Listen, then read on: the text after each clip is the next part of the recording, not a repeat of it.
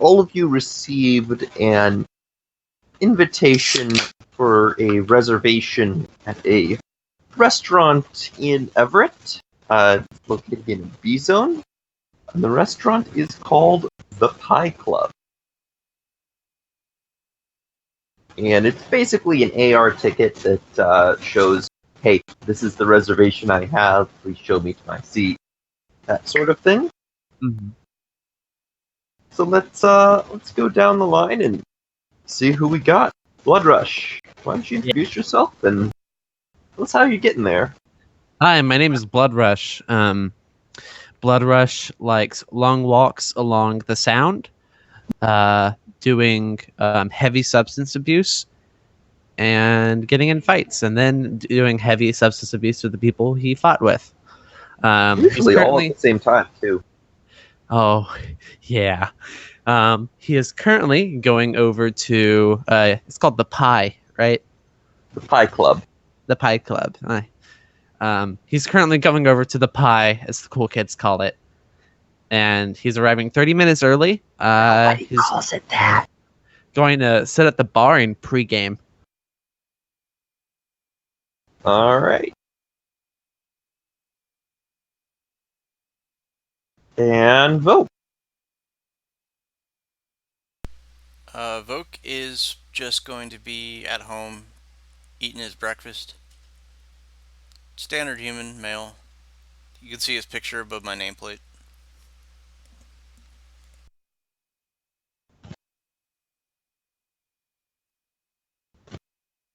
Okay. Valet. Valet is a very decently well-off elf who's currently acting as a legal guardian for a poor girl who lost her family. She's probably going to be arriving 10 minutes early in her Bionic suit, must maintain fashion, especially in a B zone, which requires some amount of propriety. And she'll be traveling in her fairly new Shinhyong. And her pictures in art in Discord. And Crusader. Crusader, he arrives pretty fashionably early, 8 minutes. He's kind of wearing a Barrack suit, has like a Christian cross necklace, and then he looks pretty fine dressed and very well groomed. Oh, and he's pretty big as a troll, so, and yeah. He goes like kind of to the bar, but away from most people. Okay, when he goes to the bar, I have a question. I don't think Blood Rush should be rolling any skill to blend in with people, but the way he's blending in is bringing people down to his level. Like, what would I roll for him to try to do that?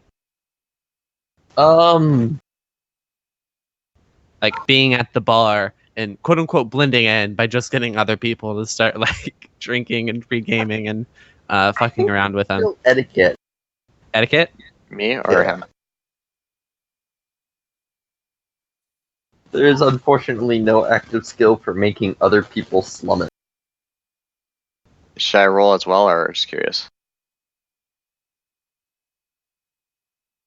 I was confused. Sorry.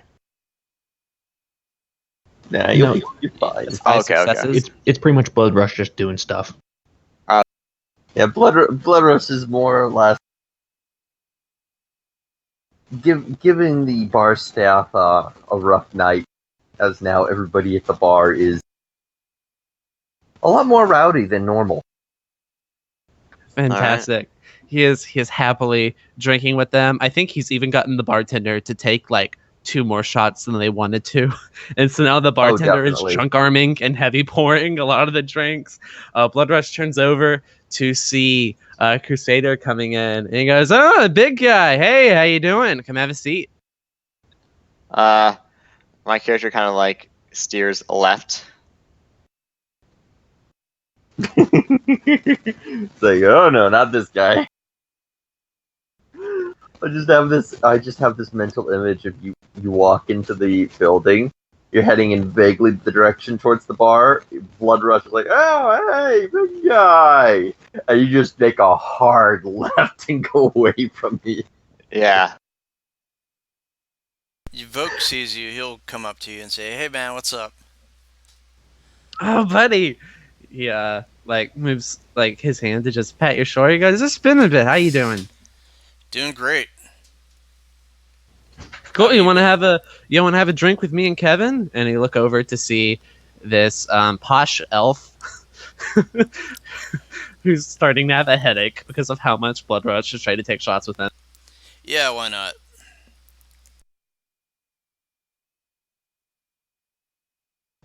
Hey, Carolina, 3 more shots for me, Kevin, and Voke here. Okay. So, you guys spend some time enjoying yourselves at the bar, anybody who wishes to be there. And after a while, your AR ticket lights up, and that it is time for your reservation to please proceed to the hostess. Alright, Voke downs his shot and heads over. I take it and no, I just take it and I pat Kevin on the back. I think like at this point the elf is like slunt over and there's still a shot in front of him. I say goodbye to Carolina. Beaver, decent tip. Blood Rush is not an asshole. He is not a bad tipper. And he heads over. With the ARO, would he get a buzz on his comlink? Or like... Yes. Okay. I do recall him stiffing the cab driver last time. Oh, yeah. He ain't Greg. That's fair. No, that's fair. Good call out. That's fair. He leaves the bartender minimum tip. Jesus, what a dick. It's like 15%. It's not 20, but it's not 5%. Sorry, I deal with this every day. I'm in the service industry. Leave him a few million and a packet of peanuts. Oh yeah, I leave him a packet of Nova Coke right between the cat. yeah, that's how he tips him. You just set up a line of Nova Coke next to the pill. Yeah, just for them. No, it's just like I get the Nuyen dollar, whatever it looks like. I get like a little dime bag and I wrap it up in the dollar and I set it down. Yeah, and then I follow Voke over there. Blood Rush is not stumbling. He just seems a bit more lively than maybe he did last time because he was on Psyche with Voke. Oh god, so this is the people I'm working with. Oh baby. I responded to tech. Everyone he picked Blood Rush. We're in for a good time. Okay, All right. so I'm going to try to clean up their mess and try to order something not incredibly fancy, but definitely something high quality from the bar. And whatever the price is, I'm going to double that and give that as a tip to the girl because of who she has to deal with. She just got a time bag of Nova Coke. That's a good tip enough. I was more talking about your personality and getting her drunk on the job. Hey, who doesn't like that?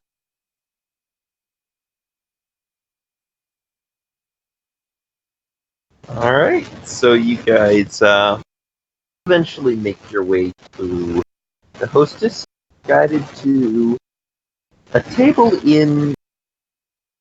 You know how when a restaurant isn't terribly busy, they'll like shut down an entire section and just won't seat anybody there. Sure. Yeah, that's the section they're leading you into. Like, they're not busy enough to justify opening up that area of the restaurant, but they're gonna let you in there anyway. And sitting at one of the tables is a young gentleman, a human, looks to be in his mid-20s, who just looks like a complete wreck. Like, he probably hasn't been sleeping for the past couple of days, and You're not sure. He may not have been bothering to change his clothes either. He is just a total mess. And he, as you approach, he looks up and you catch a glimmer of hope in his eye. Bloodrush gives a lopsided, shiny smile and walks up and goes, "Hey, buddy, you look like you're not doing too well. You need to pick me up?" And he sits down in the booth with him and like scoots on further down so there's room for anyone else who wants to sit down without him getting up. Guy, what I need is help. Okay, what did what did they tell you about me before inviting you? They said you needed somebody saved. Yeah. Yeah, that's right. Gosh, I've never done anything like that before. Do you need a? I give like a side eye to Vogue. I'm like, hey, do you need something to relax? Are you all good? Do you need to loosen up a little bit with something first? It's no good to give a job when you're anxiety ridden. Crusader kind of just face palms as he says that.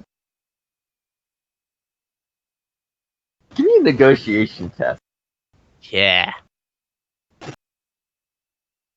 We're gonna talk the Johnson into doing drugs.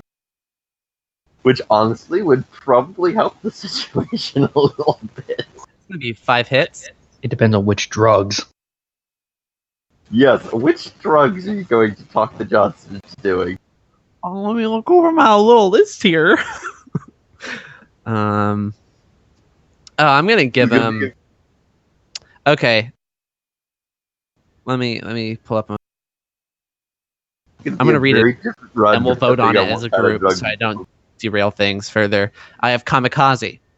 I have Nova Coke. I have Bliss. I have Jazz, and I have Nitro, and then I have Zen. Nova Coke would probably be the... Kamikaze, you said? No, Nova Coke. Nova Coke sounds It's bad. gonna be a very different run if you give him Kami. Let's get him amped. No, yeah, I take out a dime bag and I go ahead and go put it over, and I'm like, hey, you look like you've never done this before. So what you go ahead is I tap it all out. I pull out a what do we have in the sex world that would be like a credit card? I pull out a Stuffer Shack. Come here 20 times, get your first lunch, like get your next lunch free card. Well, that would definitely be an AR. Like you may have like. Does Blood Rush have a survival kit that has a knife?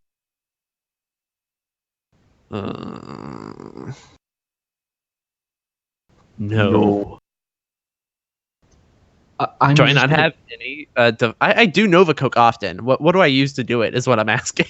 Possibly a razor blade. Oh yeah, I love that. Yeah. He just pulls out a loose razor blade that was dangling around in his pocket, lines it up for him, and pulls out like one of the straws that are on the table and sets it down. He just goes, so you're gonna just sniff that up as far into your nose as you can get. Plug the other one. Make sure it goes right into the back of your throat. And Johnson looks a little uneasy about this at first, but he kind of nods and recognizes that he's a complete mess and needs a little something. Mm-hmm. And Blood Rush is also just a helpful saint. There's a line of Nova Coke. What are the addiction rating in Nova Coke again? I have the page. Let me pull it up real quick here. Nova Coke is addiction rating 7, threshold 2.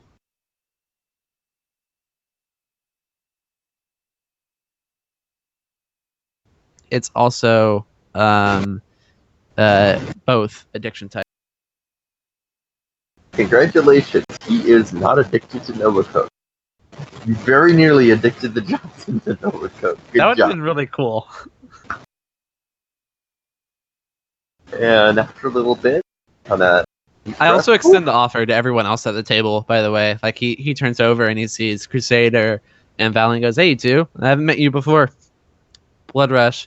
Looks like he's going to calm down a bit. Any of you want anything? I got more. It's a party. No, thank you. I'm Crusader. Oh, it's sick. Ballet is just going to look down her nose at the drugs and then look blood rushed in the eye and just go, no, thank you. Vocal hit that. Sick.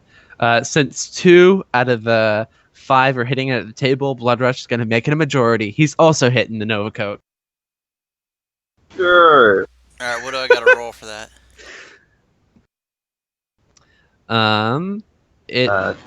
Take the average of your body plus logic, and then add your willpower, add another 2.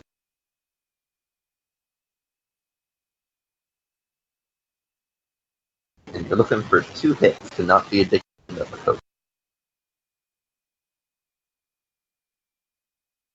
Not addicted.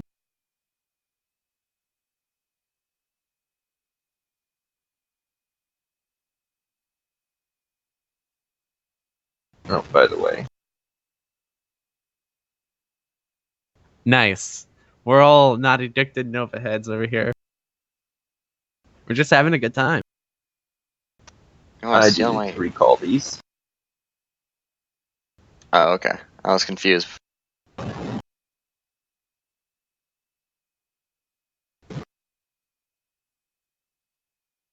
Okay, so Nova Coke, +1 reaction, +1 charisma, +1 perception, +1 social limit, and high pain tolerance 1.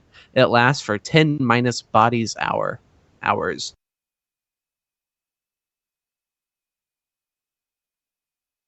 Oh yeah, that's the good stuff. Valet, the table here is actually fairly clean. Yeah, this place is upscale enough that they actually go to the effort of cleaning the table between every guest. Okay, so if they do that, there's no risk of the next people coming to this table getting high. Good. Well, we're also in a closed off section. I mean, they might get a little something if they lean down and like lick the table or something, but most people in a restaurant tend to eat off plates instead of the table, so there's very little actual chance of it.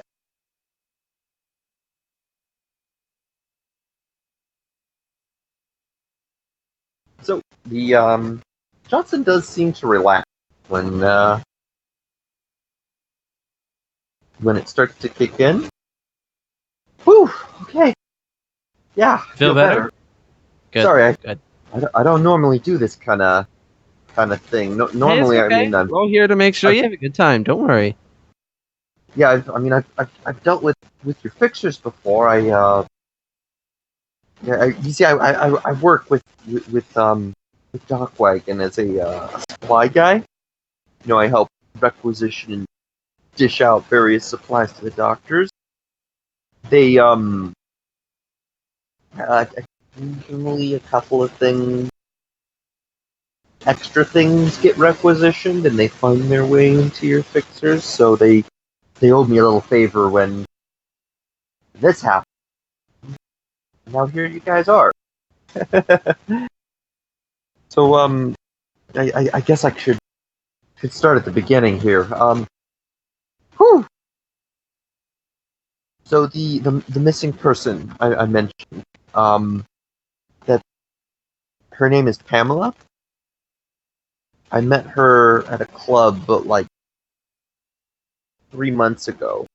Now I had no idea at the time that she was sick. But oh man, she's just wonderful. She's great. Everything I wanted in a woman. And she's just so kind and sweet and beautiful. More than you would think from a sinless girl. But I'm sorry. I'm getting thrown off. Okay, so what happened? What happened was, you see, I was running through the various processes to get her registered and get a SIN for her and all of that good stuff. And before anything could be finalized, she just went missing. I tried calling KE, but since she's still sinless, technically she doesn't exist in the system because she's still not a real person, and they have that as a really low priority. So I got no one else to turn to. I turn to your fixers, and they called you guys. Blood Rush holds a finger up. Yeah. Do you think she was taken by someone? Did she, make anyone angry or something? Oh, I'm definitely sure she was taken. So last I saw her, we were in Everett, kind of a place called what was it? Jeez, I cannot snap with a damn. What the hell? The double tap? He snaps his fingers a few times. Ah, that's right. Susie's Healthy Beer House. Oh. And you see him do air quotes as he says the word healthy. Blood Rush's eyes go wide. He goes, "Wait, that place isn't healthy?" I thought that was like some kind of like they were being like they just serve salad. I actually highly recommend writing the notes on the actual table beneath the boxes because it's going to get lost in chat. Also, the correct spelling is to actually put quotes around the word health. Oh, I thought he was doing his own personal hand quotes. Okay. If anybody has just having ranks in area knowledge, I'll give it to you. Yeah, I have area knowledge ranks. I as well. Oh yeah. Probably know of the place because you recognize. Oh yeah, that's the sign that literally has quotes around the word healthy. I have 3 ranks, 6 die. Nice. Anyway, so we were having a really good time there, and this one total creep just came up and started talking to us. So we asked him to leave and kind of went off to a corner. The rest of the night went normal until I had to go and use the bathroom. When I came back, she was just completely missing. The bartender said that she just casually got up and left with the creep, which was really weird because she was really uncomfortable and kind of upset that the guy had come to us earlier. Hmm. Do you have anything of hers that you would have a strong connection to? Oh, Blood Rush looks over at Vogue and he looks really excited. He's like, "Are we gonna summon the fucking spirit again?" Yeah, man. She didn't really have a whole lot. I mean, everything that was hers she kept on her. Did she give anything to you? Yeah, you got like a friendship bracelet. No, not really. What I do have, let's see, and he kind of flips through a few things. Your fixers were able to pool their resources, and they matched the face. I got a picture of him from my image link, and figured out the dude is a metahuman trafficker. Goes by Austin Trudeau.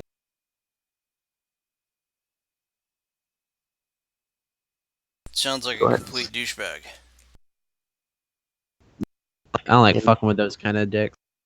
And he sends you a picture of the dude as well.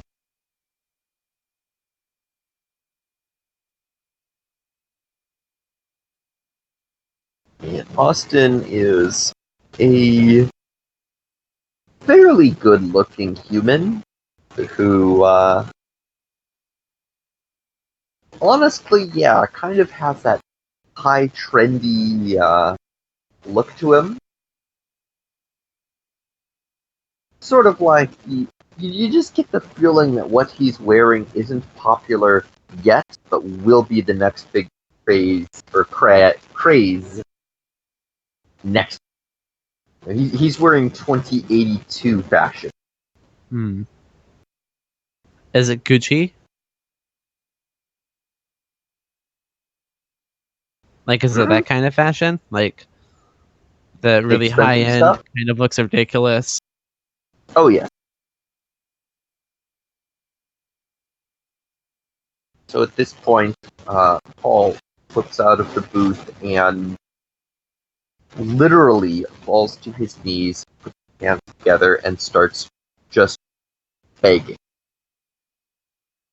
Please, please, I need your help. I don't Hold have the out my hand. money to pay you, but I mean, I can help you get some medical supplies every now and then. I can't do it too often, but I do it for your fixers and.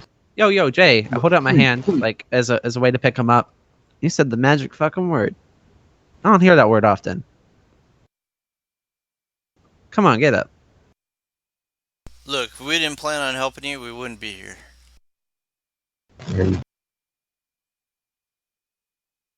And he looks very hopeful.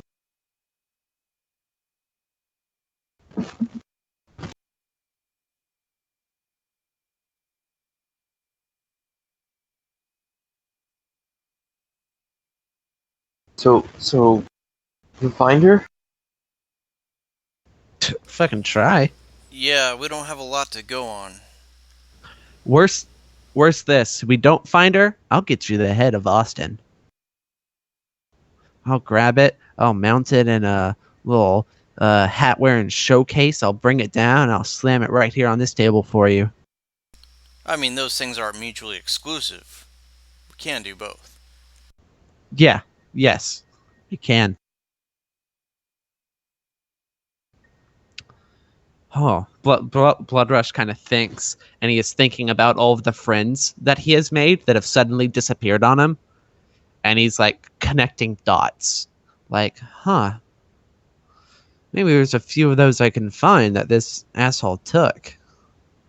And he's just thinking about it more, and he's like stewing in his head, and he's like looking a little bit more pumped up. Like his leg is doing the thing where like you're fidgeting and your leg is just bouncing, but his is bouncing really fast, hitting the top of the table sometimes. And it's just like really starting to think and get in his own head.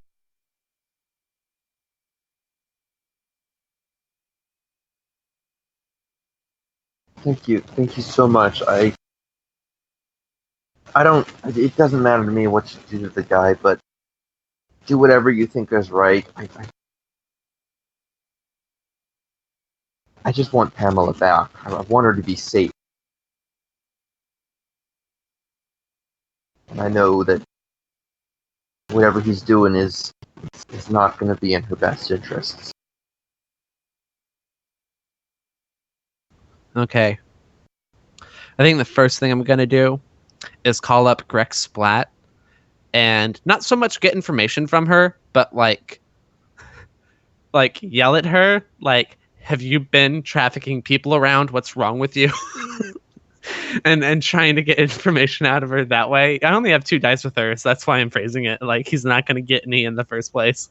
But I think you call it up your taxi driver. Yeah.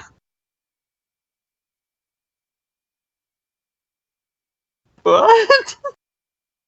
Yeah, he gets a hit. So he's like, he calls her up. 3 dice. Let's play this out. He pulls up his comm. He calls her up and he has her on the phone. He's waiting and he's looking at everyone. He's got a really mean mug in his eye. 1 more dice. Oh, but because of her specialty? No, because it's usually going to be like double connection. Plus loyalty. That's right.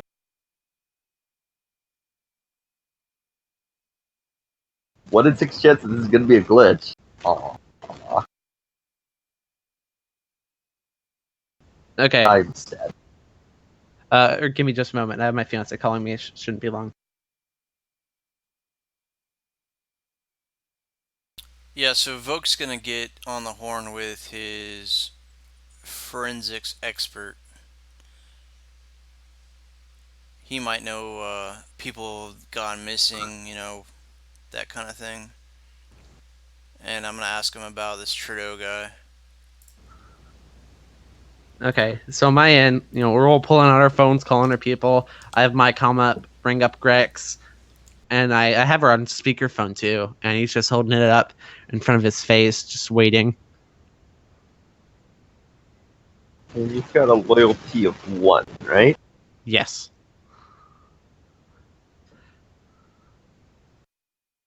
Alright. But here, you need to go somewhere? Greg! Yeah. Have you been trafficking people? I've seen your car. I've seen the trunk space. Have you been working for Austin? Ooh. Look, you Austin. need to go somewhere or not? Have you been working for him? I don't know who the frag you're talking about. Look, if you don't need a ride somewhere, I got Greg, other I know stuff you to know do. something. I know And you they see hang things that no one else sees. They hang out.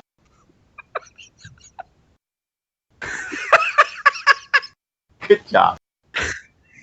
Nah. I wish you would have yelled a bit Alright. more, but yeah, I love harassing Greg. Vote.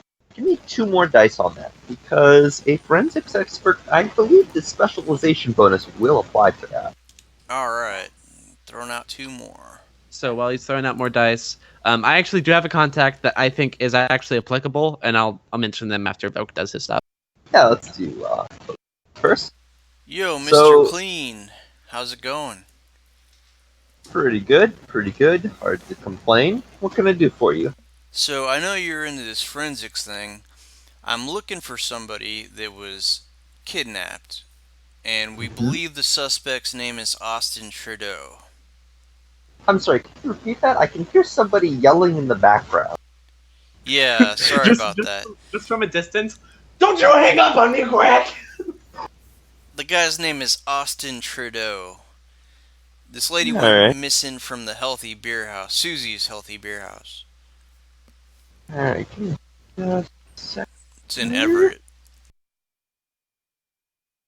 Hang tight a moment.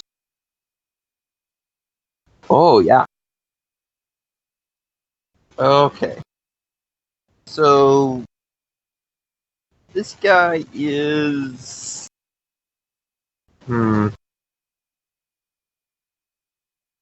Well, let's just put it this way. He runs a business that sells personified individuals. You want a live-in maid who will diligently clean your house, but also have some playtime when the missus is out? He can sell you that. You want an employee that will do literally anything you demand of them, no questions asked, and your shop for you? You get a perfect nanny that'll raise all your kids and Mary Poppins the hell out of them? Ew. He's the kind of guy who can give you that. Do you have Let's... any information on this guy? I want to know where he is, where he hangs out, what his habits are. Well, he tends to lay low, and it's hard to track him down, but does have some known associates, and one of these guys will probably help you, you can probably convince some of them to point you in the right direction. Let's see. You've got... The first known associate I'm seeing here is called Grant Winter. He's a former security spider. And currently works for Austin.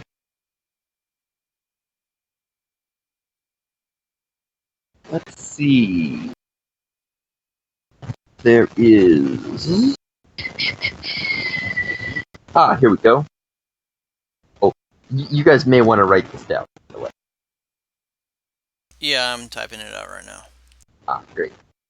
There's Andre Wood, who is ex-UCAS military. It says here he was dishonorably discharged for conduct unbefitting of the uniform, whatever that means.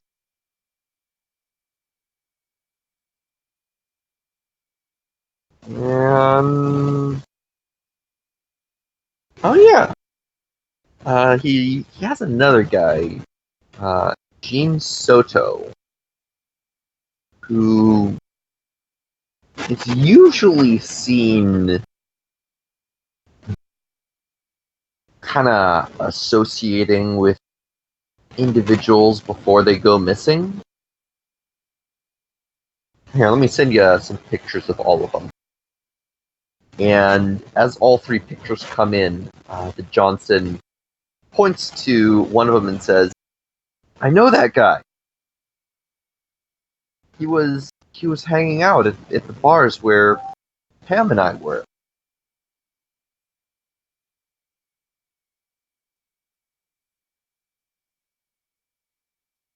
Okay, do you have a location on any of these three individuals? Let's see.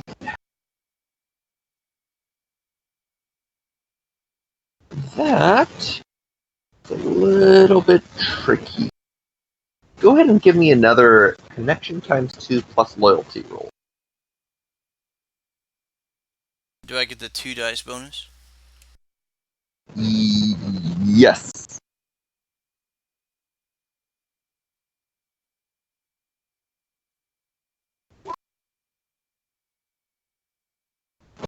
Alright, so understand that all this is a bit iffy, because, I mean, how easy are you guys to track down? We look over at Blood Rush, who is like yelling into his phone, walking around some of the restaurants. Yeah, like they've already hung up and you're still yelling into the phone. Right now he's leaving her an angry voicemail.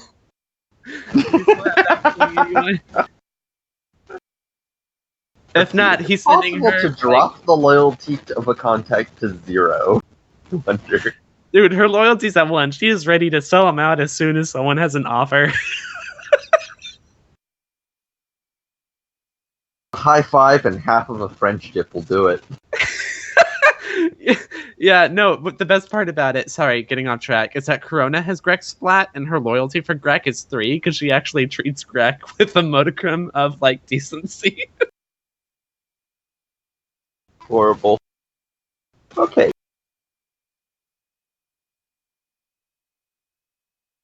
So, looking things over, he realizes, okay, so Grant is mostly someone you'll probably only be able to find via the Matrix. I mean, you know how those Matrix types are. So we may as well just scratch that one altogether.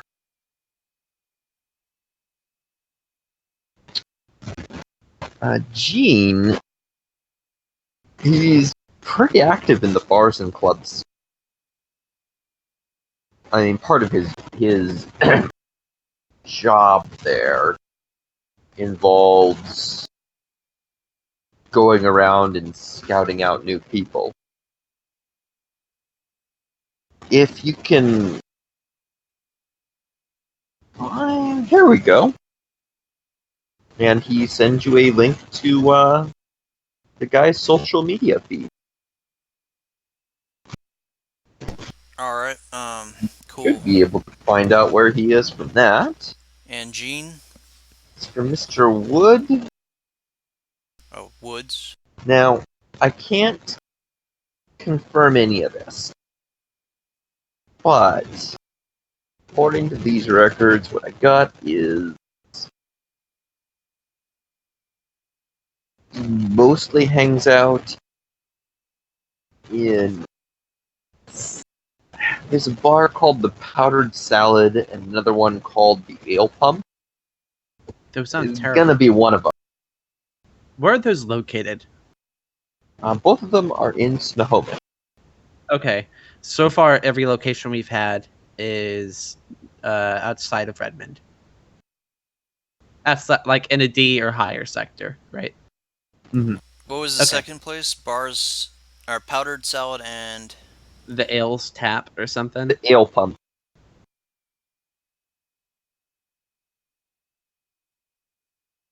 I know I'm dumping a lot of information on you guys. That's cool. A lot of this was stuff that was... Can I flag a server down and order a steak? The servers aren't really coming back here. Can I flag one down? Yeah, if you head, like, all the way around to the entrance section. Cool. He kind of makes eye contact with one until they feel it boring into, like, their skull until they come over. One kind of nervously approaches, because I would be real. They don't really know what's going on here. All they know is the reservation was just put us in an area where we won't be disturbed. Gotcha. And the management said, don't bug these people. Don't even bother giving them a menu. All right, Blood Rush points at him and goes, hey, I'll have some fried mushrooms. He looks over, he goes, Voke, do you want anything? Oh, I'm good for now. I just ate. All right, Crusader. What? You want anything?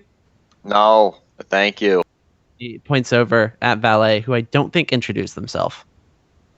She did not, and she is trying very hard to remember if she ever heard of Andre Wood before, because ex-military, she takes that shit personally. He turns back to the server. Okay, we'll just have like 3 orders of fried mushrooms. What? You're paying for this, right? Huh? You're paying for the fried mushroom, right? What? Who's paying for the fried mushroom? I like how Blood Rush's answer to who's paying for it is just be confused. What do you mean pay for it? Okay, so he comes back, and going into roles, I think we also have to resolve Valet's really good idea on the military tradition role. Yeah, before that, I'm going to tell my contact. All right, Mr. Clean, thank you very much. Next time I need a site cleaned up, you're my man. Sounds good. All right, check you later. That was a really good roll, by the way. Yeah, we got it. 2 really good rolls. Like, a lot of what I gave you was supposed to be, like, stuff you would get from matrix searches, but nobody has matrix searches yet. I do have a lead secretary and the agent that goes along with it, so I could have just done that.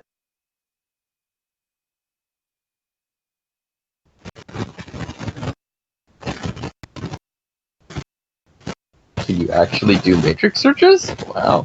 No, I mean I can, I just didn't. Sure. I just got 2 hits to try to remember who Andre Wood is if he like made the military news about like here's a court-martial case of some fucker in the military. Don't do what he did. Are you doing a matrix search? Give me an edge test, Valet. Edge test? All right.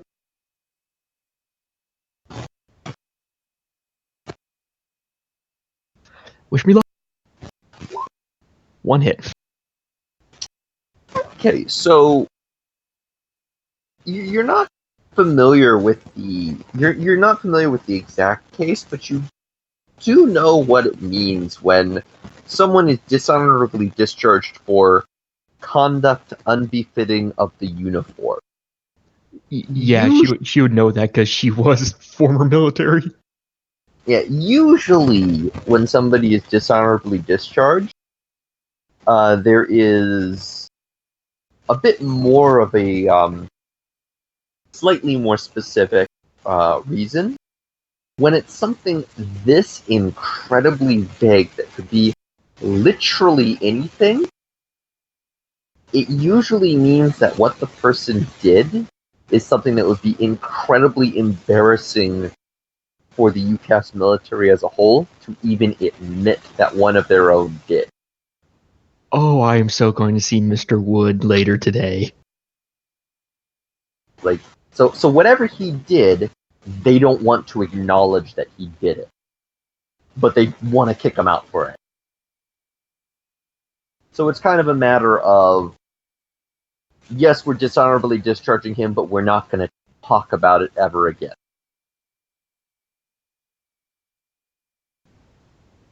Okay, so now I want to.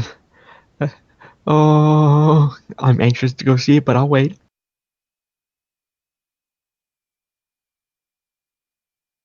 What's up? I'll wait. Everyone else do their stuff. I'll just wait patiently, stewing in Cool. this information. I have a good idea. And I'm serious. There are a lot of fight clubs, I think, that use an active amount of human trafficking, because who else to throw into the blood pit than someone you stole off the street who doesn't have a sin and can die without anyone caring, to someone who will make it into a show. So I want to roll my Fight Club's knowledge to see if any of these dudes sound familiar from that scene. Yeah. All right.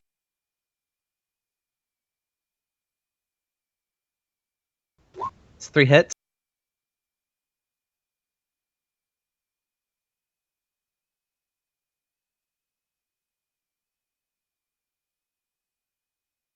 Yeah, actually. Ooh. 3 hits. You know that, you've heard the name thrown around a couple of times. And, as you sit back and think about it, you go, wait a minute. As the fried mushrooms are delivered, and I start snacking on them pretty hard, go deep in thought. And you really, really look at that face. Give me a memory test. What's that? Memory. Memory is logic and willpower. Oh boy.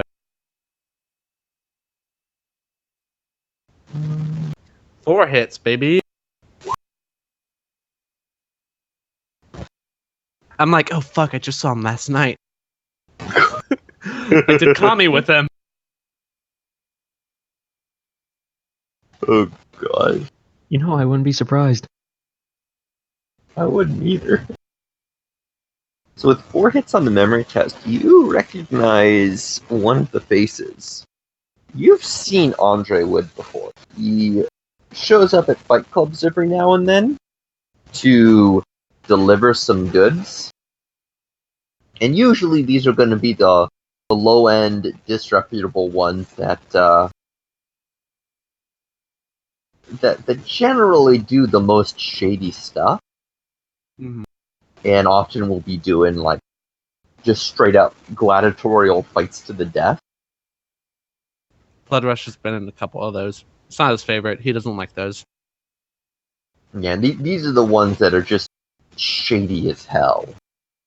But he'll show up and usually have some fighters with him. He never fights himself, but instead sends the fighters in, and sometimes they don't do so well. Which fight club does he usually show up at?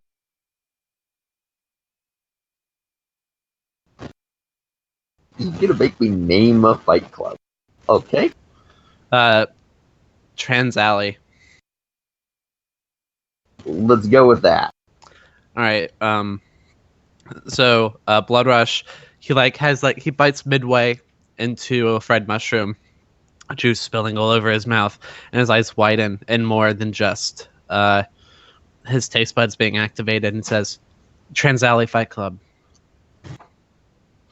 I've seen that dude. He looks over at Vogue. He grabs his shoulders and he goes, "I've seen that dude."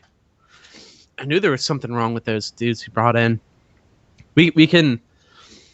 He starts pulling out his comm and he looks at like this third-party calendar app he's downloaded that lets him track when different fight clubs that he goes to are on.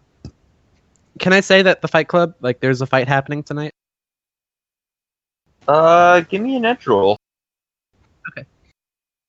My edge? Yes. Oh.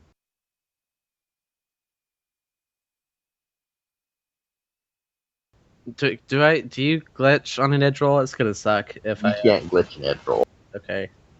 sadly.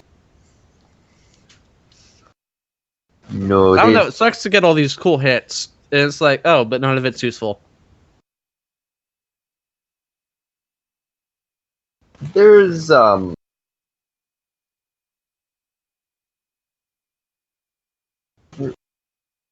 is one, but it's kind of sort of special thing and is explicitly invite only.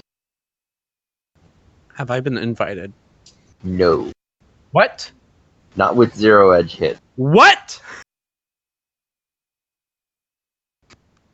I'm gonna call up Stan, and I'm gonna sound angry that I have not been invited to this special Fight Club thing. I'm trying to get an invite from my He's fixer. not your agent, right? Oh yeah. He knows by now too. It's not his job to get you into the Fight Club. I know, but he's just venting. You want to call the taxi driver and complain to them? That's a good idea. 3 hits on Stan on calling him up. You realize you called the taxi driver enough about bullshit, they're just gonna stop answering the phone. Yeah, I know. You are mean to that taxi. Okay. Blood Rush calls Stan. He's not yelling at Stan. He's just sounding very upset. His feelings might legitimately be hurt here. Oh yeah, this not really your style of a fight though. I just heard it's special and there's an invitation for it and I didn't get one. Well, I mean, like, this is not related to the job, but say I wasn't here. I don't know. Why would you not invite the guy who's on like a 12-week winning streak? How good are you with pistols? He Yeah, thinks about how well he can throw a pistol at someone, and so then he just responds, "I'm pretty decent with pistols." No, you're not. Yeah, I'll show you. Well, want me to come over and show you how good with a pistol I am? I just need one. How good are you at shooting a pistol more than one? How many do I have? One. Can I throw it like a boomerang? You can't throw. That's not how pistols work. I know, Stan. Have you ever held a gun in your life? Yes. Have you ever pulled the trigger and shot anything you were trying to shoot? Blood Rush gets a bit more serious. His high is crawling at the edge of his vision, and he just says, "Yeah."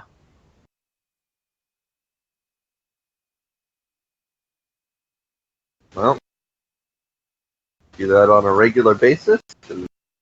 No, not anymore. Yeah. The deal with this one is it's not an actual fight. It's more of a shootout thing. All right, can I be in the audience or something? They're not having an audience on this one because of stray bullets. The whole thing is instead being streamed out over some Matrix channel. Streamed out. Can I roll my live streamer's knowledge skill on where people who would go to watch this together? Because whenever Fight Club culture is being there with your fellow dude, and if your guy loses, you punch the guy you just lost the bet with, and a known fight kind of starts.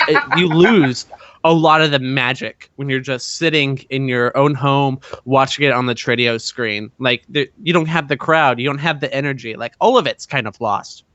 So can I roll my live streamers knowledge of knowing where people might go to watch this together, where the betters, where the guys who supply these people would go to watch it?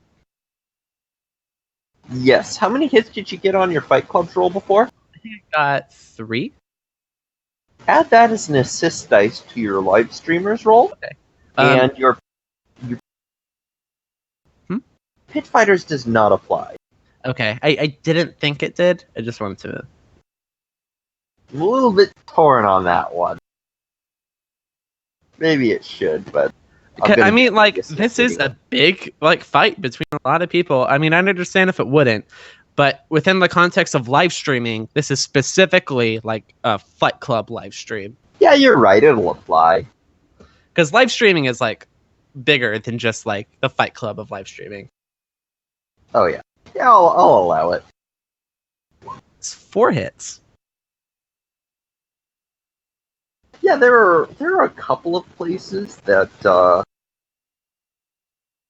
would be good calls for where audience members would go.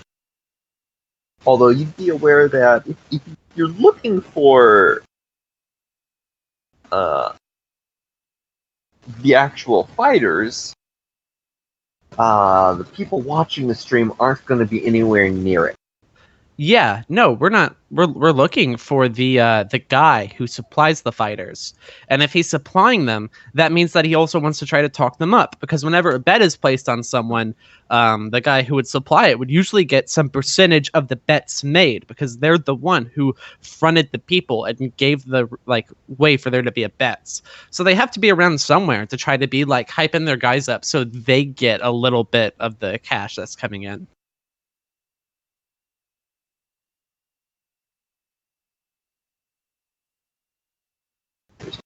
For other people's knowledge skills. Good God, Valley has a lot. I have a lot of me.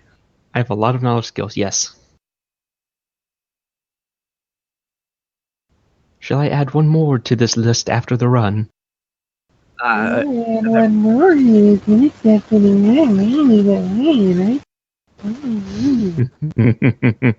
mean, that makes sense, right? I'm not just talking out of my butt.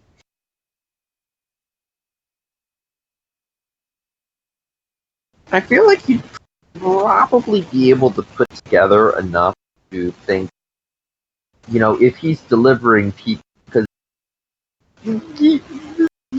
you've already figured out this guy is bringing in people who have been loaded with sonifixes, Mm-hmm. and he's probably gonna be acting more as a handler for these people with personifixes rather than going and dealing with the crowd. Okay. So he's probably going to be physically with the people he's brought. Okay. I know where the fight is being taken place, right? You know where some of the audience will be, which isn't necessarily going to be that far away from it. Mm-hmm, mm-hmm. Oh, that's great. Okay, so Blood Rush, let me go ahead and take a bite of this donut so I can accurately recreate him talking with a mouthful of fried mushrooms. Give me a moment. It's more of going to be a matter of a lot of these fights are going to definitely take place somewhere in Redmond. And Okay, I got it figured out. The most looks over at convenient everyone. place to have the viewing without getting caught by KE is also going to be somewhere in Redmond. Right. So let's show everyone. Because, okay, I got this figured out. There's a big fight going on that this guy brings all these people to. And he loads them up with persona fixes. He points at Vogue. This fight that's happening. Now, I wasn't invited. That's because they didn't want someone there who, couldn't, handle a pistol the way that they want the pistol to be handled. So, but I know where a lot of this is being watched. So basically, they're rounding these people up, and they're having them, giving them a shit ton of guns, and they're going to be shooting at each other. And you can't have an audience around that kind of live fire. I mean, that's just gonna lead to some trouble. So, these are good. Anyone else want any?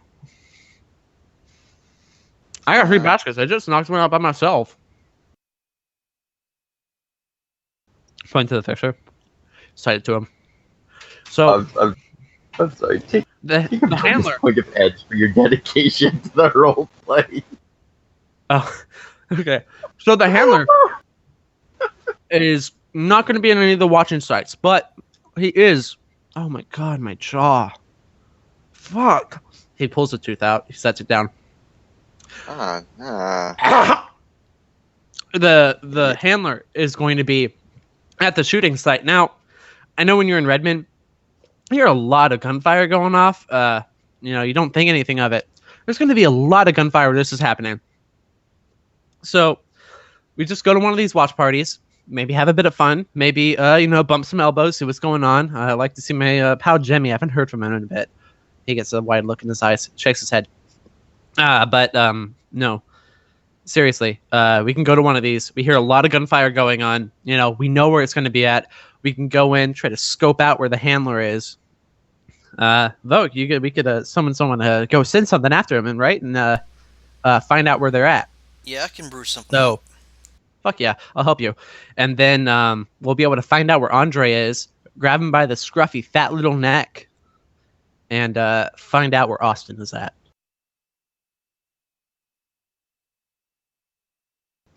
Is that good? Make sense? Holy shit, man. That's a start. If we can't find him there, we can always check this power solid and pump ale pump. Fuck yes. Backups. Plan Bs. That's what I'll...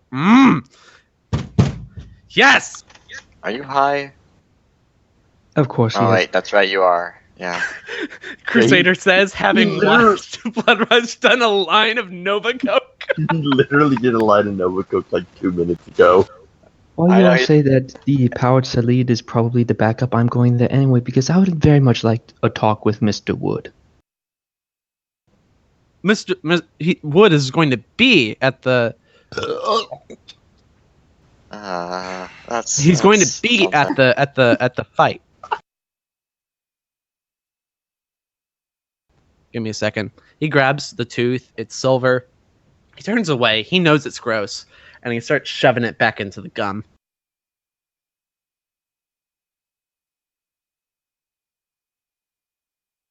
We gotta get Blood Rush at Junkyard Jaw at some point. Aw, man, but he doesn't want to take that essence hit. 100% all natural. I should just get him a grill. Like, I really want to get him a grill, so he has, like, +1 DV when biting someone.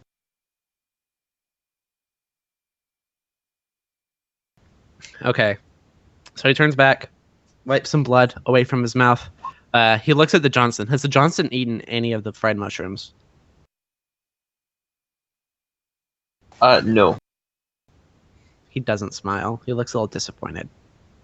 He sees no one has eaten a bite of the fried mushrooms, and he feels like he's not going to be able to finish all of them. I looked down and I said, I don't know why you ordered 6 servings of these. I thought I was going to share. All of you said you wanted something. I said I didn't. No, we explicitly said we didn't want one. Well, now what? Am I supposed to pay for this all myself? I thought we were going to Yes, split. you are. Yeah, you bought it. You pay for it. I don't. That's what I was asking earlier. You're like, oh, hello, you pay for it. Hello. Oh, Crusader, you're fun. No, I'm fucking with you. Crusader just face palms like Jesus Christ. I just said the boy's name in vain. Damn it. That Yeah, AR bill appears by the table, by the way. Oh, God. He doesn't look at his phone. Oh, that's Wait, right. does the AR bill show up for everybody or just for Blood Rush? Blood Rush does not have any image link devices. He has to do the thing where you hold your phone up to look at, like, the AR world. Oh, but can we see the check if we do have AR? Yeah. It's just looming. How much does it cost? Like one fried mushroom appetizer is like what, $8? So it's like 24, like maybe 27 with some tax. Yeah, about that. We'll round up to 30. Yeah, add in a tip, round up to like 32. I'm loving just watching all of these gifs that you posted, Doodle, of all of the reactions towards Flash. Thank you. I feel like Crusader is probably having second thoughts about his career in the shadows at this point. Yeah, he's like, I do miss the critters, but I can't really go back to that job. He's like, you know what? There's not much difference from some of these runners from the critters I had to deal with.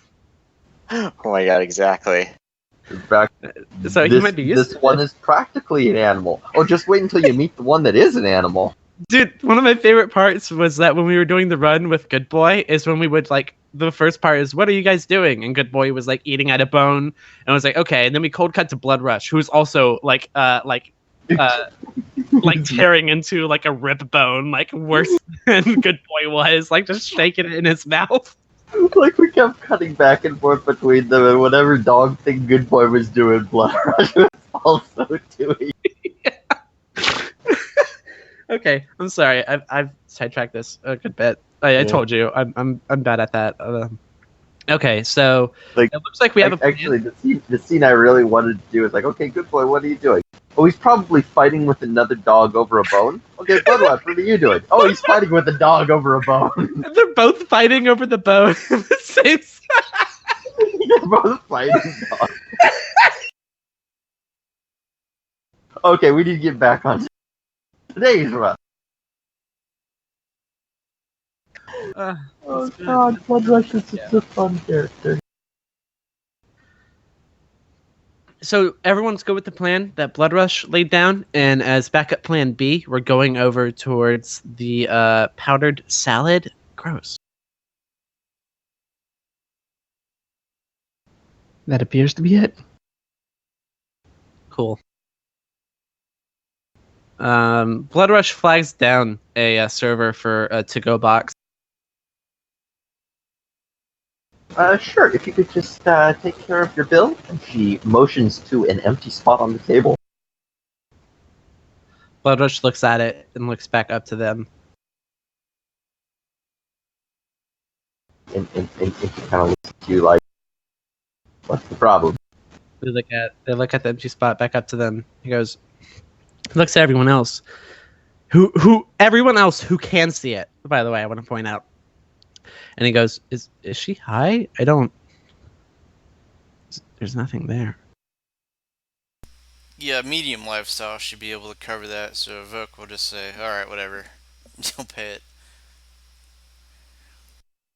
Alright, Blood Rush, you see Voke pick up absolutely nothing off of the table. And push nothing a few times. Like he takes his finger and pokes at nothing. Slack-jawed and a amazing. few other gestures in the air. And then he seems to say that the bill has been paid. How did you do that? Magic. I'm gonna take one of the boxes. Blood Rush instantly looks self-conscious because he wasn't able to do that magic.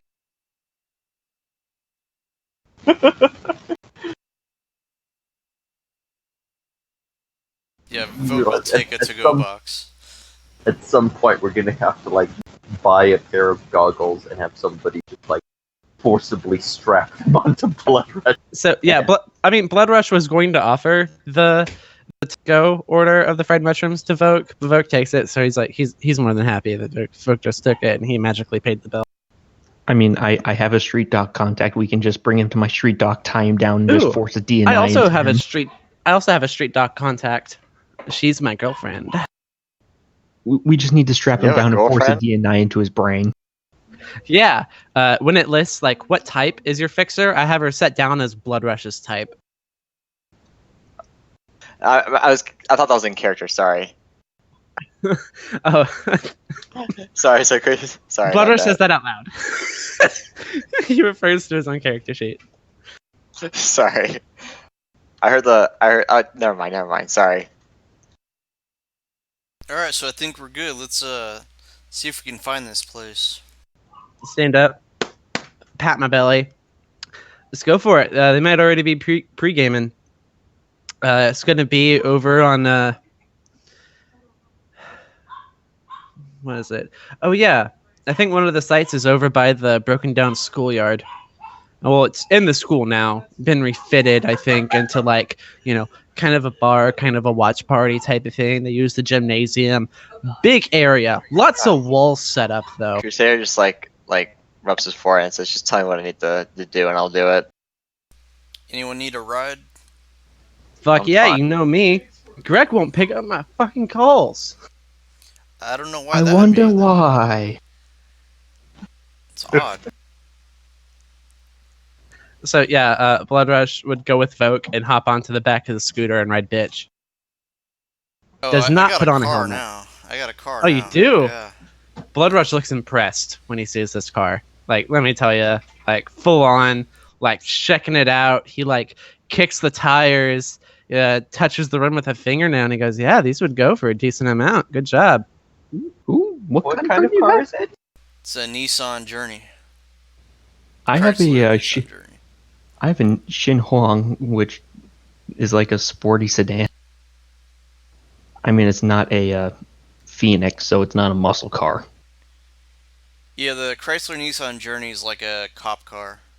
Blood Rush pulls out an ice pick, and he goes, "Do you mind if I see like how easy it would be to hit like these kind of tires, or like do you not have it back up?" Let's not. Let's just get this job done. Yeah. We'll do that later. Did you just ask for permission to stab his tires? Yes, he did. What's wrong with you, man? I do have run flats, but let's just not do that right now.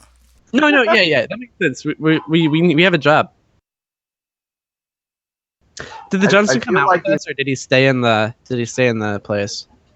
I feel like if Blood Rush got his own car and then got run flats on it, the first thing he's gonna want to do is stab all 4 tires just to confirm that they are in fact run flats and he's not getting scammed.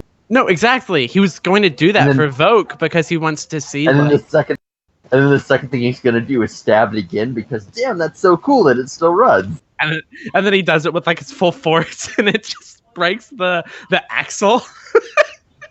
Oh, apparently we found an animal that creates chlorophyll. Really? Elysia chlorotica. It's a sea slug that produces chlorophyll, so it's part animal, part plant. Okay, Boy. Sorry, I'm just looking through the news feed that popped up on my that is computer. neat. You know what? Fuck it. That's in character. Oh, they haven't done that already? I thought they could put chloroplast in like a. No. What would he say? He says, Ballet "I thought, we already happens to come found across this article. I was like, oh, that's interesting. They found this weird animal-plant hybrid slug. It's incredible because it's a naturally occurring animal, not artificially induced. Yeah, I mean, that is actually a bioware that can be, or it might be a geneware that can be done to people, but here's the one that's naturally occurring.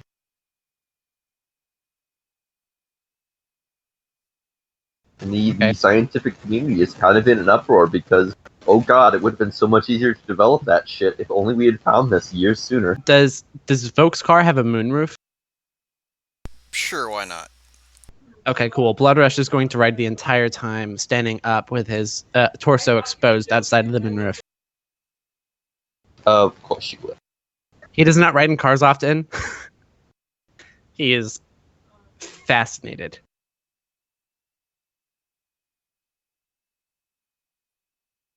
Okay, I'm good to go to the school that I described.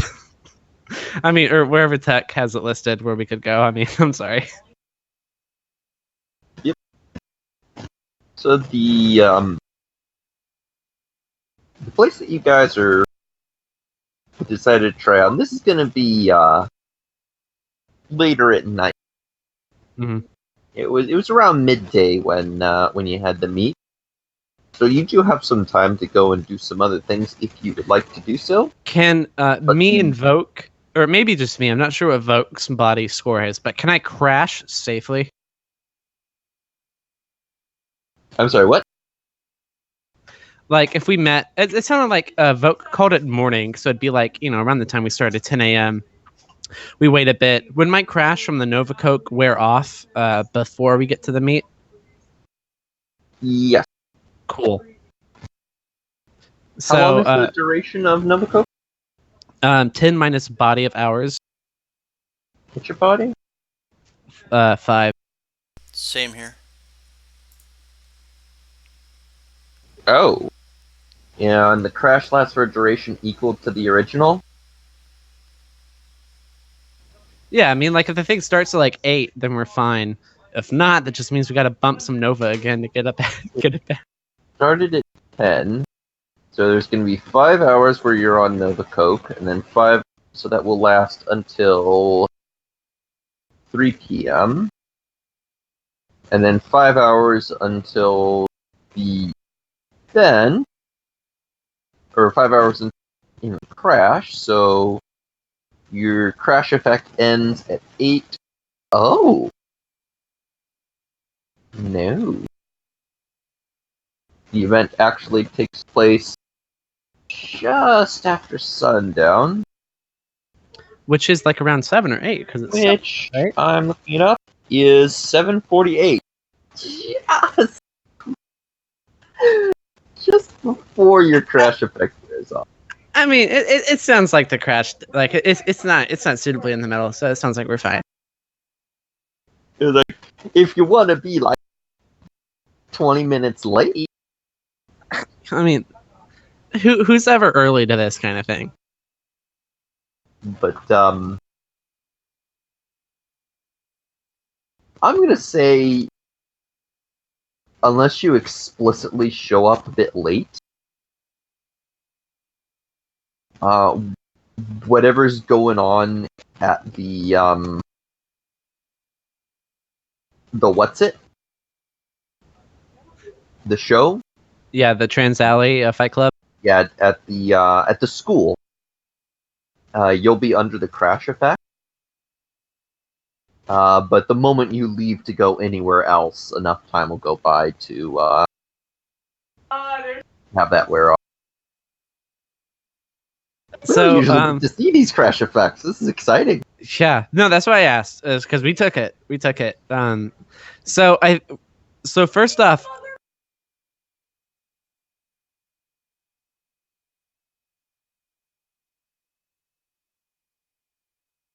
Hello?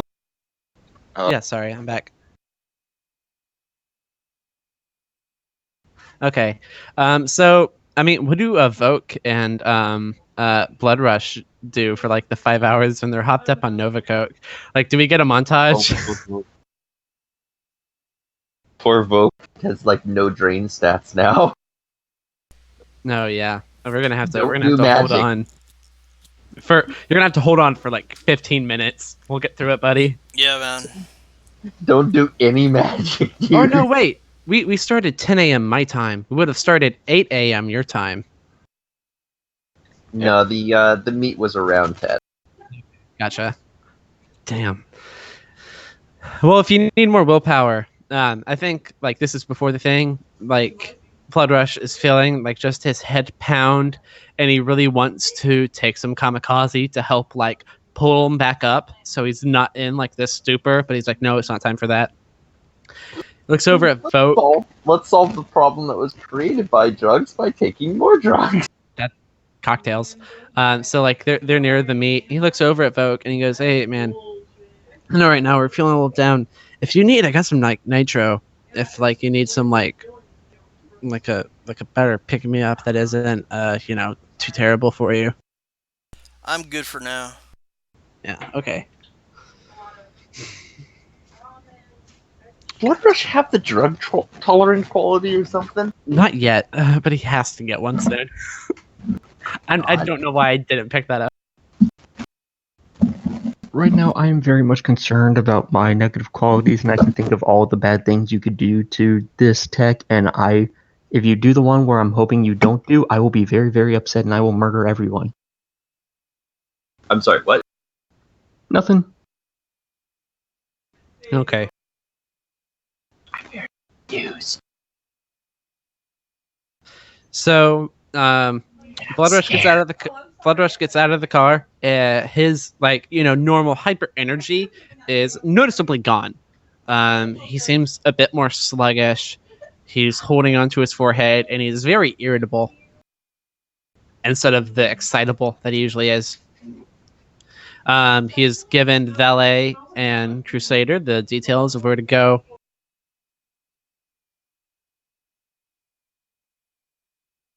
And it sounds like we're ready to start.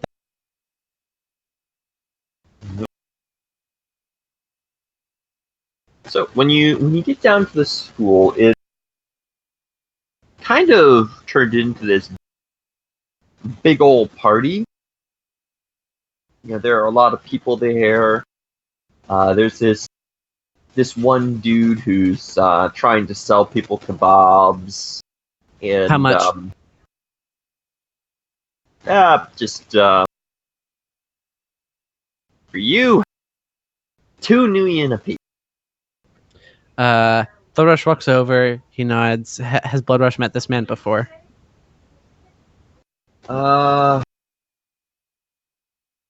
Double check.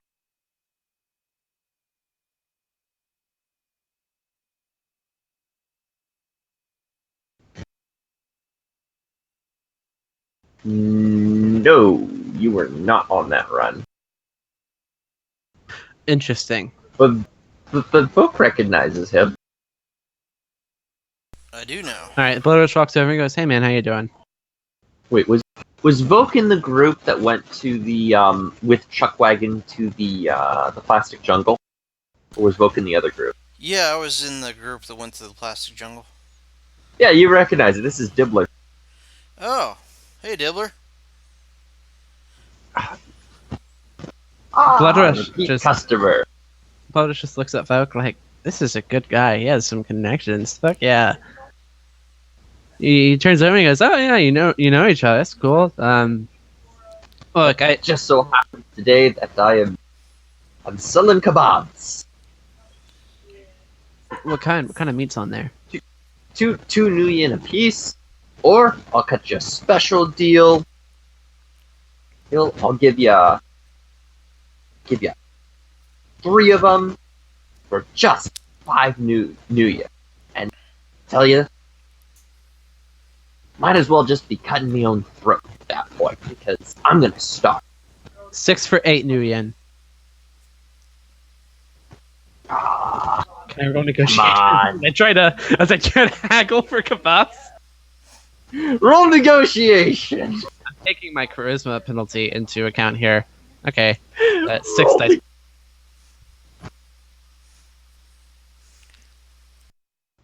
I'm good One for now. I mark. just had mushrooms in the car. Come on. I can't cut you that. Why, if I had a wife and kids at home, I'd have to feed them. But you don't. But I could. And if I how is old Dibbler supposed to get a wife and kids? He doesn't have the New Yen to pay for.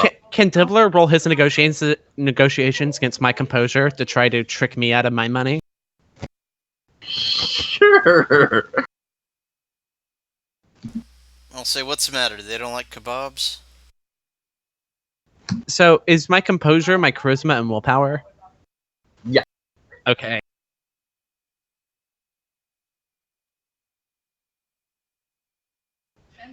So, can I say what I think happens? Sure. I think they keep haggling, but Blood Rush is clearly out of it, and it gets to the point where like he doesn't say it, but Blood Rush eventually goes, "Okay, fine, I'll take like 6 for 15,"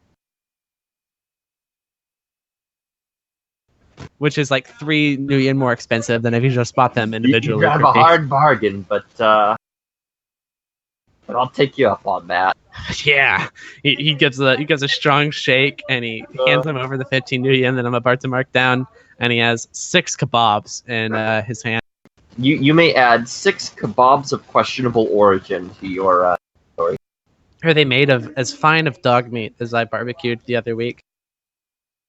You have no idea what kind of meat they're made of. And Valet, I'm going to throw out this information for free. You don't want to know. Dude, don't want to know what? What these kebabs are made of.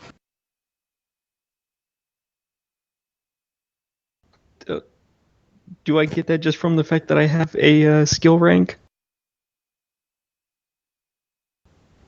I was giving you that just from the fact that ballet is fairly proper.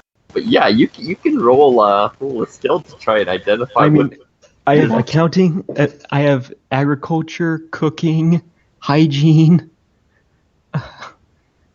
Which one do you want? You can roll cooking. I mean, I'm still not going to eat it, but I want to know exactly what it is just from looking. Yeah, roll cooking. Wow, I'm surprised I got 2. You're fairly sure there's a bit of a mix, because based on the appearance, like there's obviously different types of meat in there, and that's definitely a potato. But it's like it's hard to really identify specifically the kind of meat. Like that one looks a little bit like a really stringy. That one looks more of a chunk. That one's actually fallen apart. That's probably fish. And Blood Rush is just like going ham on these. He's man, Volk, I really I have recently oh my god. I've recently he would say like, oh my what I don't know. I've recently been really into this real meat thing. I had no idea how good it was until I started trying it. Valet's just going to go like, excuse me. Roll body plus willpower. Can Plus I? any bonuses against disease. Valet, roll hygiene.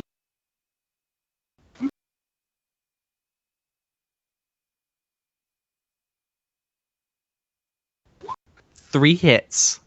3 hits on hygiene. I got 3 hits. Valet, you're aware that the conditions in which these were prepared and stored, it does not look like it was very hygienic at all, and it would take the most hardy of stomachs to not get sick from eating. So I just get like a peek in the back where it's prepared, and I just go, oh no. No. I look over at Valet. I see Valet, and I point at them and go, "Yo!" And I walk over and I hold a kebab out for them. I say, "I got 6 on." I lift up a fig, going, "Fuck no." Oh, you don't even see where they're prepared. You see, he's keeping them in a box that doesn't look like it was clean. I thought you were gonna say in his pocket. like kind of a hot box. It's sort of like it's a box that has a strap on it that goes up and over him, and he opens it up, and you can see like these something dripping off of the lid of the box. I am just looking at Blood Rush going, keep that the fuck away from me. Oh, come on. You don't got to be a jerk about it. I got one for everyone. Come on. It's a steal. You don't do nothing. I need to go vomit. Just Excuse me. say like thank you and take it, dude. And Blood Rush. Can I palm it onto it? You got 3 hits on your disease resistance. Okay. Yeah. Congratulations. So, this scene kind of continues for Does a while. Blood Rush resist the ringworm that he now has his stomach? Okay, I'll stop. We'll get back to that. So we continue going on, talk to other people, talk. I say that I was not invited to the event because they didn't like the way I handled pistols, and it's always worded that way. Not, I cannot use pistols. They don't like the way I use pistols. They don't like that I can't use pistols. They don't like the way that I use pistols. Like, that is how he is phrasing it. And he knows a good bit of people here. He's been to a lot of fights. Like, this is his crowd. He's in Redmond. These are his people. He's sharing the kebabs that he has. He is spreading the love.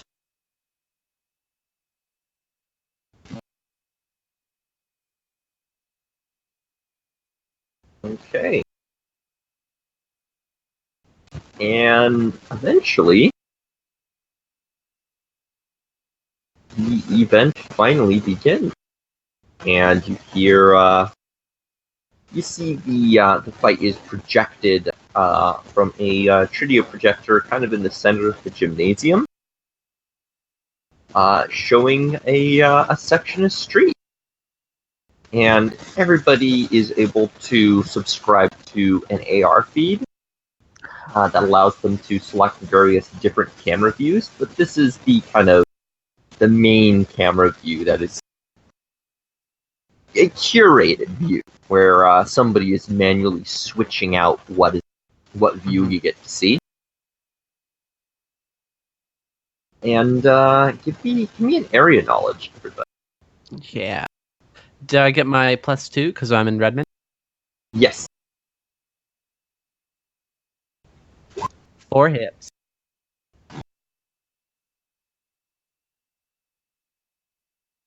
Can I throw my assist on that? Yes. You guys can actually work together and assist each other. We're huddled over AR map that I'm watching through my MetaLink. I think area knowledge is one of those things that everybody kind of has.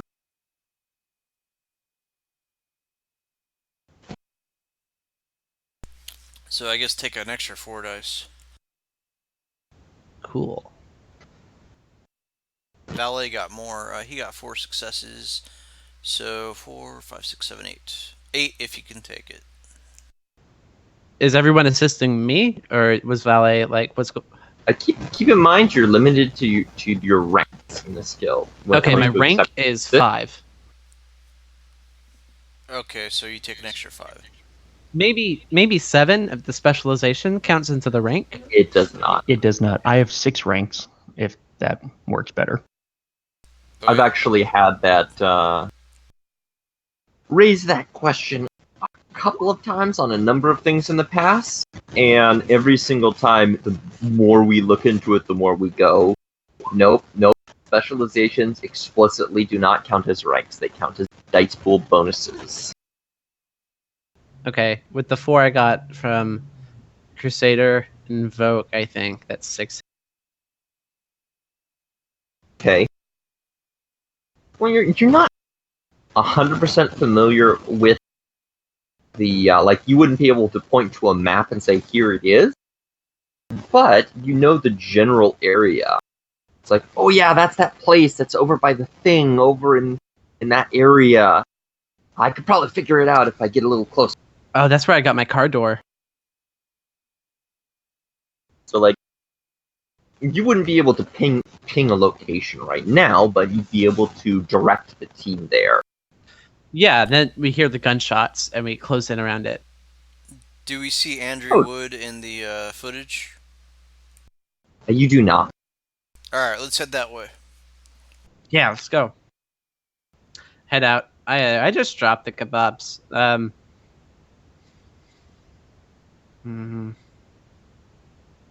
You're dropping the kebabs? He's given out like 4 of them. He's got like 1 kebab left. And he just kind of looks at it, well, just like dejectedly. Like, man, that potato tasted fucking rank. He just lets go. It's on the ground. Okay. The moment it hits the ground, you feel something fuzzy rush against your leg. And as you look down, like, what is that? You see a devil rat has my Lone Star boots to stomp on it. Oh, by the time you react, it's already zipped past you, grabbed the kebab in its mouth, and it's running for a hole in the wall. Can I not roll my unarmed combat, please? Give me a surprise test. Okay, what's that? Reaction plus intuition plus any bonuses you have to surprise test. Okay. Which I think combat sense, does that give you a bonus to surprise test, or is that a different? I think it does. I think there are 2 different adept powers, and they're I don't remember how that works. Let me see. Combat sense. +1 dice pool bonus to defense tests. Adepts with this power are always allowed a perception test before a possible surprise situation, gaining the benefit of being alerted if the test is successful. So I make a perception check and then a surprise test. Give me perception, I guess. Sure. 1 hit. Alright, now I gotta figure out what the sneaking is for the rat. Should have just let me stunk on it. Oh, wait. I have a +2 visual enhancement. Where does that come from?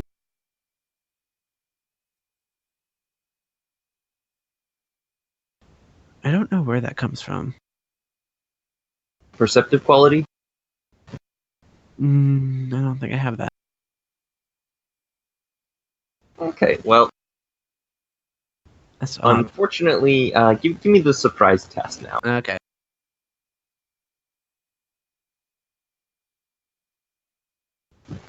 Zero hits. In fact, it's a glitch. That is indeed a glitch. Critical glitch! No, Critical. it's not a critical glitch, just a regular glitch. That is very much a critical. I stomp on my own foot. Good thing they're steel-toed. Congratulations on the critical glitch. It's a glitch? That's not critical. Oh, that's critical. How's it critical? I thought all of them had to be ones. No, if you get a glitch without any hits, it's critical glitch. Oh, No, yeah. I'll edge it. If you spend a point of edge, it will turn it into just a normal glitch. Fuck. Fine.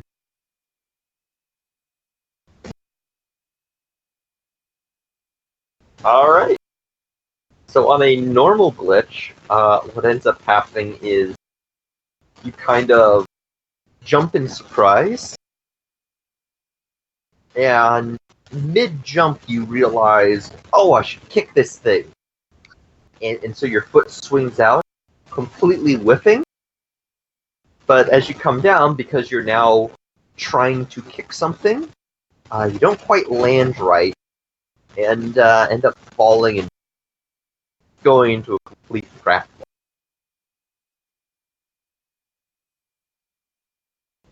He Take, laughs. That's take- hilarious, Dan. He laughs it off. Take 3 points of stun. 3? Do I soak it? No, just take 3 points of stun. Can I soak it with just my body?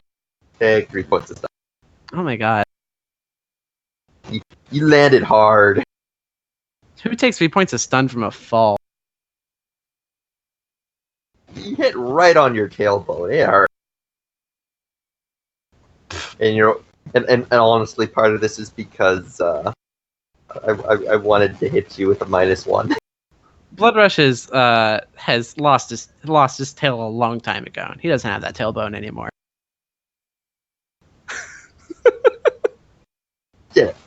All right. Yeah. So once you get pulled up and brought into the car, the team starts closing in on the area. And as you start to get close, you start to hear gunfire, which is fairly normal in Redmond. But you're pretty sure that this is gunfire from the actual gunfight that's being streamed. And those of you who subscribe to the feed while you're at the location, you can still watch the feed there. Okay, so over here, I turn to Folk. I believe we're in his car, and I go, okay. So we're gonna summon something to go find Andre now that we're close enough. How do you want to do this? Yeah. So, kind of do my pre-summoning shake, and all right, get ready. And I'm gonna summon a 4/6 I'll be Spirit assisting him. of man. I don't think I can assist. I don't think you can assist. All right, that's unfortunately 0 hits for my assist. Oh no, can I roll leadership? Oh god. Has the Oh, drugs worn God. off? T- Yes. Work on a skill that you have not. I need to look up leadership real quick. I mean, I don't think he's going to accept my authority on how to summon a spirit. So That is like a it good doesn't point. matter. Yeah, I'm just gonna roll it. Yeah, Bloodrush is just there for you in spirit, like, and he. It seems like he's actively trying to help summon this with you, though.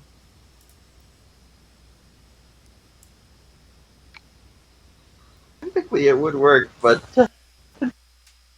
okay. Wow. Okay.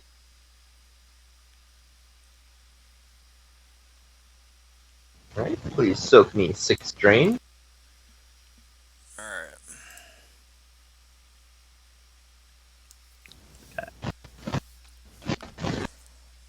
I take 1 stun. I get a 4/7 spirit with. See, I got 3 net hits, so I get 4 services. What does it look like as we summon it? So this is gonna be a spirit of dueling.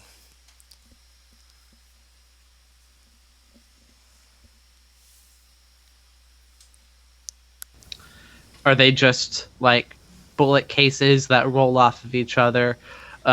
Blood that flows down in between the crevices, and like their voice rings out like a chain link fence in the wind. I'm thinking of like a Western gunfighter. Ooh, okay. We got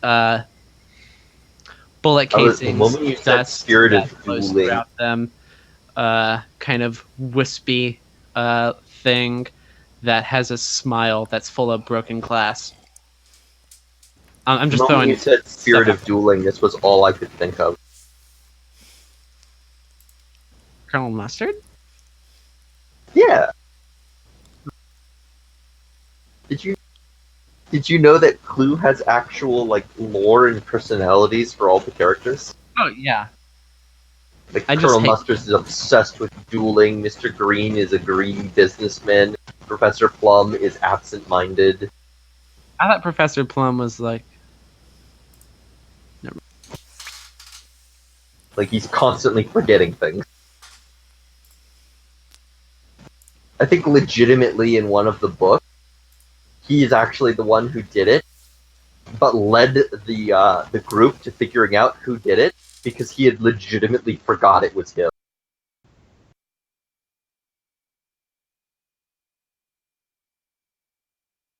It was great. Anyway, so you have a spirit. Alright, I'm gonna show the picture to the spirit. So we need to find this guy. He's in this area. I will remind you again. The spirit can see astrally, but not see visually. Yeah. As a question, because Vote can telepathically see through them, this wouldn't be so much them using the search power, but them just basically going around, right?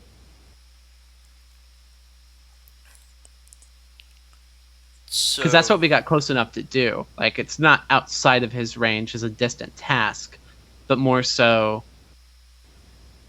find this dude. Yeah, I mean, A normal perception using the test. search power explicitly requires the critter themselves has seen it. Like, you Right, that's what I'm can't saying. It's do not the a telepathically. explicit search power.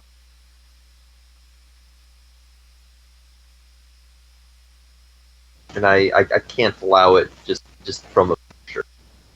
Okay. I'll I describe the pull out guy. my Horizon professional mini drone, throw it up in the sky, and I put in its. Should I put in its clear sight autosoft or its maneuvering autosoft? probably clear sight. That's what it uses to spot stuff.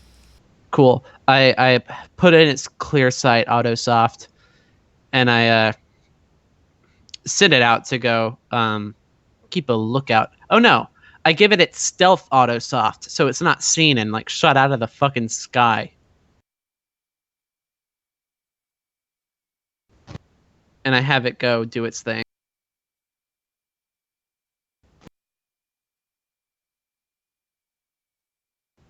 Okay, go ahead and roll its stealth and its sensors. Okay, so for question, I have its autosoft. Does that factor in with any of its other stats, or do I just roll the rating of the autosoft?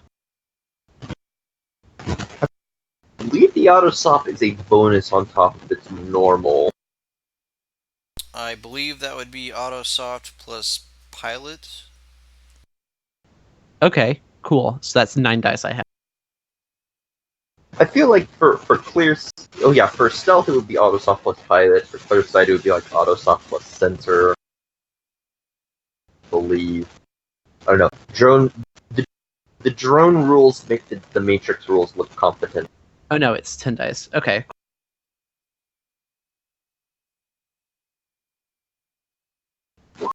Four marks. 4 hits.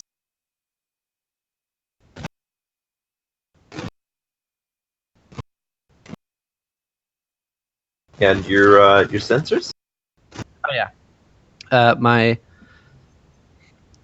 sensor array rating 2, so 3 plus camera 1. What do I add for that? I don't know rigging rules. This is my first time actually rolling for any drone. Go double the sensor is probably the safest way to go. Okay. I think there's probably a proper way to do it, like It's 2 hits. tuition plus sensors or something, but I don't want to look it up right now. If we want, I can add my pilot aircraft to it. Nah. Okay. So you're able to get yourself in a good position, and you see several other flying drones around that are kind of getting a view of the fight. And you see a couple of guys that are just kind of hiding behind cover and shooting at each other with pistols. And occasionally one of them will dash out of cover to try and get to a superior position.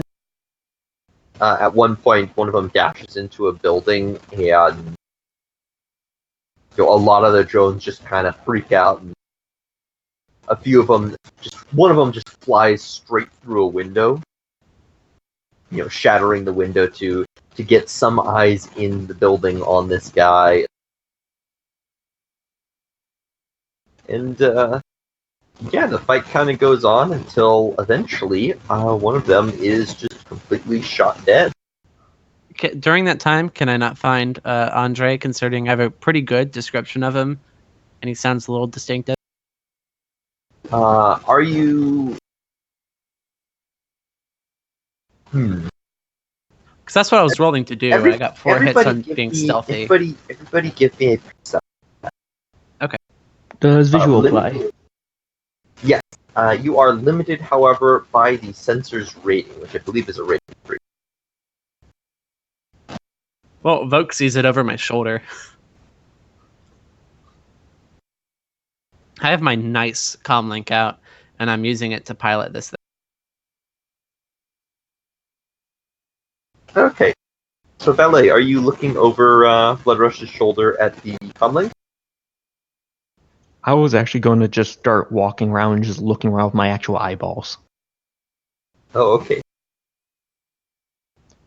Yeah, you get awfully close and bail out of the car and start just kind of searching around. And eventually you come up to a... you realize that there's a great big bulldog. GMC bulldog. That's parked kind of around the corner from where the fight is.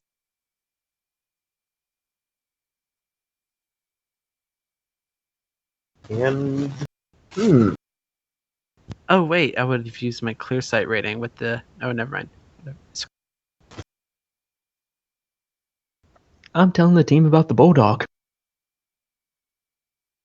Yeah, I'm looking as well. I got 5 hits with my limit.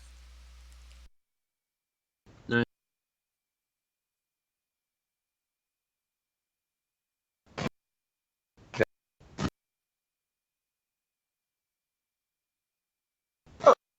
Oh, so is Vogue also like out and physically present?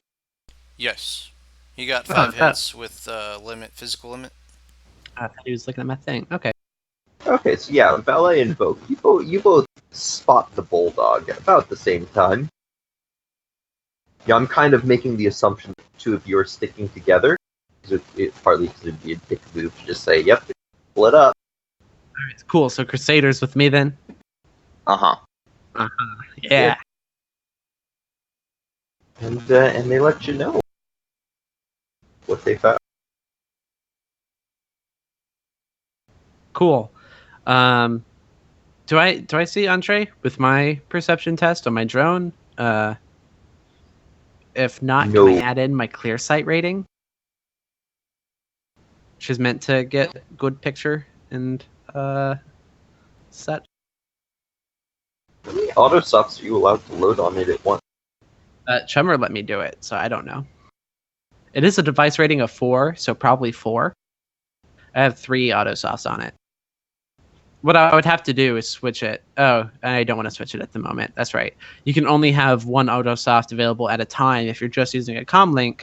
I believe if you're using an actual rigging thing, you can load multiple autosofts onto a drone. That sounds right. Okay. I want to keep the stealth, so good point. Well, it's fine because they tell you about the van. And at about this time, I thought a bulldog was a bike. Pardon? No. No, it's No, a step van. Yeah, the bulldog is basically a more or less, think of it like a delivery van. Okay. I head over that way and I bring my ice pick with me. That's And not going to do much. at about this time, the previous fight has ended, and back of the bulldog opens up, and 2 more guys jump out holding guns, and they've got this kind of glassy-eyed look, like they're not entirely present. And they don't really look like they're well taken care of. But standing behind them, you guys see a man who fits the picture of Andre Wood. Okay, I'm gonna hit him with a stun bolt.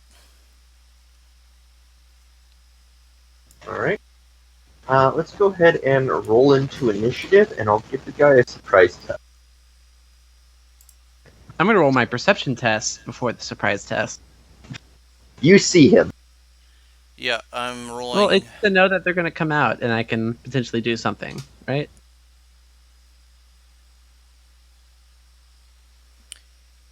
Yeah, I can do the same thing. I have the same ability. Nice. Combat sense. So I know a fight's about to happen, right? Like I see the doors. Yeah, and I opening. believe you guys get a I think it's a +4 bonus because you're initiating the surprise. Hmm. To initiative or? To your surprise test. Okay. Okay. What do I roll for my surprise test?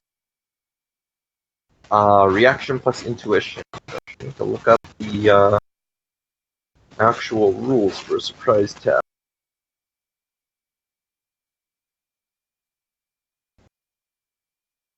Bear with me a moment because I don't usually get to do this stuff. Damn it, Valet. I thought that 8 8 successes hits on my was mine. surprise. You thought that what? I hit enter as soon as you did, and so I saw 8 hits pop up, and I was like, "Booyah!" No, those 8s are mine. Damn. Give me one. Give me a couple. earth are the rules for surprise tests?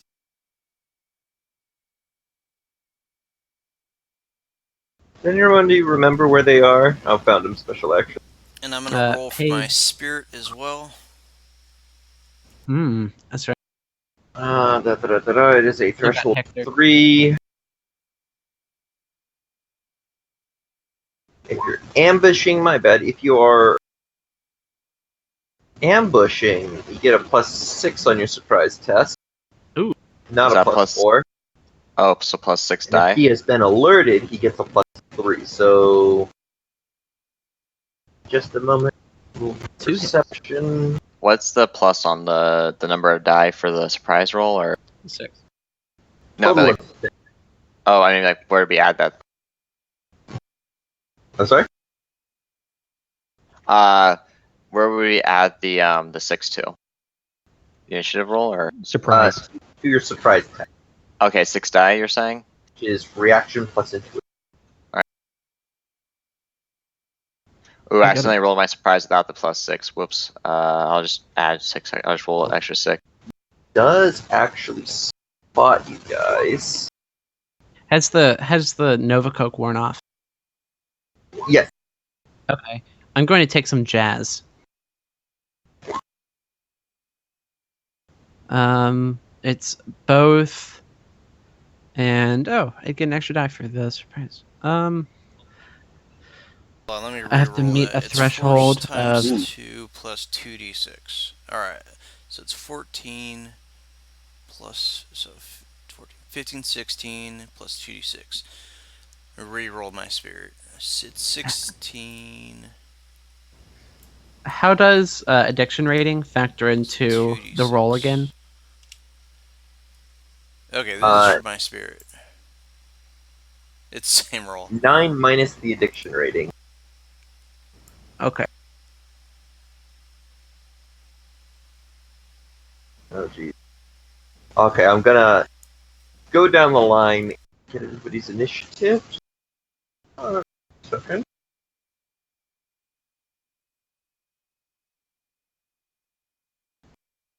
Okay. Ballet. I blitzed and got 31. Jade. Blood Rush. 17. 24, and my spirit got 22. And Crusader. 17. Okay. Out of Blood Rush and Crusader, who has the highest edge? I I have have 2 3. edge. So yeah, I think he'd go. I have 2. Alright. What happens is I juke at him, and that's why I go first.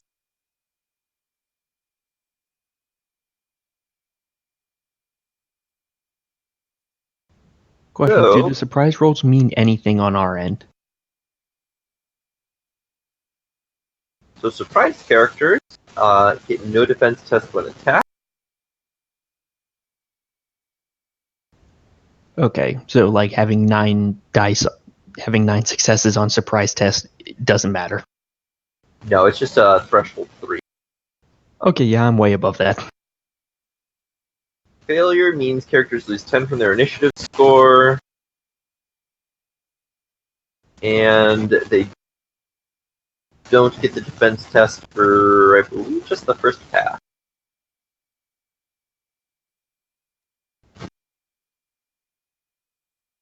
So I will deduct that immediately.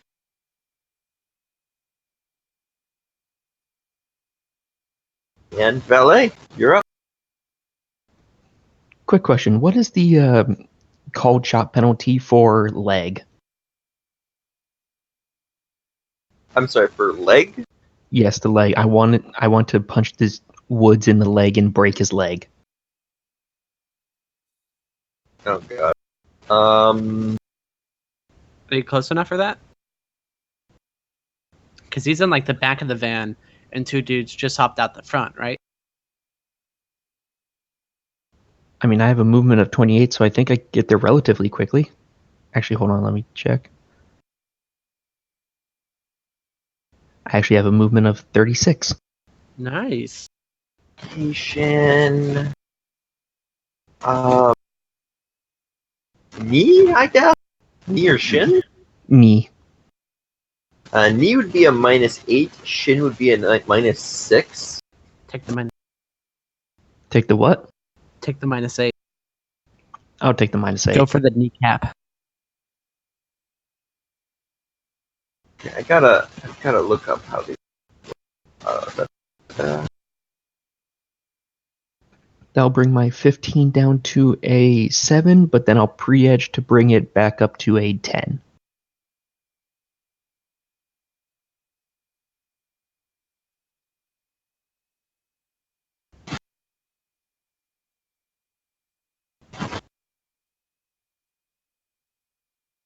Effect how damage effects of hits, different areas, add any new effect. Do not double up on effects of amplification, duration to the extent of multiple hits. Stun.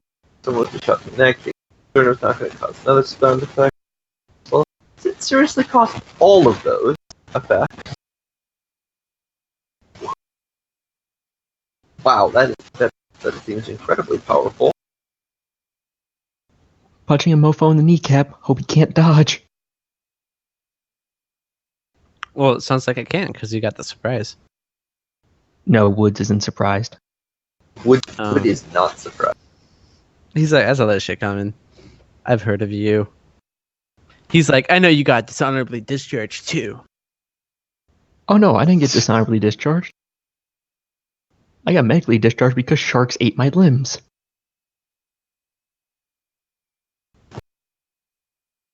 It's a Yikes. dishonorable. All right.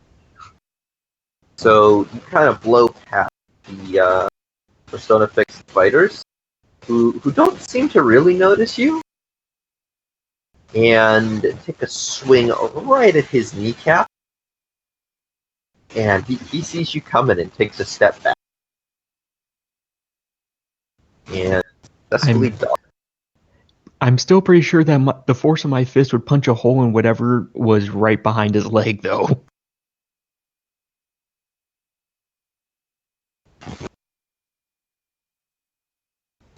Okay. Bear with me just a hot second because the damage Nice. value of his AK. So he is going to reach up to a rack on the wall and grab an AK. I will say, firing point blank. Doesn't firing point blank have negatives to it? Does it? Hold on, just keep going. I'll look it up. Yeah, I believe so. If you're melee, you have a negative to your firing. I think it's like a -2.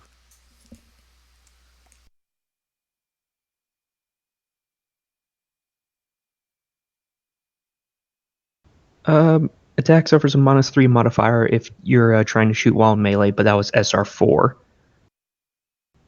Let me keep going and see if there's an updated for SR5. -3 attacker in melee combat.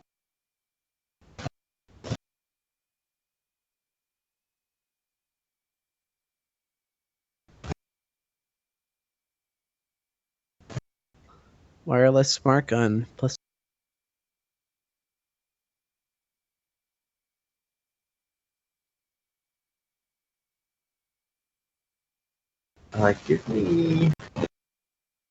Give you a dodge? A dodge roll at a minus.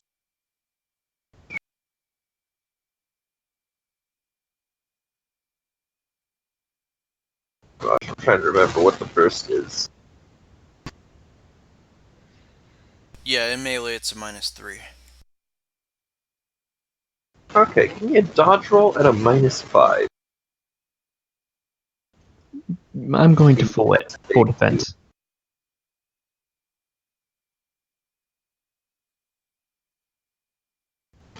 I'm going to full defense tech. Okie dokie.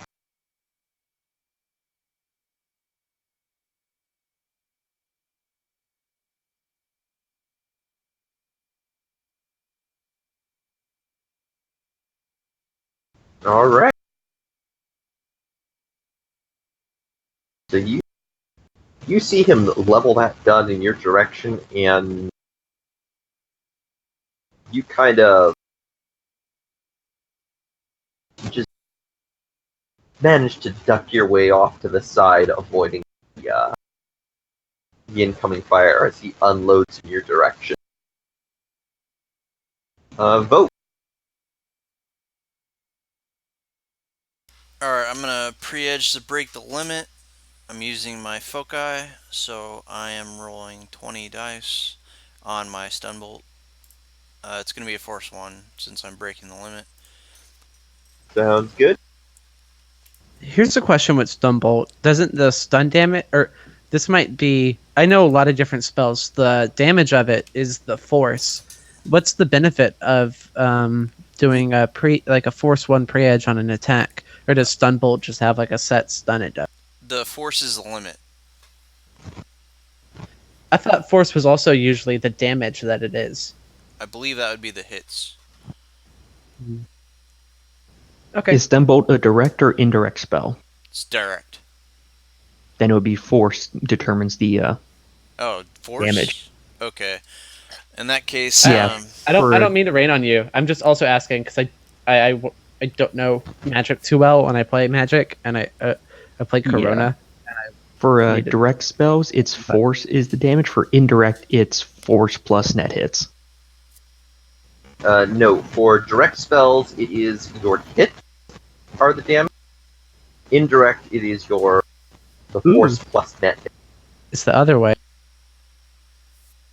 That's good to Right. know because Corona does an indirect flamethrower spell, so it would be cool. But the direct is also limited by your force. yeah, Unless you break the limit. unless you break the limit. Which is why pre-edging to break the limit on a spell is a thing. Yeah, on a direct spell is pretty good.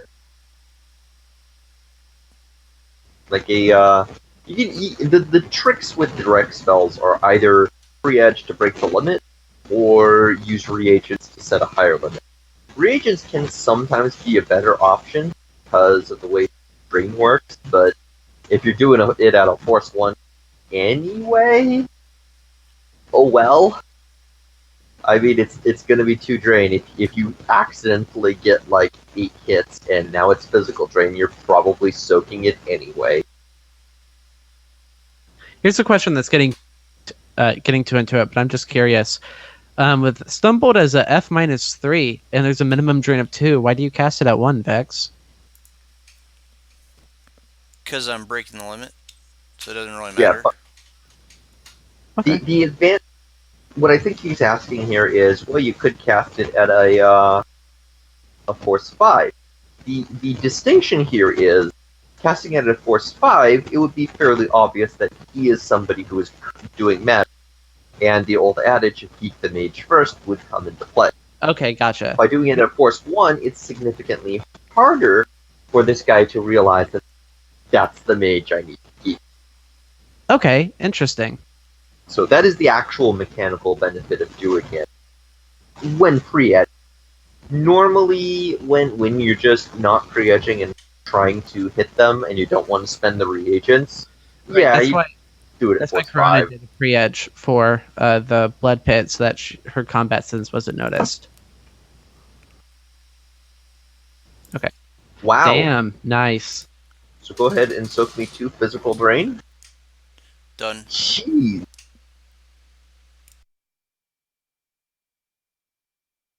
That's okay. That happened. And is that a physical or a mana spell? Which one did you get? It's stun bolt, so he's taking 9 stun. Is Stunbolt physical or mana? I think it's mana. Let me check. Stun bolt. Yes, it's mana. Yeah. So that is resisted by his willpower.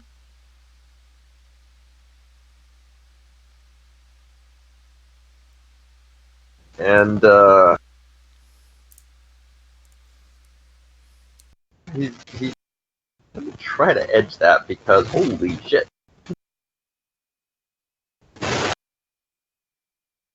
Okay, he takes some pretty serious stun damage.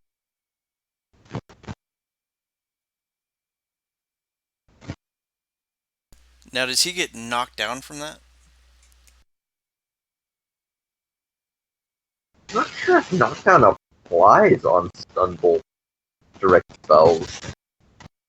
It probably should, because I don't think it explicitly says it's not. It doesn't feel like it should, but, well, let me check. What is the guy's physical limit, anyway? Oh, yeah. After his, knockdown is after soak, isn't it? Yeah, it's Yeah. after soak. Okay, yeah, he's not getting knocked out.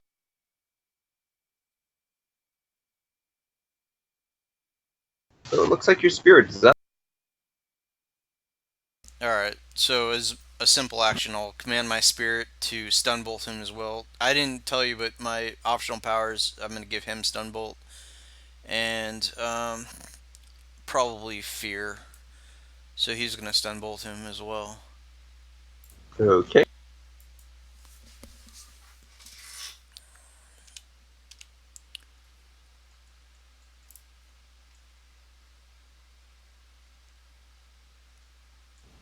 You're spending a second point of edge? Oh, yeah, no, I rolled it as edge. Hold on, let me change that real quick. None. I'll roll it Also, again. I need your edge card for this edge you spent. Yeah.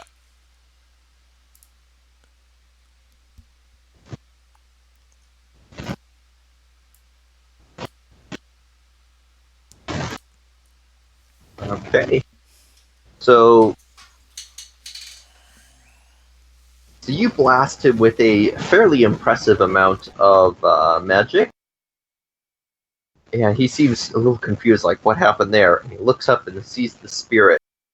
And the spirit does the same thing, but this time he's ready for it. And seems to shrug it off. Blood Rush. That's me, baby. I'm gonna. Can I use my adrenaline surge and then try to physically subdue one of the Persona Fix people? Sure. Cool. I'm going to adrenaline surge. Give me +4 to my initiative. And then I'm going to, crime gloves on, clank, clank, like punch them together, like yell out a scream, and then run at one of the Persona Fix dudes and like tackle them to the ground. Okay, they do not get a defense test because they are all surprised. Cool. And so I'm going to be at adrenaline. Cool. Crime gloves, unarmed. It's going to be at usually 13, -1's 12. I just realized one of the most fun things I could possibly do to a character that has Berserk. Just power bolt them.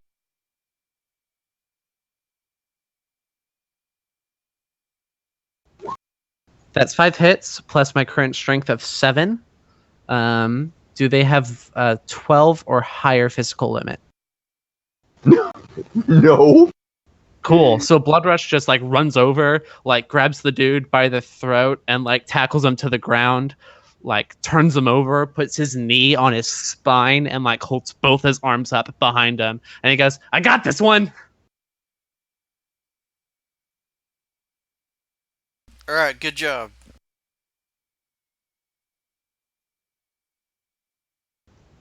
Cool. That's my turn. All right. He might. I know he wouldn't yell it out. He doesn't think he has.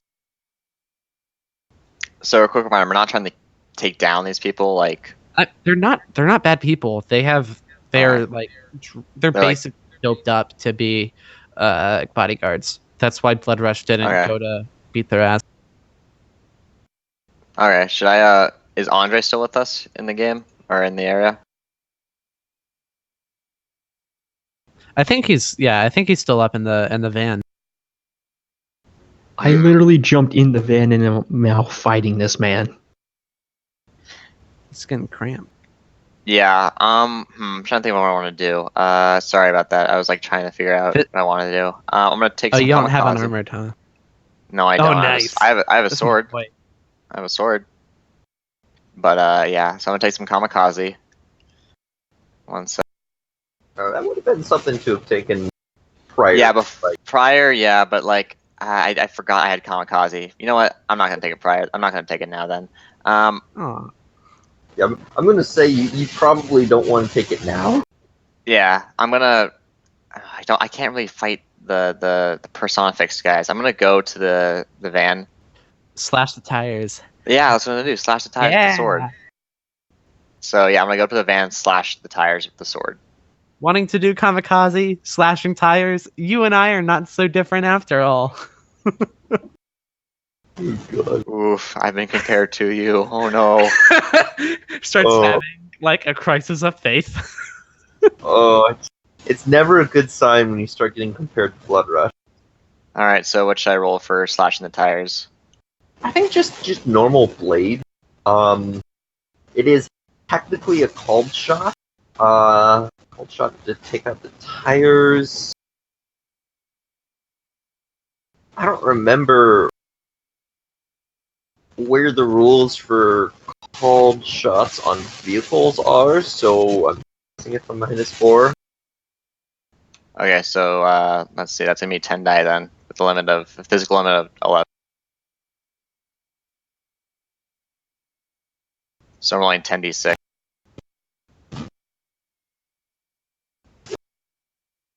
Oof. I might spend an edge on that. Is that smart or? 4 hits is pretty good. Oh. Yeah, 4 hits is plenty. Okay. Yeah, I'm going to say Especially since it's against the van that can't attack. It's just going to be trying to soak the damage. So I mean, Oh, what's your like? We're trying to find out here. What's your like damage value of using the sword, and then we add that with the 16. net hits. 16. Hey guys, Okay. You want to hear something stupid? What? I found a table that has the called shots for vehicles. You can attack engine blocks, the fuel tank or the battery, the axle, the antenna, the door lock, the window motor, and nobody thought they needed rules for shooting out the tire. Wow. There's Nice. literally no rules for shooting out tires, even though there are run flat tires. Oh, that should have been accuracy 16. My bad. I got rid of 2 die on accident. Ooh, its soak should be the body divided by 4 because it's a fourth of all the tires. So I have 14 minus 2 AP. So 14 physical and then minus 2 AP. I'm sorry, what was that again? Oh, I have 14 physical damage. Yeah. 14. On the sword.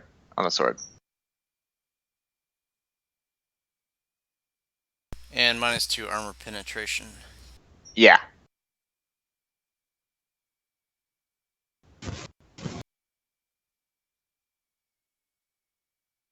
Alright, you stab into the tires, and there's a fairly loud bang as you cause a blowout. All right. I'm assuming that's the rest of my turn.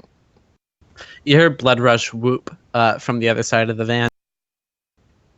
I go. I kind You of have ignore it. learned that they are not using run flat. Ah. For the record, the tire blowing out is very, very dangerous.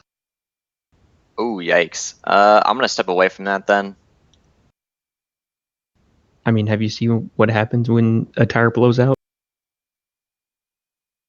Actually, Yeah, I have not. it's not pretty. Yeah, the It's rubber- just. Go ahead. I was gonna say, I mean, just think about like a can of compressed air and like hitting that open, like that. That's why Oh. Texura said it kind of goes boof because not only does the rubber also kind of fly out since you're stabbing it with a sword, all of the air that is in it comes out too. It's just saying that it's dangerous to stab out a tire. It's not like you stab it out, it happens, and then it's dangerous. Okay. All right. I do like. How far did that take me to move? By the way, that little walk to the car thing or run to the car. A bit of a ways.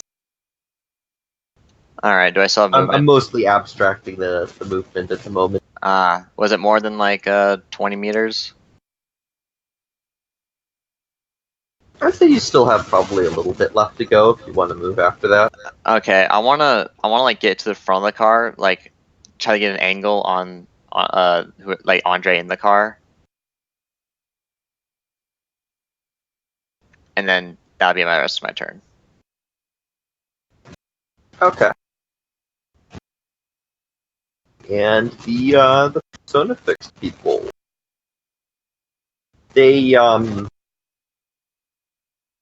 one of them is being held by Blood Rush, and Your so they're going to struggle to try to get out and not have a lot of luck.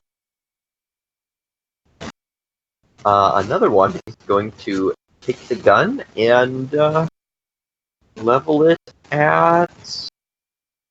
Let me see. Crusader's on the wrong side of the van, but Blood Rush is close, so probably Blood Rush. Oh, come on, you pussy. Is what Blood Rush says on character to the dude leveling a gun at his head. Punch me! Oh, wow. Give me your dodge roll. Sure. I get a text message. Go. 4 hit.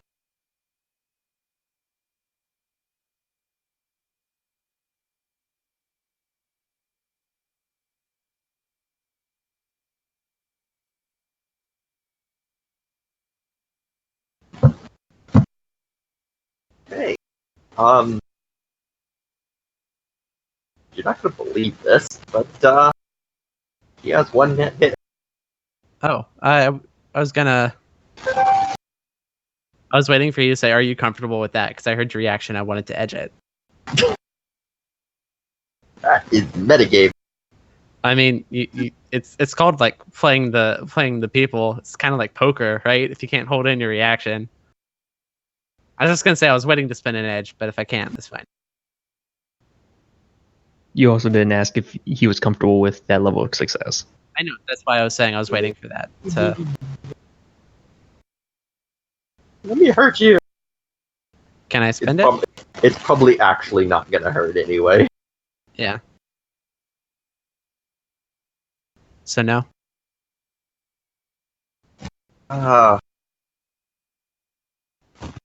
Go with no this time. Okay. So it'd be 90 AP minus 1. How much? 9. 9 minus 1 to your soak. I take 3.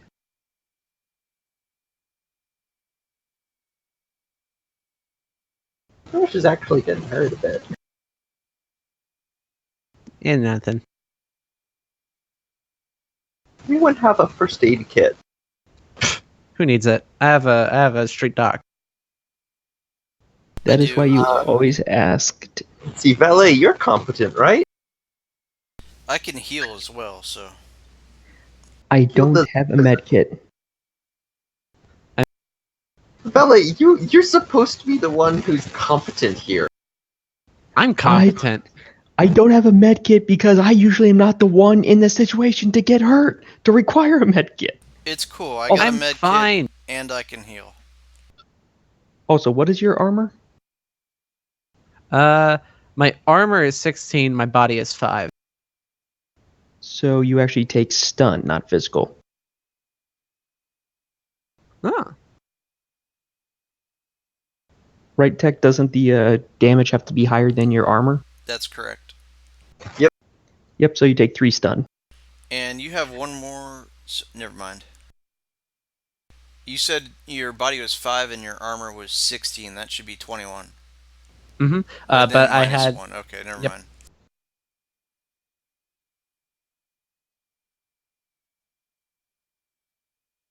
I believe it'd be my turn again. So it's, what happens is It's the Valet's turn. Nope, it's It- not because I took full defense, so now it's You do realize there are several other people in the back who are Persona Fix. and they Oh. seem to be grabbing weapons. Oh. They do not take any attacks yet because they need to spend a turn. I thought there were only 2 persona fixed people. Those are the 2 that are out of the car. Oh. Do I see them since I'm like at the front of the car looking inward? At the front of the car, you see like the driver's seat, the passenger seat, and a little door to the back area. Okay. And through the back area, you do see, there are more people back there. Okay, I was just curious. I see them because I'm in the back of the car.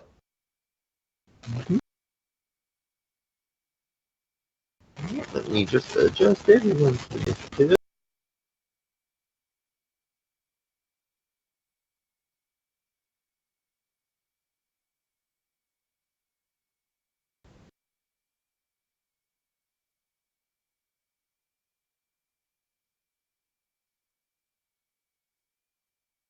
Alright, and it looks like, thanks to the full defense, Wood gets to go first. Wait. Oh. Okay, I see.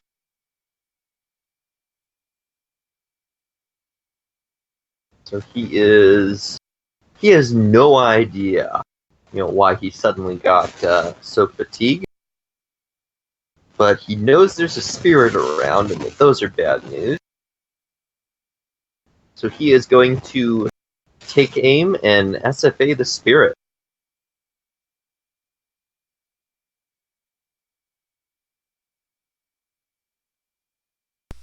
Okay. Go ahead and give me a dodge roll.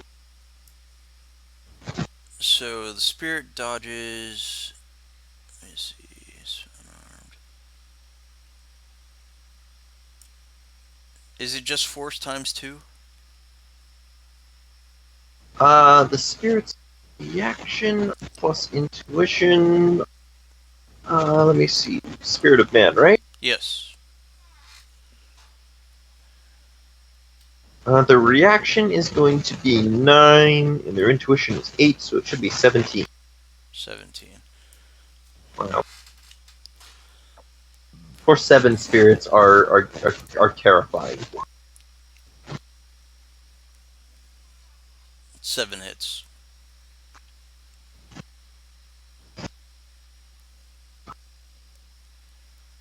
He manages to graze the spirit with a BBS, but just doesn't quite cut it.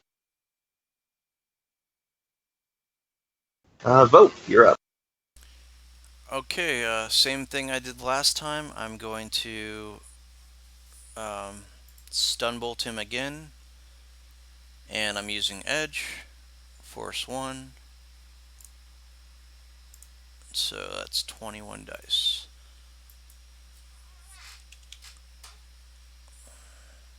Separate. 8 hits.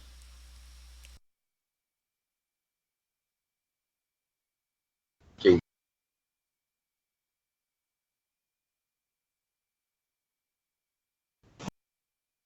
You got quite a good roll on resisting it, but it's not going to be enough. He collapses.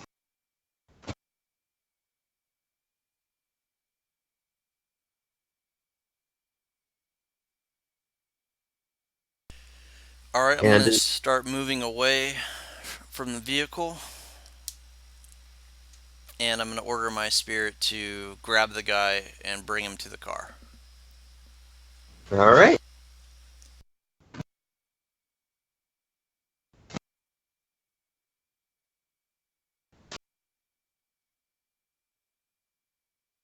Well, banding the spirit is a simple action, and casting that was complex. Don't forget your drain. Drain. So your spirit would still be following its previous commands. Okay, so he'll still be fighting then. Probably going to use reasonable sense and stun bolt the guy that just shot Blood Rush. No, come on.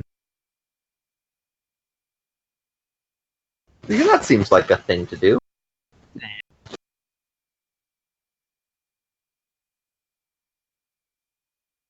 4 hits.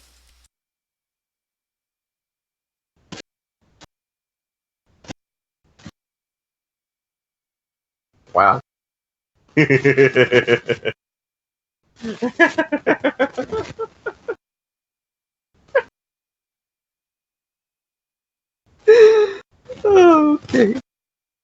Oh, I want to give this guy credit for effort.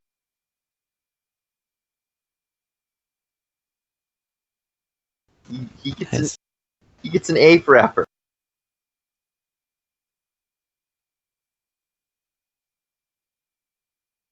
He takes 2 stuns. Blood Rush. Hi. All right, so what I'm gonna do is I go ahead and I pull out what looks like an egg, and I crush it, and like a bit of smoke comes out, and I breathe it in, and I take some bliss.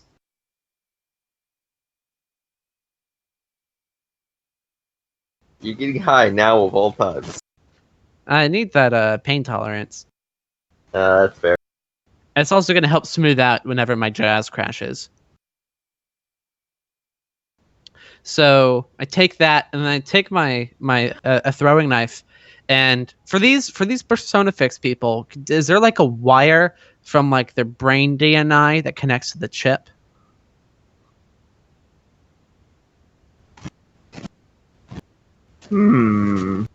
Like, can I see that?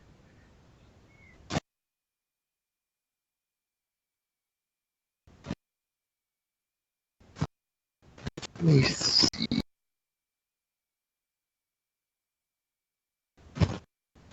Give me your street drugs roll.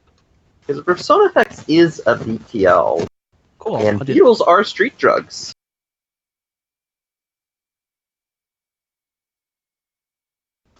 Two hit. Okay, so what you know about beetles is if somebody has a data jack and this person has a data jack, there is a slot in the data jack that the chips are usually inserted into these days. And as you look at the guy who you've got pinned down, there's definitely a slot in a chip inserted into his data jack. Okay, cool. So I guess with having that knowledge, I would not have pulled the knife out, and I just try to move and take this guy's Persona Fix chip out. Give me, let's call this an unarmed combat roll. Sure.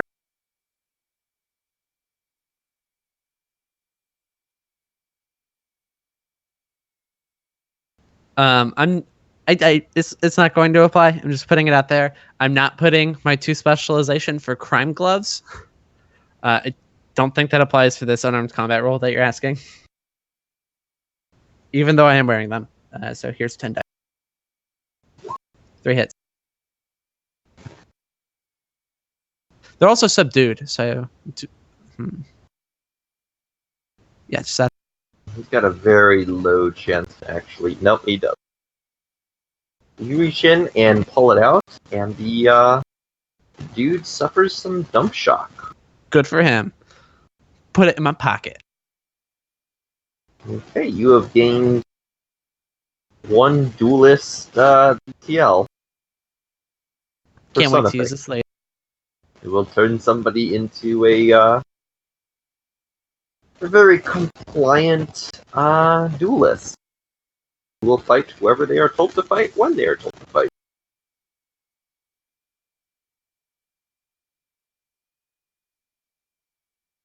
And the person doesn't look like they're doing too well now that they've suffered dump shock. I just yell at them. I say, "Welcome back to the real world, baby!"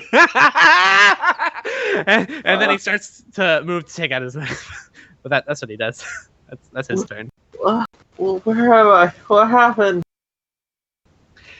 Get up! You're fighting your brothers! And what? He lets go of the guy. Who are you?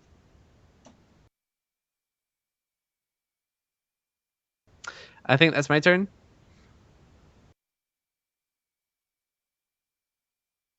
It's Alright. Yeah, sorry, I was just like looking at my character No, I sheet. think it's Valet's now, right? Oh, it's Valet's turn. That's right. Oof, sorry. That's fine. What's wrong, Tech? Just you being Stop used to the crying, damn it! Get up! Somebody just sent me this.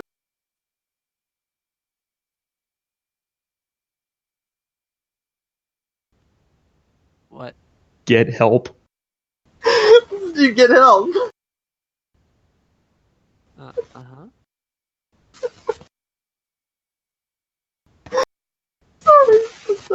I'm sorry. Okay, I'll be good.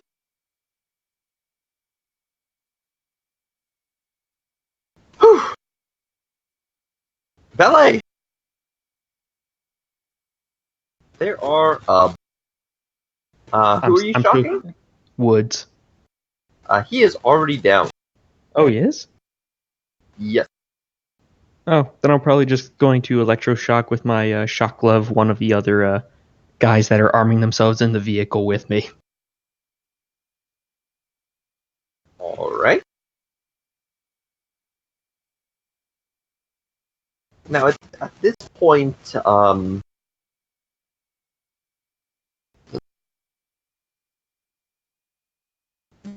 relevant knowledge skills.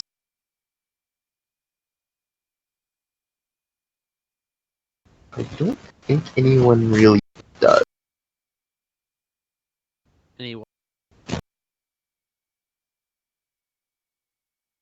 Okay, so would you guys like to play out this fight?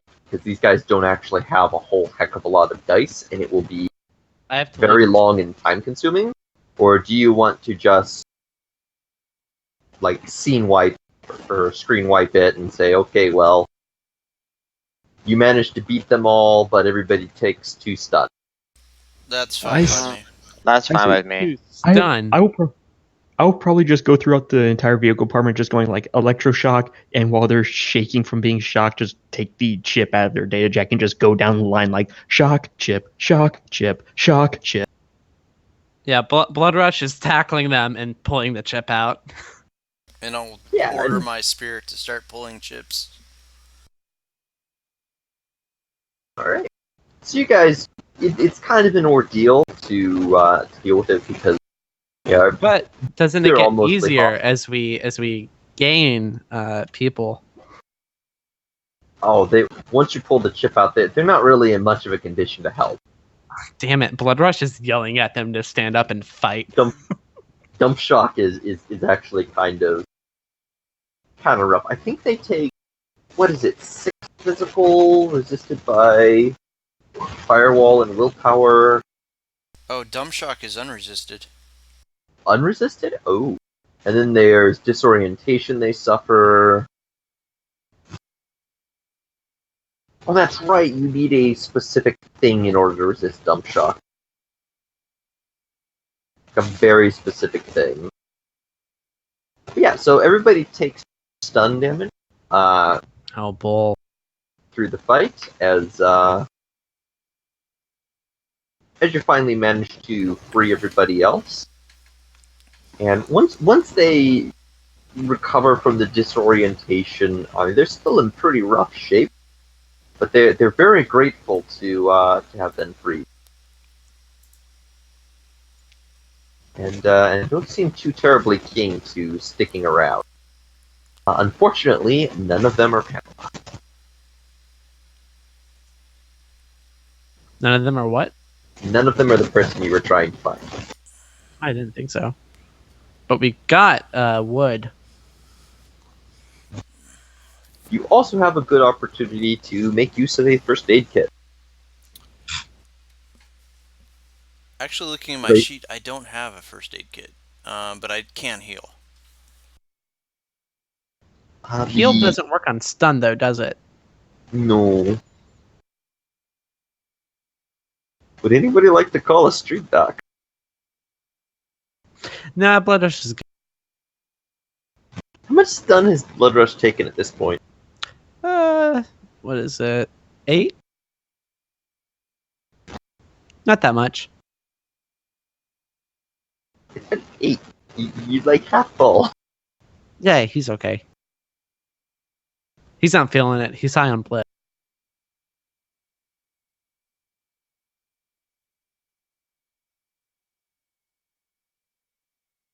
Bloodrush just gets up and like shakes his head and like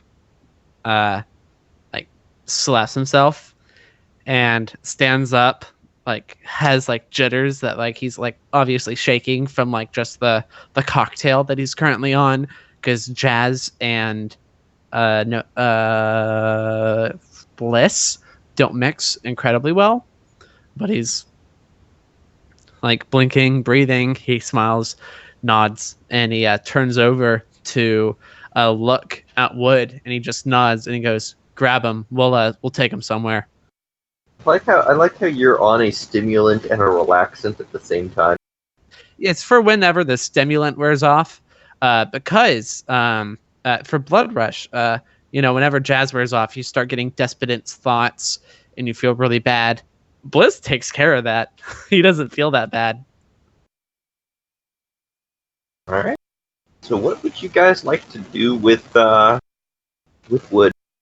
Oh, I'll go ahead and call up Henrietta and ask her if we're good to like use whatever dock wagon place she has as an interrogation spot for this piece of shit meta smuggler. See if she can help us out with some of the stun too. We'll be fine. I don't think you will.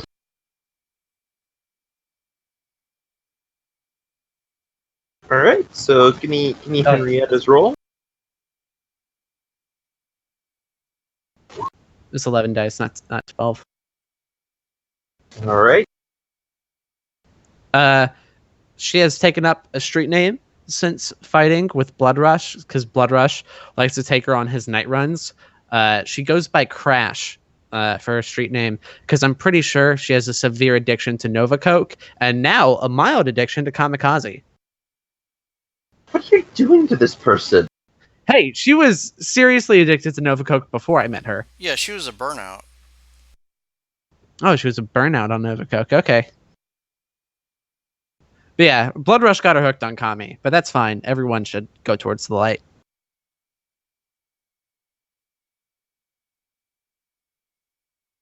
You're a terrible person. You should feel bad. Anyway, you give her a call, and where is she located? Let me see. It says Downtown. downtown. Are you willing to drive all the way to downtown with an unconscious captive? We'll throw him in Vok's car, right? Put him in the back seat. Blood Rush will keep a foot on his neck, so if the dude wakes up, he knows the situation that he is in. Yeah. Does anybody Blood Rush have also a has tag shotgun. racer? Prime. Can I make a an alternative suggestion? Sure. Blood Rush, who's your fixer? Stan. And do you remember what Stan's special thing is? Yeah, but he doesn't have like electrotherapy shock tools. I have a shock glove. I do too, but like it's not the same Yeah. as getting like two wires and hooking them up to his like eyelids. You're not very imaginative. You're a monster. Saying it would probably be a lot safer to All right, we tell her to go meet to a place more local. Because if you start going into the AA zones of downtown while actively kidnapping a dude, All right, we you run into some risks there. nothing that Blood Rush can't handle, but fine, I'll take your advice. Blood Rush tells Henrietta if she can meet them at Stan's place with some interrogation tools. And I'm pretty sure like everyone else is screaming and like a med kit or something. Like that's Blood Rush is just on the phone. And Blood Rush is like, yeah, whatever, that too.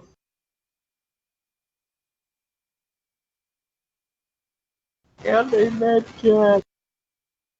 Bring medkit. Here's a question. How many Persona Fix chips do I have?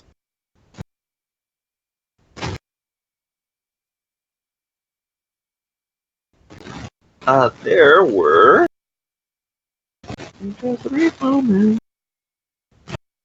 a grand total of the ones you got, plus one more that came back from the previous fight. And he didn't really put up much of a fight because his Sonifix told him that once he was done with the fight, come back and wait for further instructions. So after the fight, when you guys finish pulling out the last one, another Personifix guy walks up and just kind of stands in front of the van waiting there. So you can just walk up and pull the thing out. Sick. How many do I all have? in all, you have about 7 of them. Cool. Gotcha. So I think for these dudes is like we throw them in the back of this bulldog with the key. Like let them get their bearings without being in the open so they don't get trafficked again. And then we'd head out to stands and go to a private room with some interrogation tools, right?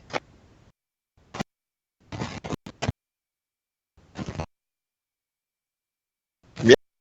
You can get a... Stan will let you in the back room. Does he tell us to go in the back room?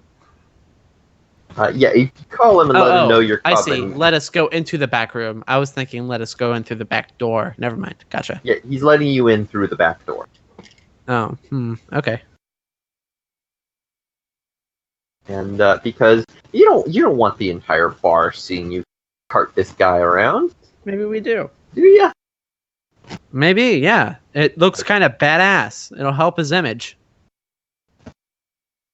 Okay, yeah, well, when you call up Stan and let him know you're coming, he will advise you to go into the back door. If you choose to ignore that advice and haul the guy in through the front door, you are welcome to do so. Cool. If Stan is fine with it, because it's his place, then Blood Rush is going to do that. As you come in through the front door, Stan sees you doing this and just face palms. Yeah, Blood Rush is the guy, like, over his shoulder. The guy has, like, a plastic bag around his head that has, like, a few holes in it. Because Blood Rush probably doesn't have, like, a burlap sap, but, like, getting a plastic bag off the side of the street, that's easy. Does he have air holes? Yeah, I just said there's some holes in it. Blood Rush is kind of crazy, but he's not stupid. We have a minimum requirement of 2 on like our logic and reaction and stuff, or intuition. You say that, but he did just put a plastic bag on somebody's head. Yeah, with air holes.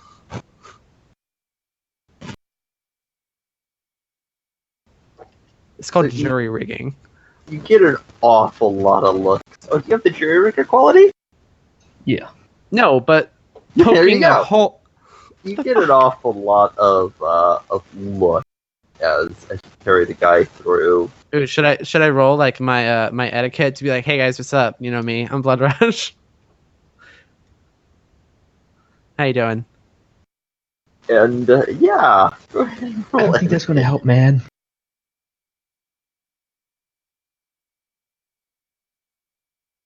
He's basically. I'm gonna edge that. Hang on 1 second. Before you do that,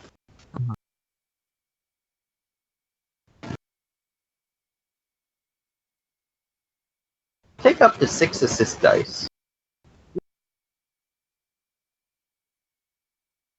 Yeah, I'll roll my assist. I think that's already going to cap him. So that's 3 total hits. But there's an assist from Stan, who is Cool. more or 2, less 3, 4. trying to help cover. Can I spend edge and roll 14 more dice? Because of the. You can reroll bit failures, yeah. I think it's 13 though. Let me count. 1, 2, 3, 4, 5, 6, 7, 8, 9, 10, You rolled a 11, total of 12, 16, 13. right? You're right. Alright, so that's 6 hits total. Yeah, most of the guys kind of laugh it off as Yeah. they carry the dude through, and Stan That's the tries point. to usher you into the back, to one of the more private rooms. I mean, like, Blood Rush also has a license for bounty hunting. Like, he does kind of do this thing. Like, this is him building public image of himself. All right. And you get the guys set up in one of the private rooms. There are a number of chairs in there, and you know that these rooms come with jammers and white noise generators and all of that fun stuff, which you can activate at your leisure if you would like to. Click, click, click, click. And what would you like to do with him? I'm assuming the obvious disarm him comes to mind. Yeah. Take him down to his tidy whities. All right. You strip him of all weapons, armor, and gear, and you discover he's got a cyber hand. Cool. I tear it off. Unless Crash is there, in which she can be like, no, wait, stop. Let me take it off easy.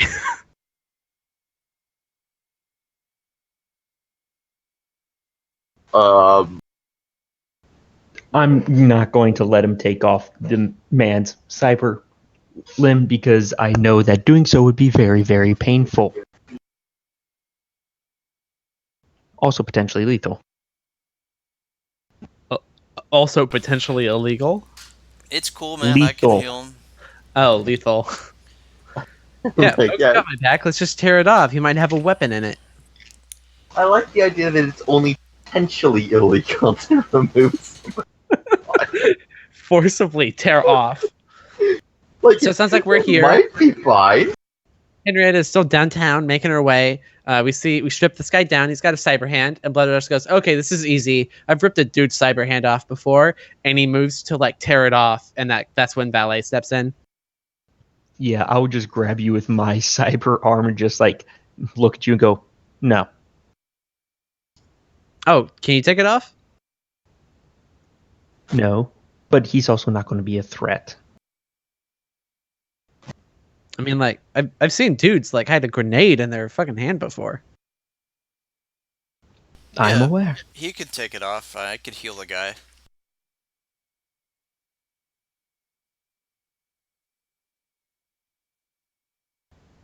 Wait until I have a plan. Just let me talk to him for a little bit. If you want to stay in the room, fine. Just stay in the room, but be back. But I'll talk to him, and I will give you the signal for when it's time to rip his hand off. Call it reinforcement. Ooh, dude, that's a fucking smart idea. I didn't think of just using it as intimidation factor. Fuck yes, I'm in. Okay, so if you could all go to the back, and I'll just sit here and wait until he wakes up. And please tell me there's a chair I can just plop right down in front of this guy so I can sit there.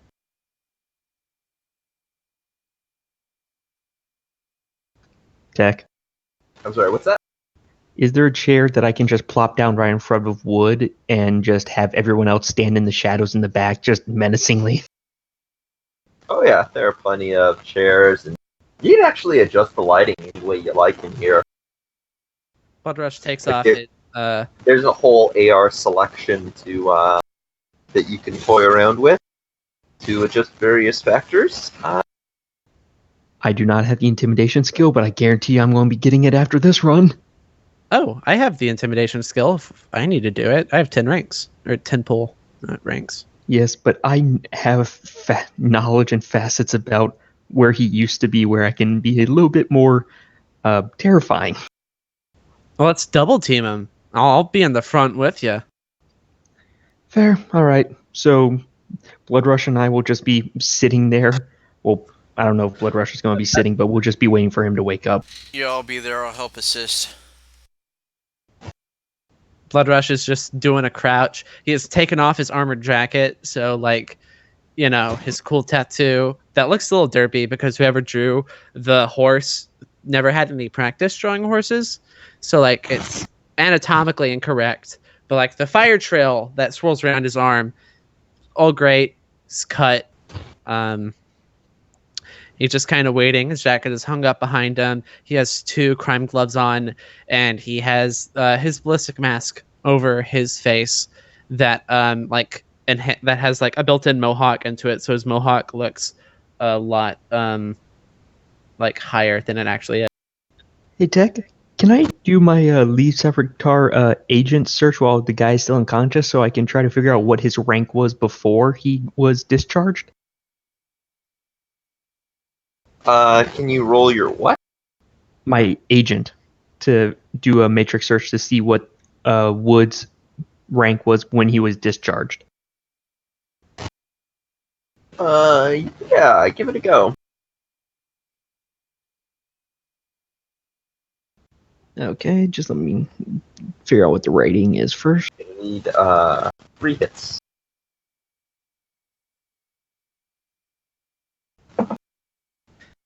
So I went ahead and posted, and those are some sketches of like a lot of different sketches of what his ballistic mask might look.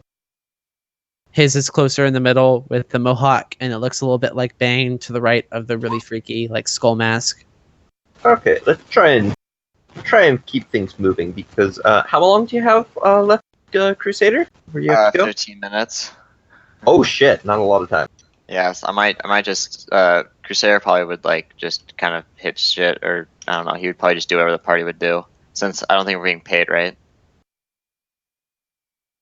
No, you would be getting karma though. Oh, I can just forego the karma if it matters.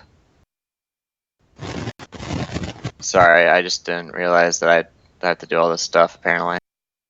Sorry. It's all good. Stuff comes up. Yeah.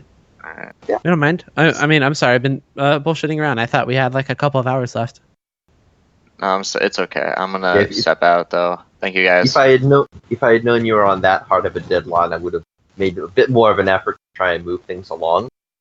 I'm really sorry because Oh, the it's whole fine. Don't worry. big thing at the end of is there was going to be a good fight that you would have gotten a good chance to. Do we want to the Blades combat thing? Don't worry about me. Just don't worry about me. Okay, I'm fine. All right. Okay. All right. Well- I'll see you guys later. Sorry again. Alright, man, It's take okay. it easy. Have a good one. Please. Oh, that makes me sad. Same. So I was really looking forward to letting him have a chance to Oh, hog do wild. the blade adept thing because he didn't really get a chance to do it last time. Anyway, Valet, you didn't really find much on the guy. It's kind of like they're not really making a big effort to advertise who he is, and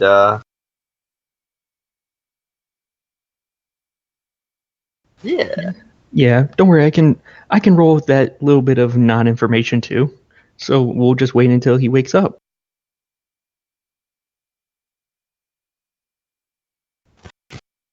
All right. Yeah, I'm gonna stuff some deep weed down his throat. Nice. Why would you do that? To make him dual natured. Deep weed forces him out of his body. No. Deep weed forces only awakened people to actually. If you are mundane, it does not. Oh, for mundane it doesn't do anything. Okay, never mind. Well, for No, mundane, from it my makes day, high. actually perceive. Yeah, for mundane, it makes them high, but it doesn't make them have any magical effects. Okay, never mind. I thought I'd make him astrally perceive.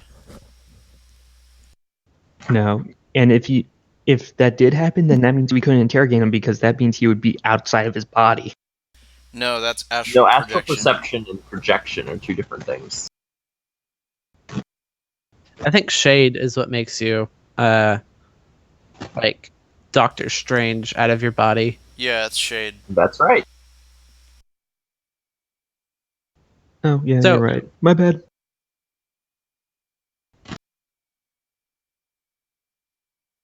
As he's looking that up, Go ahead. Okay.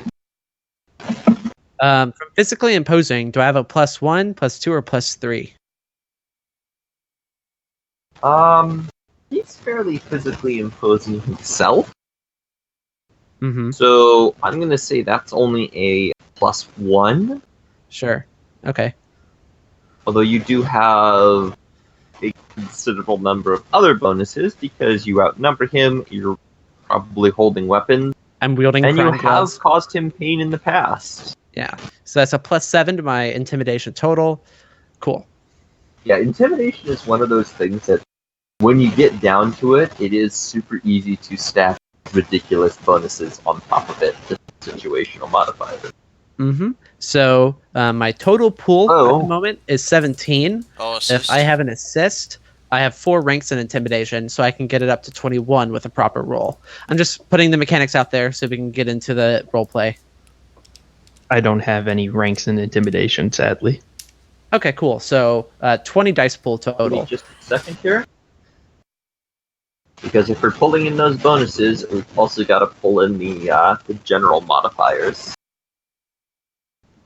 I would have set the atmospheric lighting to be like the light focuses on just him and me and the people around Ooh. us.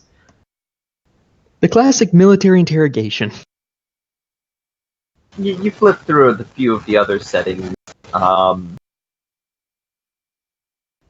Accidentally set it to disco fever at one point. Blood Rush rolls composure to not dance.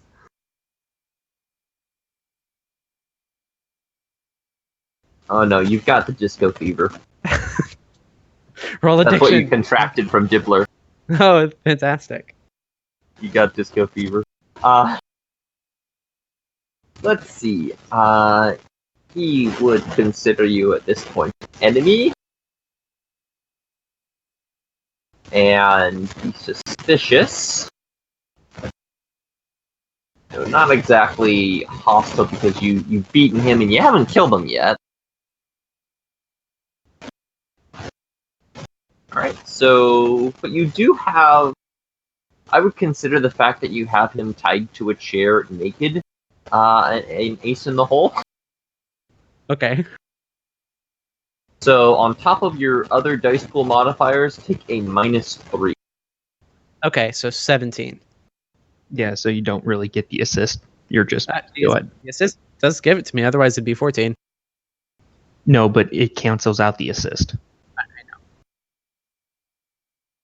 I'm just saying the assist is useful. Yes, it. Okay, yeah.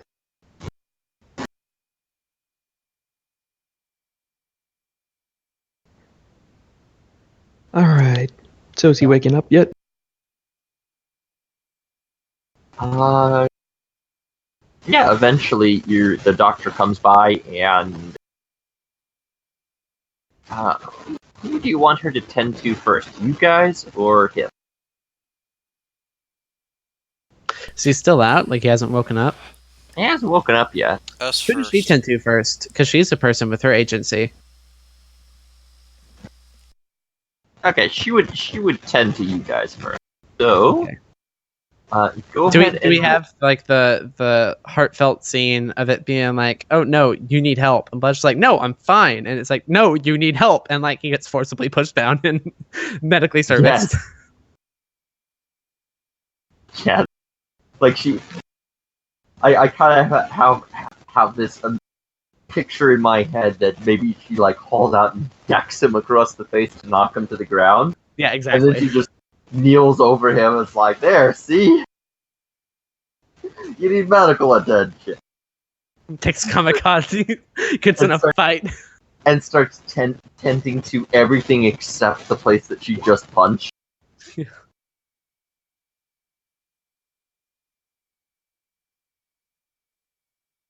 All right, And, so how does this healing work? Um, If it's been an hour, can I go ahead and roll to heal? yeah, some of my stuff? roll the, I believe it's body plus willpower for natural recovery. Yeah, my And I'm pool's going to say take an extra, what is her connection rating? 4. Her loyalty is 3. for me. Take an extra +4 for her connection to your recovery roll. Holy shit. Jesus, dude! Welcome to my table, everybody, where statistically improbable rolls are the norm.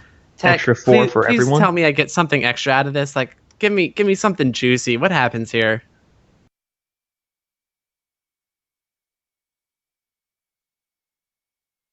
No. Jesus Christ, okay. Welcome to my on. table, everybody. Statistically improbable rolls are the norm. Come on, what happens? Give me something. You. RP wise, like what goes No. on? Don't. Tech said no, don't push it. I'm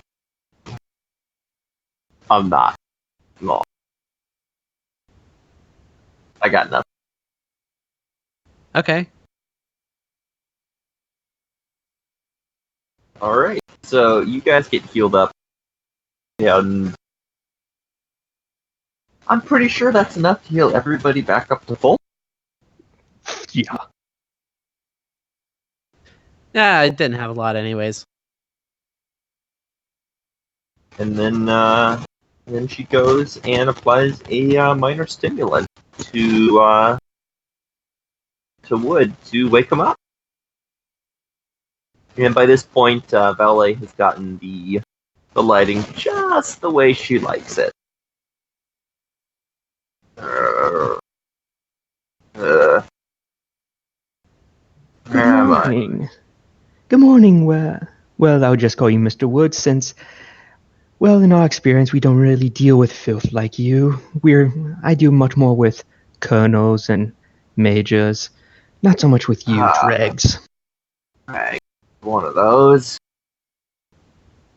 Yes, indeed, and you'll address me properly as Lieutenant. Am I understood? I'm not in that anymore. You guys kicked me out. Private citizen. Of course, of course. Well, you are a private citizen until it becomes our understanding that you are dealing with nefarious elements that could potentially harm our duties. I don't know what you're talking about. Look, we'll cut the fucking bullshit. I come over, I punch him in the face. Where the fuck is Austin? Do that intimidation check. Okay. And I'll tell him, you better do what he says, and you're getting 3 assists. I'm just sitting. Nice. I'll go ahead and edge that. I'm just sitting here going, now I wish you would have just talked to me because now I have to deal with his aftermath, and that's just going to be a messy affair. So please just cooperate. Going, sorry. Alright, you punch him and he chuckles. The best you got. Okay, can I go ahead and roll my unarmed combat?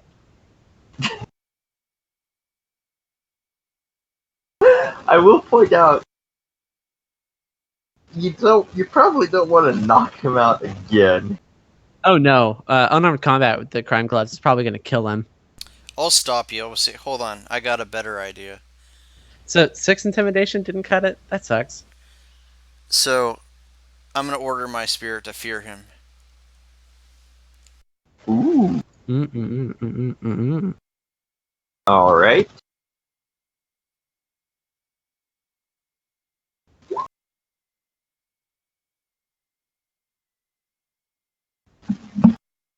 What is that resisted by? Let me check my cheat sheet. I'm going to go Oh, ahead that's right. and edge Willpower. that. I'm going to edge that roll. 12d. I know what I do. I don't punch him. He says like, "Is that it?" And I look over to Valet, like, "Can I rip his hand off?" We'll see how the fear goes. Much better. 7 hits. Good edge. Let me show you what he got on his defense roll. It was a 6, wasn't it? No. Oh. I mean, you can tell us. I'll believe you. Yeah, but I like actually dropping dropping it in. Fun for me. Have it. What was his defense against Blood Rush's intimidation? Isn't he That- taking negatives for his damage? Oh, wound modifier? Yeah. He should still have a pretty good amount of stun. In full disclosure, I forgot about that.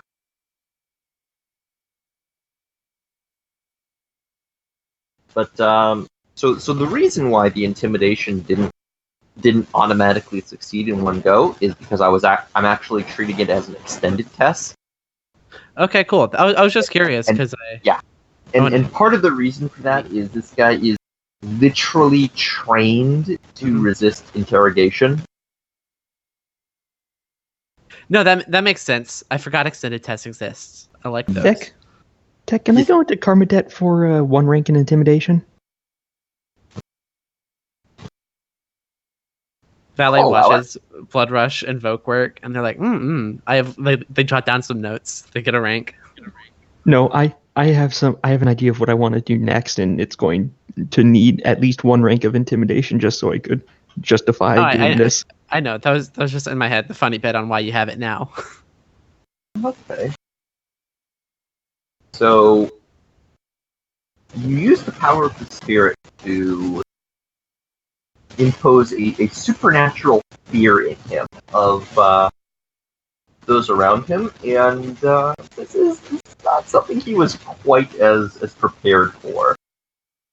Like the moment he realized that he was in an interrogation situation, he kind of hardened himself and mentally prepared to withstand whatever you could throw at him.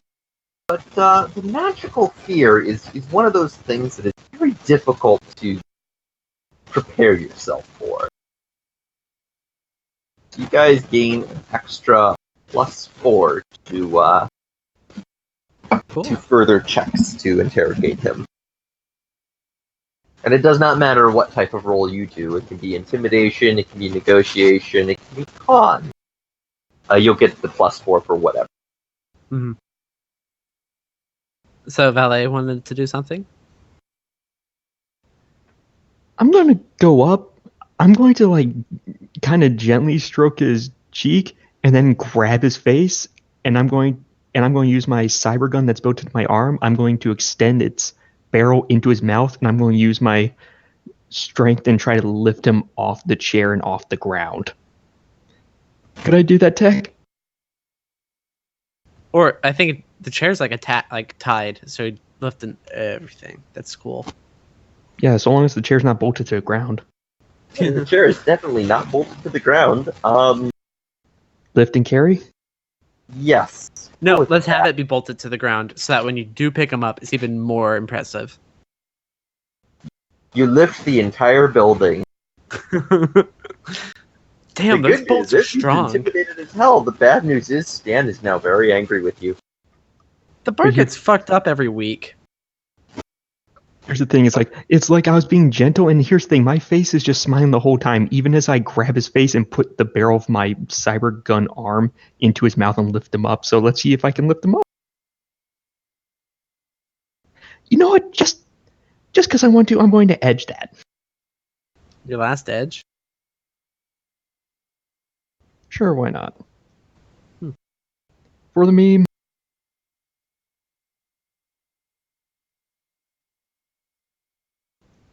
Seven hits. Alright. So you lift him up, and with him in that position, go ahead and take an extra +2 for your intimidation. Now, on top of all of the previously discussed modifiers. I hope somebody was keeping track of them. Well, you get a bonus for fear. Yeah, it's +7 total modifiers. With fear, it's +11. Now up it's is +13.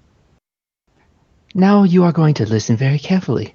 You are going to answer these gentlemen's questions very nicely, and when we are done, then we will continue our discussion with you, hopefully a bit more compliant. Is that understood? And I'll remove the barrel of the gun just enough so he can talk around my mouth. Talk around my hand, not my mouth. God. Be a very different kind of run. Shut up. Go ahead and roll your intimidation. So, I'd be defaulting, so that's instead of 4, 5, that would be a 3 for me, and it's plus, 13? So, 16 dice, alright. Plus a lot. I was gonna say, is this a intimidation or a seduce roll? Shut up. Yeah, right? You have a really sultry voice talking to him here.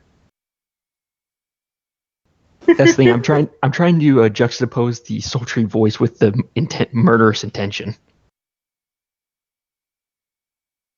I mean, now it's just coming off as BDSM. It's also a little awkward because he's tried to do at least somewhat do a female voice. And most guys have a difficult time getting the tone of voice plausible for that. So I'm still going to try. Yeah. I'm still going to try. I mean, there's my Trash Panda voice, which I went like 5 runs before anybody even told me I even did. I seriously didn't know I had a special voice for Trash Panda. It was just a thing I did, and I didn't know about it.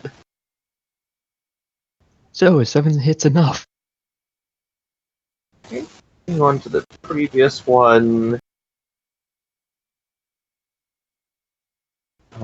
He is gonna kind of look at you and say, I can answer questions, but depends on how much I know.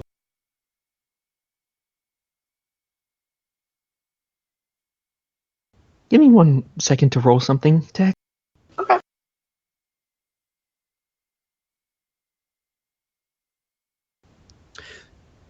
You know, Andre, I've seen you before. I've seen you showing up to the fights with a bunch of chip heads following behind you. A bunch of metas that you just scoop off of the street because you think they're nothing, because you think they're not worth anything. They're just a sinless walking around, and what you see dollar signs. You see an opportunity. Bloodrush steps closer.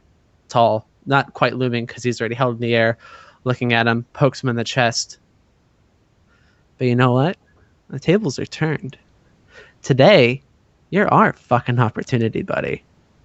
Today, you're our piece of shit that we get to deal with and fuck around however we want. Part of me wants to Sparta kick him, but at the same time, my limbs deal physical damage. Wait, his You've physical got him in the air. You can Sparta drop him.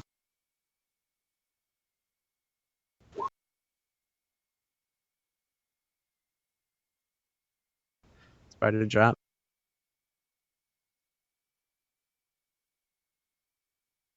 Right, How far does he go flying? You kind of toss him away from you, and the chair breaks underneath him as he hits the ground, and he kind of rolls across the ground. And he's still mostly tied up, but a little bit of effort would probably get out of it because the chair's now broken. I'll tell my spirit, pick him up and bring him to us. Alright, the spirit grabs him and strains him, and drags him over. Start talking. And give me an intimidation.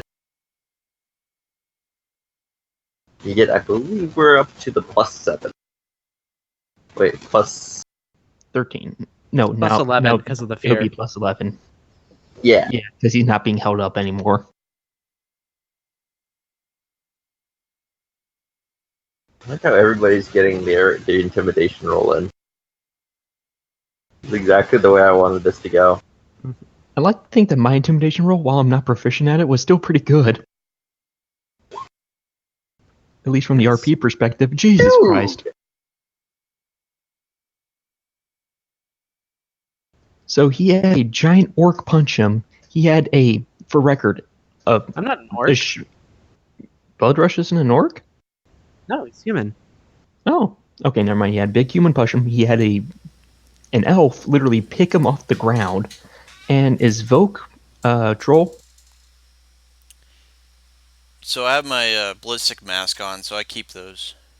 Mm-hmm. Oh my gosh, this is the first time I've ever seen that +1 limit for intimidation actually apply. Nice. It makes perfect sense that you'd be wearing it in this situation too. Mm-hmm. Okay. Congratulations, you have exceeded the threshold of 21 that I had set in my head Can I rip off his hand? for the extended test. And Just wait. wow. Not what I was expecting. Was not expecting you guys to do it in 3 rolls, but my table be statistically improbable.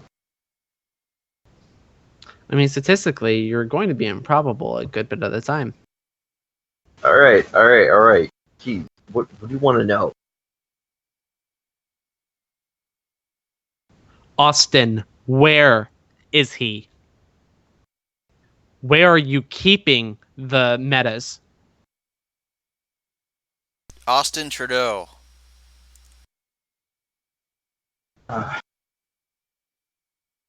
Alright, you got my stuff, right? You didn't, like, dump it all somewhere, did you?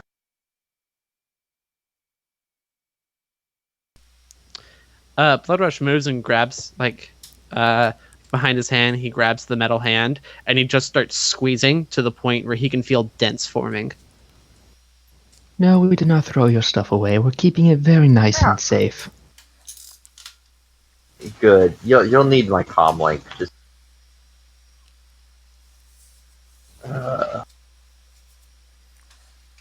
I'll pick up his comm link and hold it up. it asks for a code to unlock it. I type in 1234. No, I'm holding it, so I'm gonna tell him. Bloodrush moves over, trying to touch it. Poke is just holding it way up above his head. It's a comm link, not a planetary defense shield. What's the code?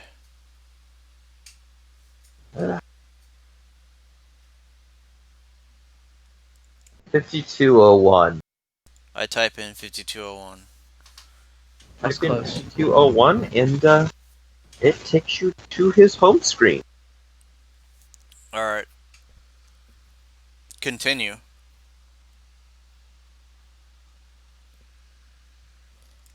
Alright, you'll want to get into... open up the Files app. Let me right here. I usually do it visually, but it would be under Files, Important Documents, Private.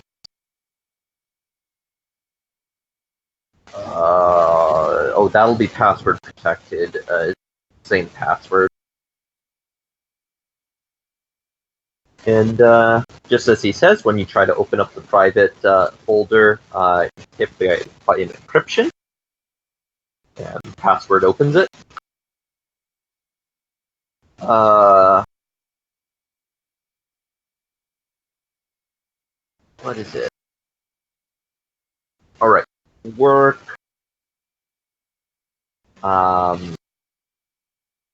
TPS reports.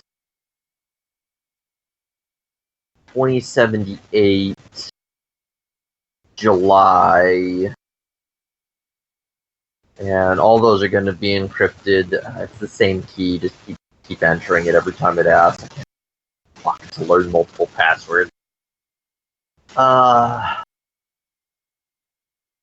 July, week 2. There we go. That's going to be it. And once you navigate into week 2, you see a number of files that absolutely do not have anything to do with TPS reports. Okay. These files contain com code numbers, as well as times during which it is you're able to contact them, as the code. If you try and look for them on the matrix, you do not find those codes. Additionally, you see a few location tags. Most of them are noted as being old, and a few of them are noted as being future potential. But one of them is currently marked active. Because you'll find their warehouse there.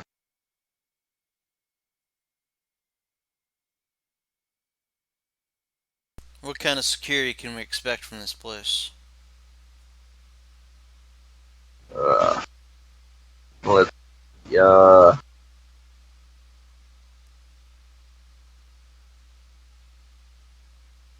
I mean, he kind of shrugs a little bit. I mean, security is generally my main job, so I don't know what the rest of them will come up with.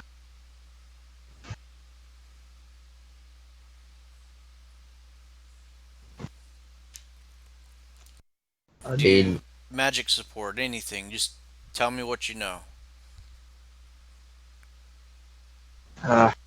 yeah.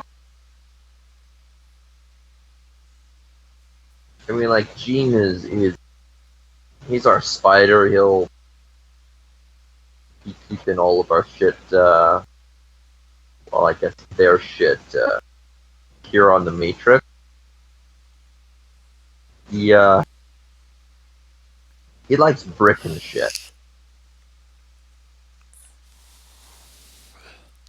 I look over at Valet. Does he have a particular little alcove that he likes to hang out in? Oh, definitely. Out of character question. Can we obtain a map of like where he's indicating their location is? The location is within that D zone of Snohomish. And if we ask him, will he tell us like where on in the warehouse the spider likes to hang out so I can get rid of him ASAP? Shoot him with your rocket launcher. Gene isn't gonna be in the warehouse. None of us really know where he hangs out. He says it's safer that way. I guess he was right. Unfortunate. I would love to send a rocket right through his little window.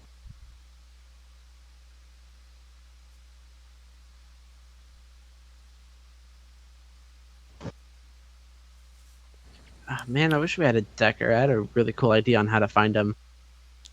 Well, is there anything else you want to ask this guy before I let him go? Actually, yes. Mr. Wood, why were you discharged? I could never find out that little tidbit of information, and I am utmostly curious. Do you care about that shit?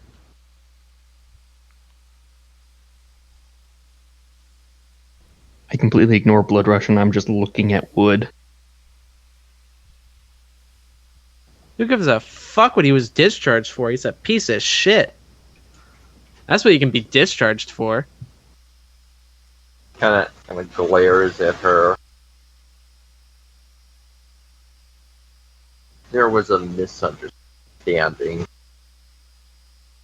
And a bitch who changed her mind. Ah, so sexual was it?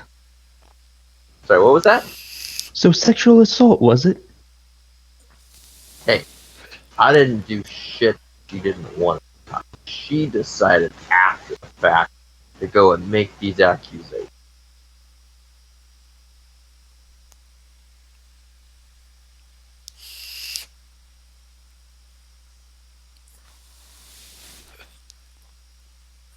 By the way, Bloodrush, Hello. you said that you were squeezing his hand earlier? Yeah, I'm just gonna rip it off. You still squeezing it? Sure. I just shot him double tap in the skull. As before we get to that, after he says that, Bloodrush, I'm going to assume you squeeze a little bit harder. Oh, and the entire time I've been like the crushing tip it. of Like his fingertip compartment pops open, and some powder comes out. Hmm.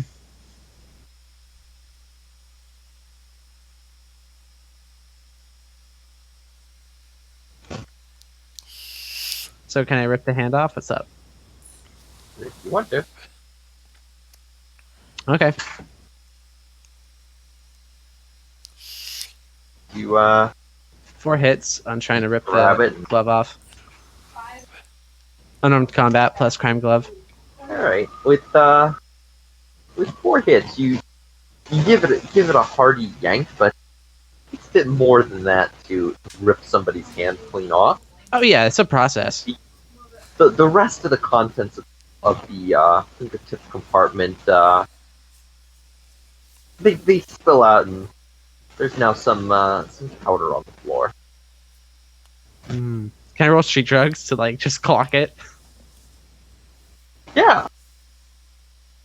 You can like lean down, get a finger in it, get a taste of it. No. And No, it's And like then- how if you're a pharmacist, you can look at a pill and know what pill it is. I'd say you would need to get a taste of it because it's powder. Most pharmacists know what kind of pill it is based on the markings on the pill. If it's just powder, they have no clue. Yeah. That's fair. I mean, the different reason I know colorations that- of the powder for it. The only reason I know that is because my cousin is a pharmacist, and she said that like if you brought her any random powder, she wouldn't know what it is. She only looks for markings on bags and stuff. Oh yeah, my fiance is a technician. Oh, nice. So when I say that, I mean like you can tell what is Zen from Kamikaze, from Nova Coke, from probably Beta Meth. Like there's not just a powder. It's like different kind of ways that it looks. Like meth is going to look a bit more crystalline than say like Coke will be. So what you find out is this is not a single drug. This is a cocktail of X and Aisha. And what? Aisha, AISA. Oh, It's the one that just does disorientation. That's also like the sixth world version of a date rape drug, isn't it? Well, X is the basically X, which is also kind of that. Before you go to double tap this guy, I'm gonna stop you. Say, hold on, I got something better.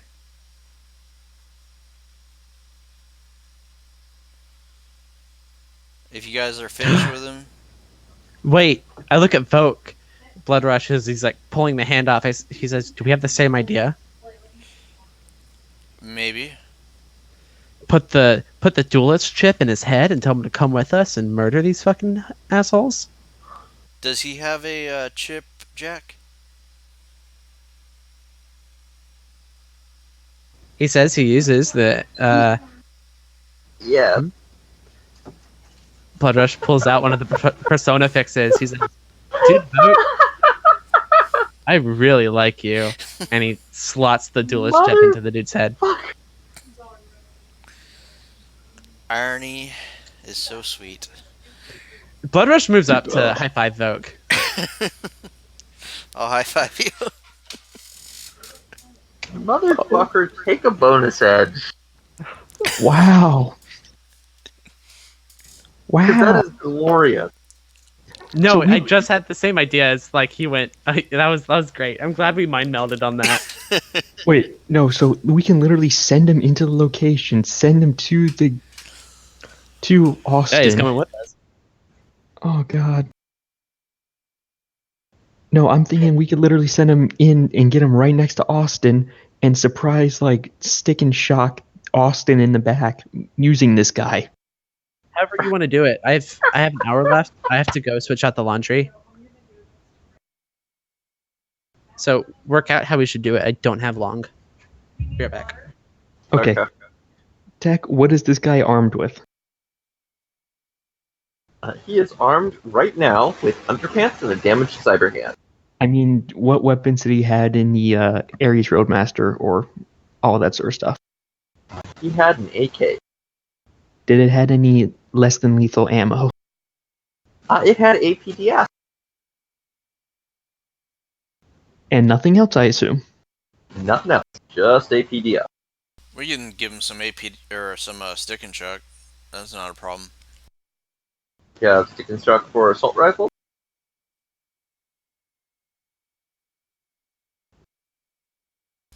I don't, since I don't have an assault rifle. We can just pick some up at a crime hall or whatever. Fair enough. Cannot believe you guys are doing that. Oh, it's glorious. And I love it. And I hate you. So we arm this guy with stick and shock, send him in to Austin, have him stick and shock Austin, and then tell him basically survive everyone trying to kill him. Yeah, when he's distracting them all, we extract the target. No, we should try to kill everyone in there so we can let everyone free. Yeah, that too. Cool. Be careful how you phrase things, because kill everyone in there. No, I just mean us. Like our personally as a group objective should be to free all of the people who are slaves to being a duelist, or whatever else they may be.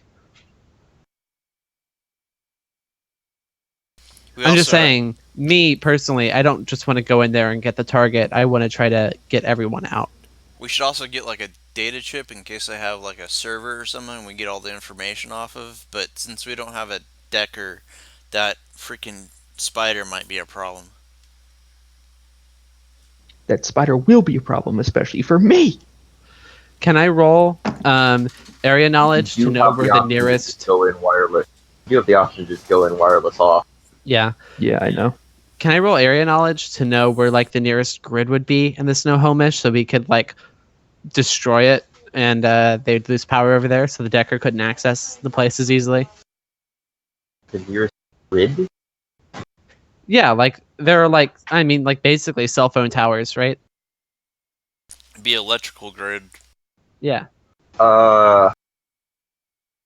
It's what holds the matrix up. Like, for example, in like the E sectors, they're barely there. Like, grid guide doesn't work. It's hard to get any kind of connection. I'm basically curious if we can like just stop by that with a rocket launcher and smash a relay tower if you wanted to. But there are a lot of really poor people in the area who would suddenly lose all matrix connectivity. Yeah. Just going wireless. That's a good point. That's a risk I'm willing to take. Also be aware that generally Deckers tend to have a shit ton of noise compensation to the point where it probably wouldn't affect them. Mm.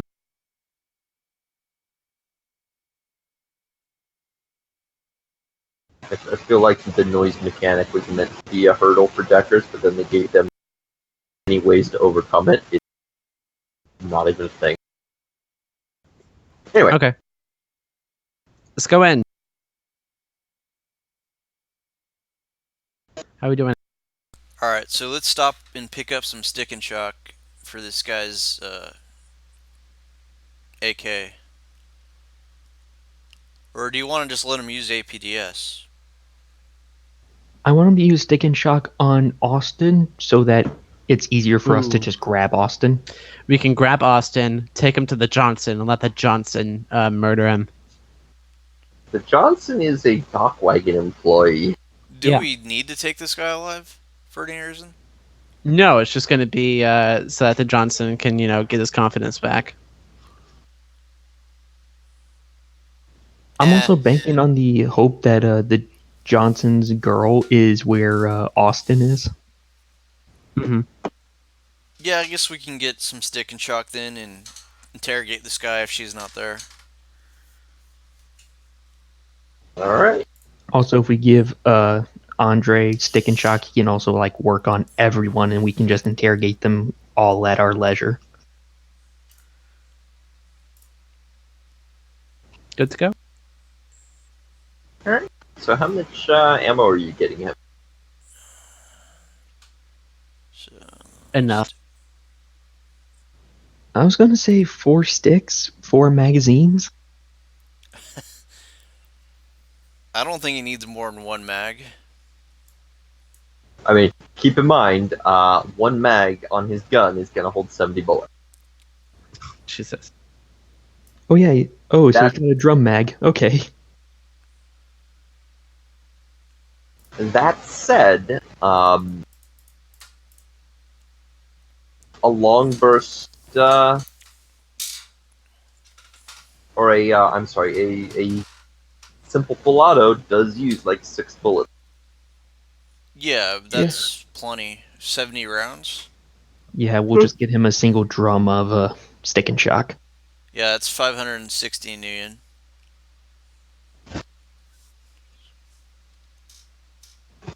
All right.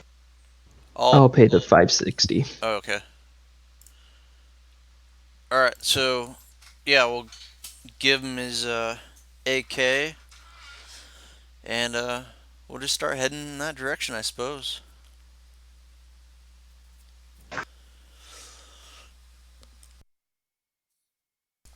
Actually, we can just trade the APDS for the stick and shock. Oh, absolutely.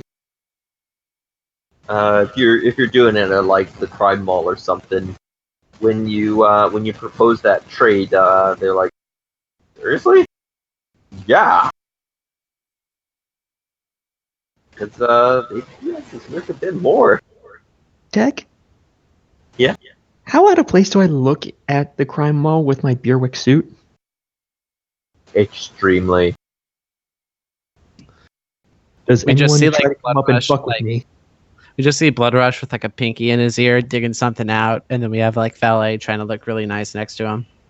He like licks like his like ear juice over on the Berwick suit. The general assumption that most people seem to be holding is that you're some rich fragger who has brought their security detail in there to because you're like you doing something, and probably not a good idea to mess with some rich fragger who can afford a professional security detail. Not to mention, Listen. I'm there and I have my 4/7 spirit with me. So if they can see astrally, they'll see the spirit. So the awakened people are like, I see a rich person with a muscle human, another muscle person with a giant fucking spirit above them. Why the fuck would I want to mess with them? Yeah, anybody who can astrally perceive is like, oh shit, and they can afford astral support too. This is why it pays to look nice in the bad person because then people are like, okay, don't fuck with them. No, that's like the downside, because like what you really want to do is look shitty enough where they want to fuck with you, knock them out in one hit, and then everyone knows you in that area for a long period of time. Oh shit, don't fuck with them. Okay. So moving along, you guys get the ammo you want, and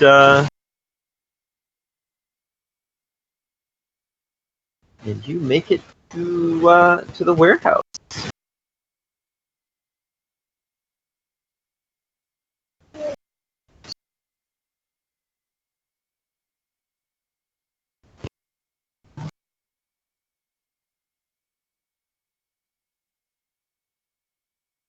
Now, I think at this point we've probably exhausted spirit services, haven't we?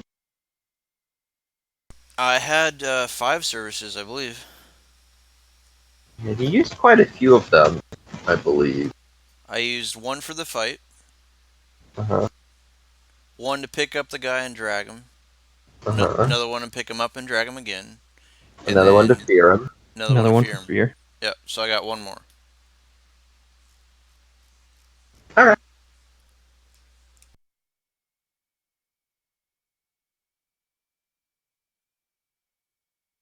Alright. So our plan was to just send him in to get him close to Austin, and then to just light Austin up with stick and shock until he's unconscious.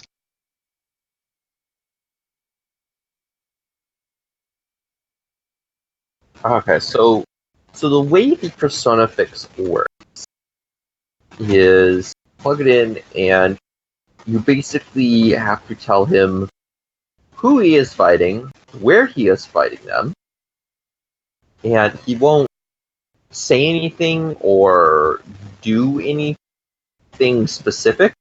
All he can do is go to the designated place, begin fight with opponent, and then once the fight is over, if he has won, return to designated place. Yeah, that's what we're doing. We're going to tell him that he's going to be fighting in that warehouse over there, and that the primary target is... Do we still have a picture of Justin Trudeau? We got a picture of him. Austin? Austin will show a picture of Austin, be like, primary target. Everyone else is a secondary target. When successful, come back here. Okay, there is no secondary target. Okay, so that is outside the parameters of the Persona Fix. Okay, so just tell him to go. How about we just tell him to go in and shoot up everyone? Yeah, and I'm kind of giving that to you as a gimme as part of your previous drug knowledge roll, based on the way this the dual Persona Fix works. Like it specifically only attacks one person. Well, yeah, not everyone, because there's other people in Okay. there. So it's just going to be Justin Trudeau, and then we'll go in and clean up whatever's left. All right, tell him to go shoot up Austin and come back when done. Okay, so you give him the instructions to go into the place and begin a fight with Austin.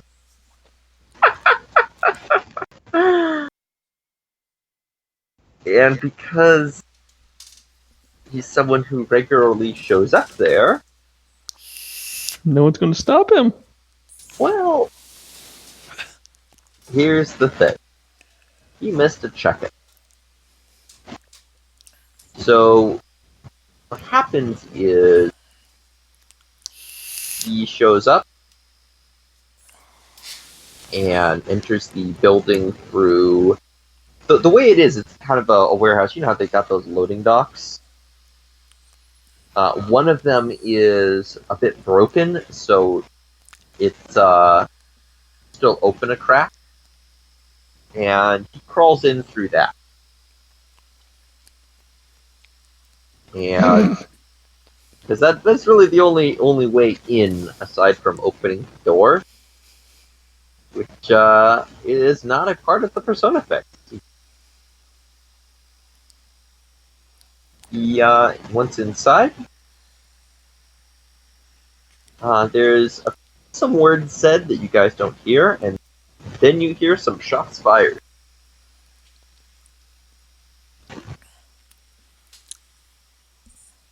And would you guys like to react to that? Yeah, I'll tell my spirit to go in there and take out all the guards and Justin Trudeau. Austin Trudeau. Okay. I don't know how the guy became Justin. At some point, people started calling him Justin. Fault. It's because the Prime Minister of Canada is Justin Trudeau, isn't it? That is right. Yeah. How long has that been a thing? A while. For a couple years now. Oh, okay. I just pulled the random name off of the Shadowrun name generator a year ago. I thought that was on purpose. No, not at all. It's a random name. Yeah, the Prime Minister of Canada is Justin Trudeau. I did not know that. That's funny. Okay.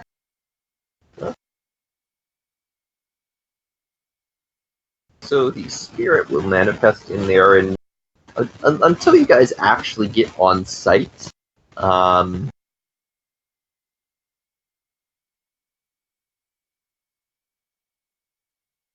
like, do you guys want to jump in while the fight is going on, or just sort of let it resolve itself? I was gonna jump in.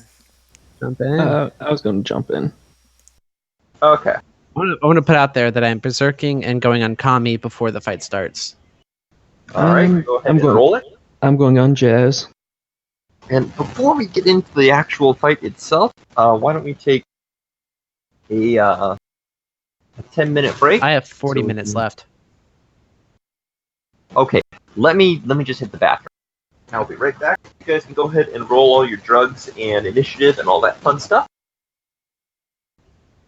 Question. Can someone help me with how drugs work again?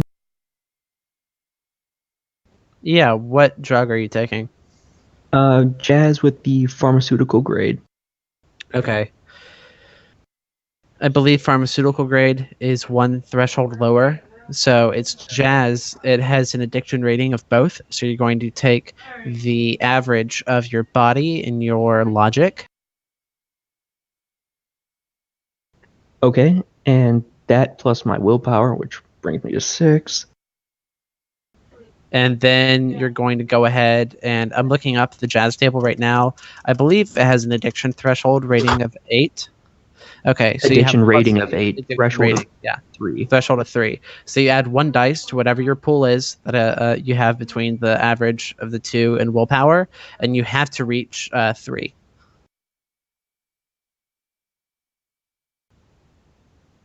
So what does the rating do exactly? The rating is just how addictive it is. For something like Zen, you get an increased. Oh, also for Jazz, you have pharmaceutical grade, so it's addiction threshold of 2. Yeah. The rating is just how addictive it is. For something like Zen, for example, you have a lot of dice to resist it because it's not that addictive, or for Soy Calf. But for things like Jazz, Kamikaze, Nitro, those are all very addictive. So you, for the rating, is it like 9 minus the rating to determine how much extra dice you get? Mm-hmm. Okay, I just want to make sure that was right. So 7 dice, I have to get 2, hopefully. No, I don't! Wow. And I already have a mild addiction. Anymore you don't. Now you got a moderate. What is this an Yeah. addiction to? Jazz. Not a, Oh boy. been an edge, not addicted to Kami, and a moderate, only still mild.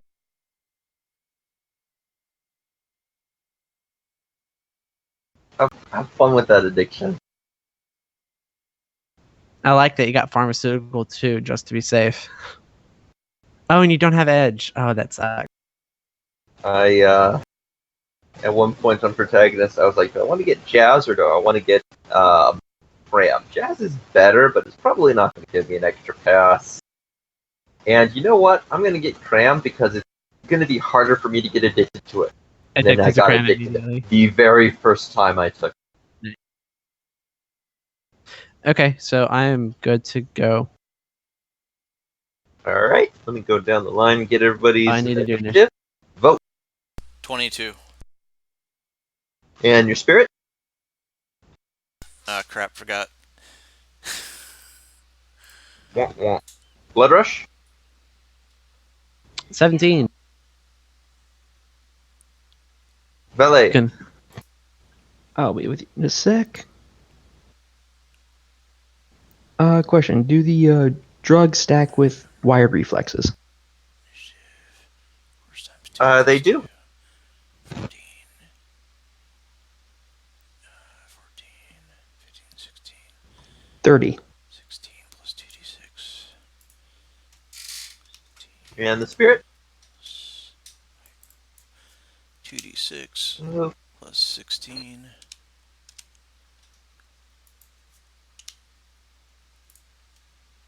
25.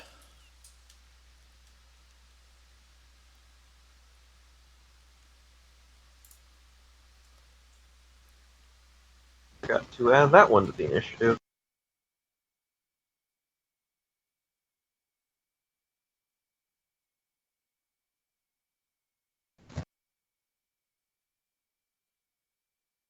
Alright. So, you guys enter into the fight already in progress.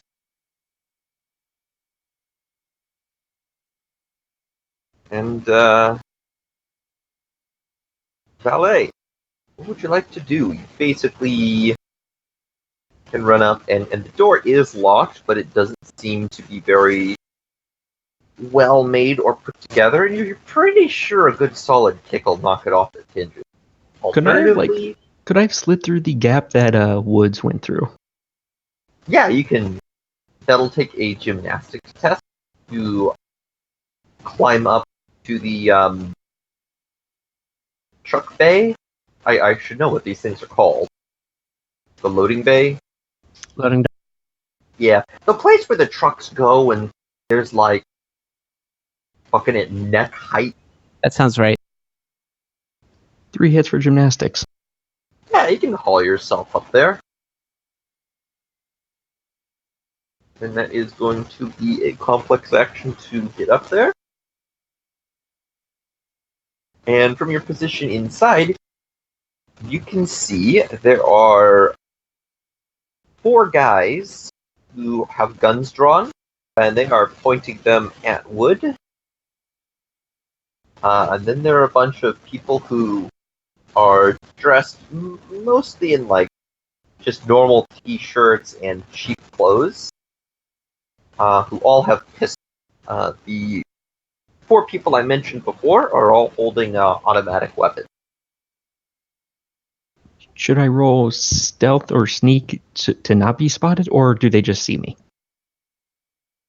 You can roll sneak because they're a bit distracted. Apparently, something is going on.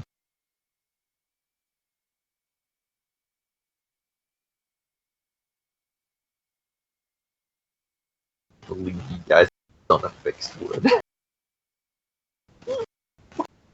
Cheeky breaky. They do not seem to be aware of your presence.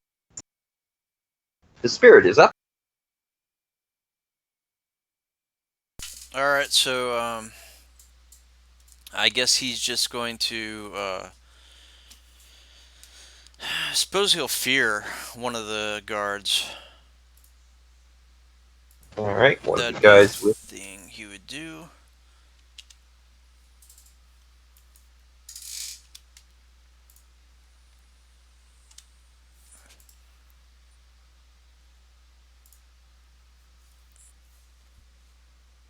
wow. Hits. Nice.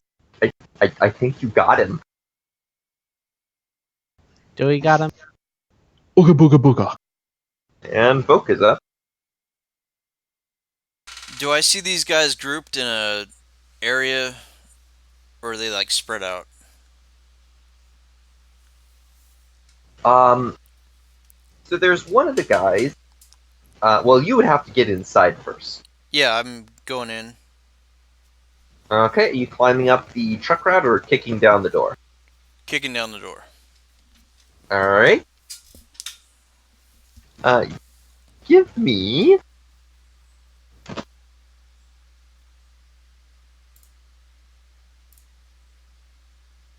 Give me a strength plus body with an extra plus 2. Strength.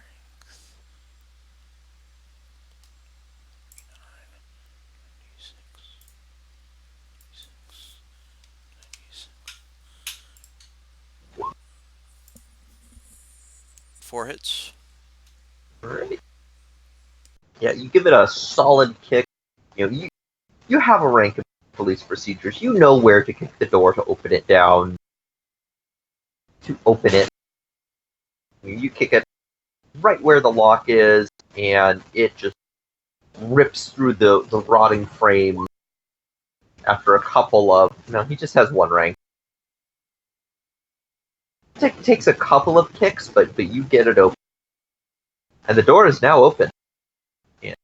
And that uses your complex action, but now you can see There's one guy in particular that you recognize as Austin, who's pointing a gun at Wood. Three other dudes who are a little bit off to the side. They're actually grouped up. They're also pointing guns at Wood. And about a half dozen people in the just plain clothes who are holding pistols, and they're all grouped up as well. Okay, since I used my complex action, that's my turn. Alright. So now the actual guards will be up. And three of them, two of them are gonna shoot at Wood.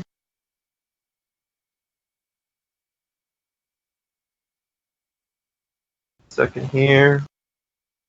And one of them is going to instead realize that, hey, the door was just kicked open.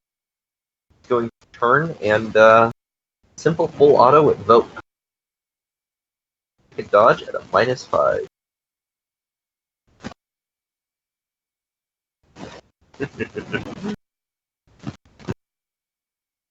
I will pre-edge this.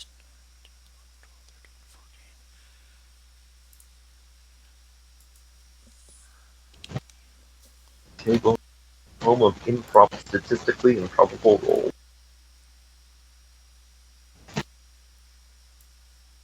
So his attack misses by a lot. That was with a -5? Yeah, I pre-edged. Okay. Your reaction plus... What is your dodge normally? 14. Oh. -5 Okay. plus 5 is 14. He actually got a 1 on his attack roll. He got 1 hit. Okay, and Blood Rush, you're up. Hey, look, the door's open. Cool. I'm gonna go ahead and adrenaline surge. Put me up to 21. That adrenaline surge has been damn useful. It is a fantastic one. I'm going to run inside, and then what does the inside look like? What's going on as the door is open for me? So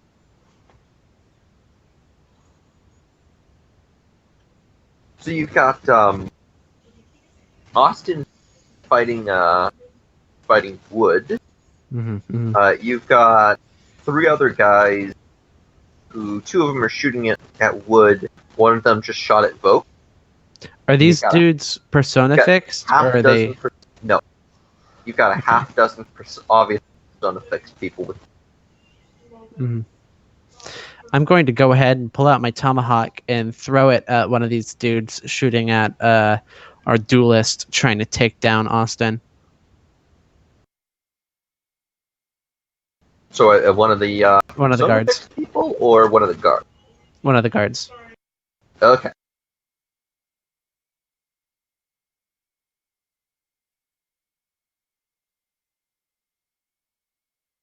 It's 4 hits.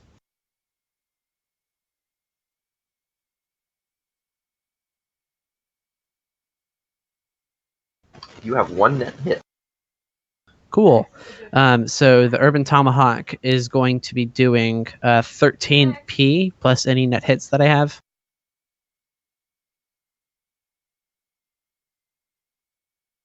Any armor penetration? -1.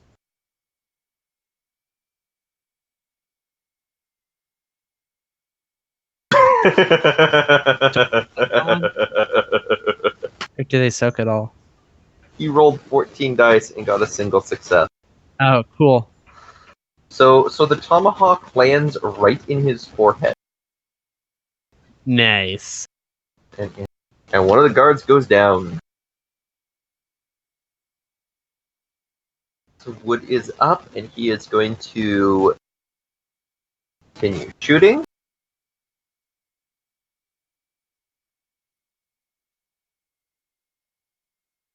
And there's going to be a few sparks that come from his data jack.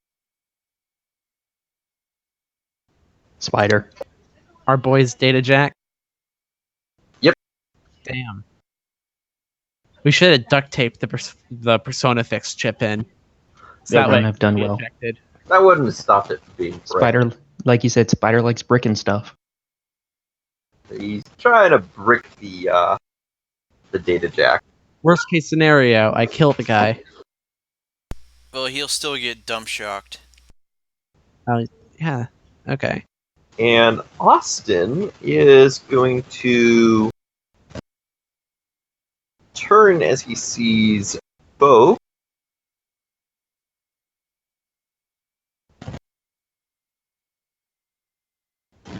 And a hot second here because he rolled to resist mental manipulation. So, not that that's what's happening. Just out of curiosity. Oh, right, it's logic plus willpower. Vogue, roll me logic plus willpower for no reason. Alright, pre-edging. Wise for no reason. 12.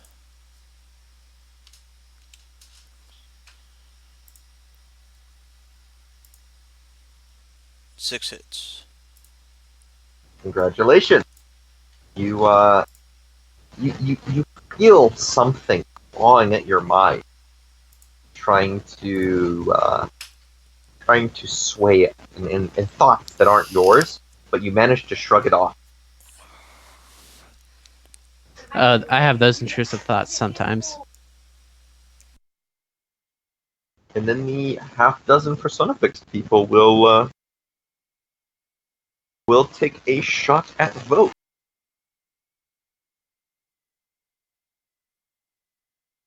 So give me a roll at this point. It is going to be your full dodge roll at a -1, 2, 3, 4, 5, and 6.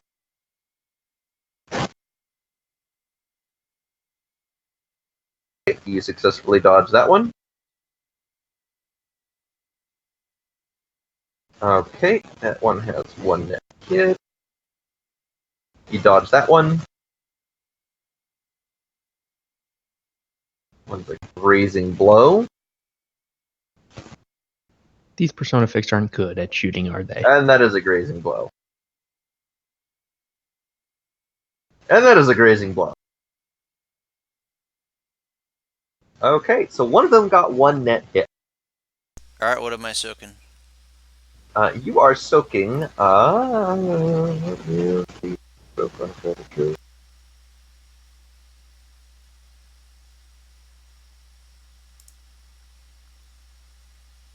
You are soaking AP. AP minus what? These are Ares Predator 3s. 21.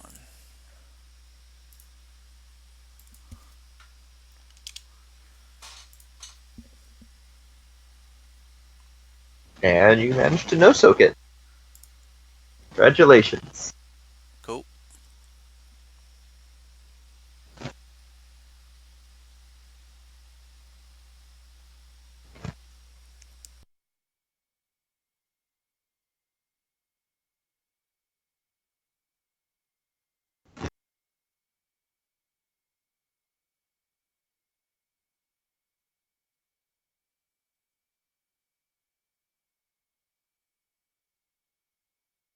Alright, back up to the top. Ballet. I'm going to try to sneak up behind one of the guards, and I'm going to try to cave his face in without him knowing. Another sneak roll. Yep, give me another sneak.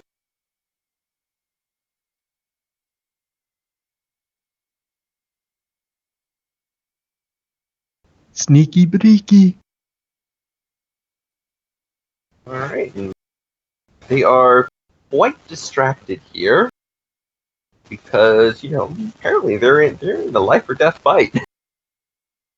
So, do they still get a surprise roll when I melee this dude in the back of the head?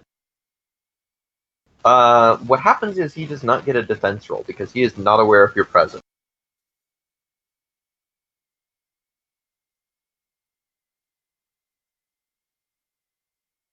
Okay, how much is he soaking?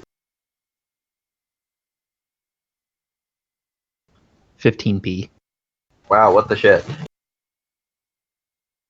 I have my arm jacked to maximum strength. Well, he got 2 hits on 15 dice. Is your arm too physical or stunned? P. They are metal arms.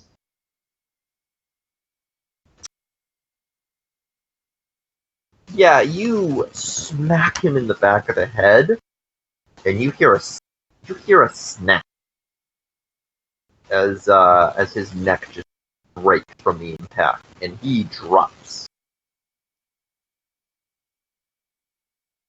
And Whiplash is a bitch.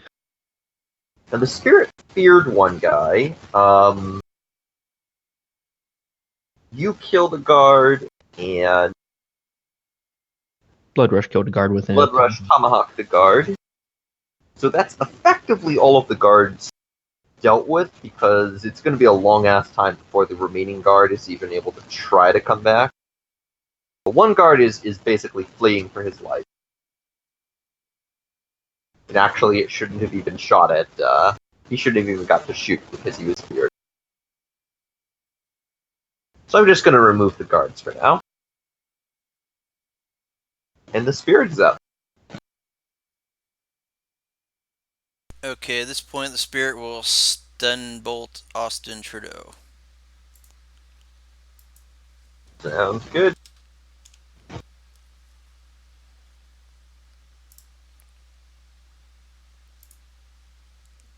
Five hits.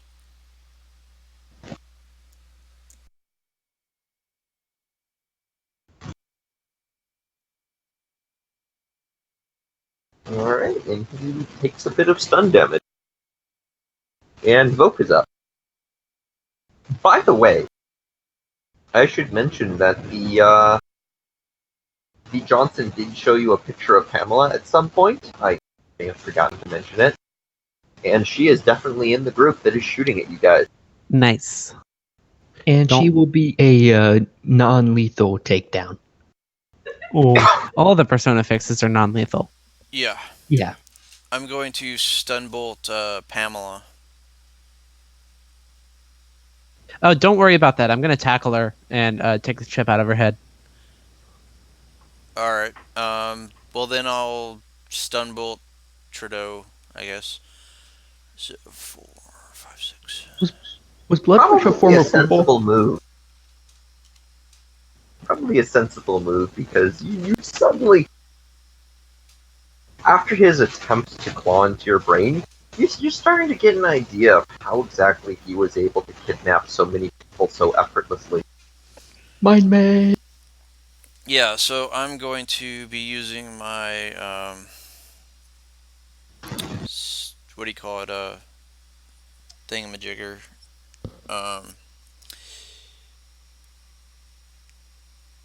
foci, and then I'm going to pre-edge to make that 21 break the limit, cast it at force 1. Jesus.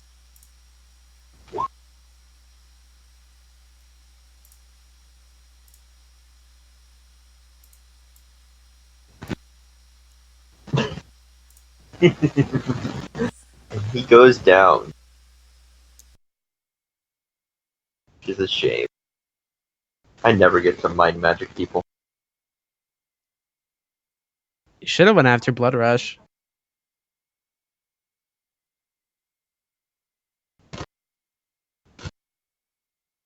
Blood Rush. Ben. Probably not good. What do I have to roll? Oh, logic plus willpower.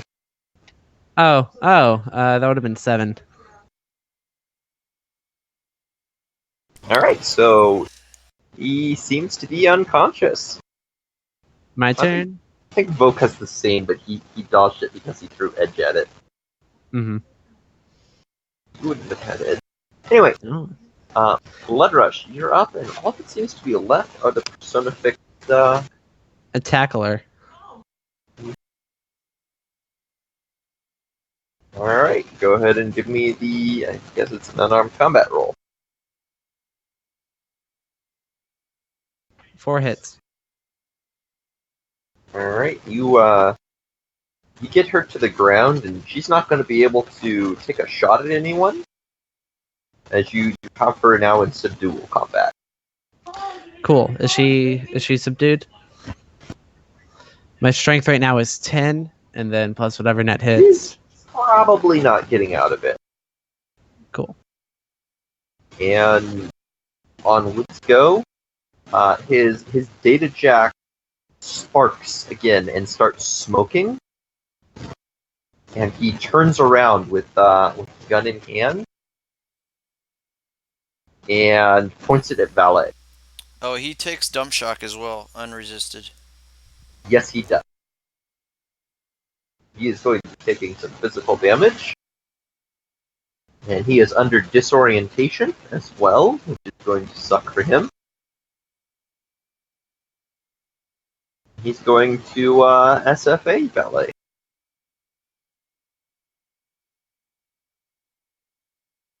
Okay. I'm not going to full defense because I want to have I want to be able to do something next pass. He's doing suppressive fire? No, you'll see. Murder? You'll see. So you said SFA? Yes, simple pull-up. We did give him stick and shock. Yes. He's going to seem very surprised that it's not firing the incredibly deadly ammo. He hits me, I take it. Yep, he has 2 net hits. That is going to be... Oh gosh, what is the... For AK, it's like 10 P. Base of 10p, AP minus 2, but with stick and shock, does that reduce the damage? 1 second. I know it makes the AP minus 5. There, stick and shock. Jacks. Alright, ammunition, stick and shock. So, he has 2 net hits, so take,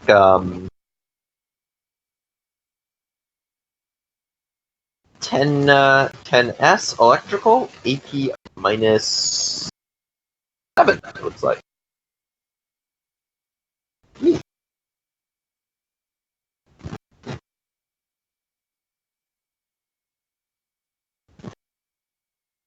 You said 10 electrical? Yep. So 4 stun. Alright, and you lose 5 initiative as a result. And we'll take a -1 to actions. And he seems very surprised that his ammo is now this stuff. And the 5 standing Persona Effects people are going to try and figure out what in the heck they're doing, and they're going to end up splitting up. So, I thought the Persona effect only worked against one person. this is a different Persona Effect. These aren't the duelist Persona Effects.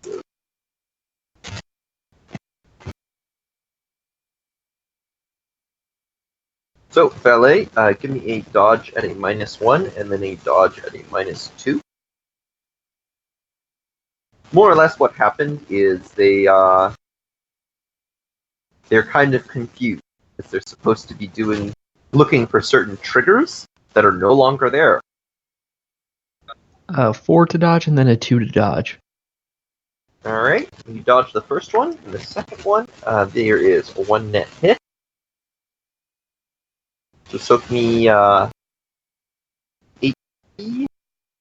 AP minus 1.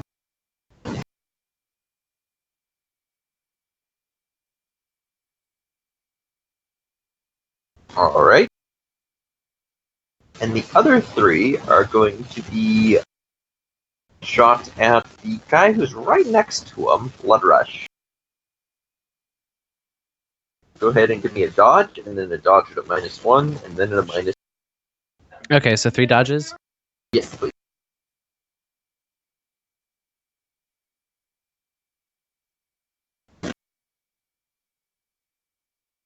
These guys are only rolling 7 dice to actually hit with. Grazing blow. Miss.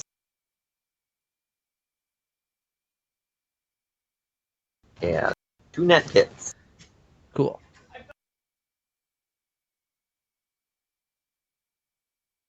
So that's 90. 80 minus what? What are you using? Colt 1911s? Ares Predator 3s. So it looks like I take 2 stun. You take 2 stun. I don't feel it. I'm on con.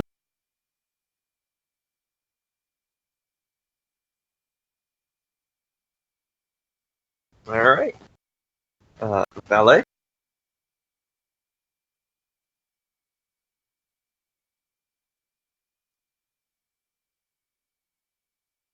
What is your plan? How far away from the railing is Wood? What railing you mean? Sorry, no. I want to run, and I want a combination tackle Wood and electrocute his face off with my shock glove.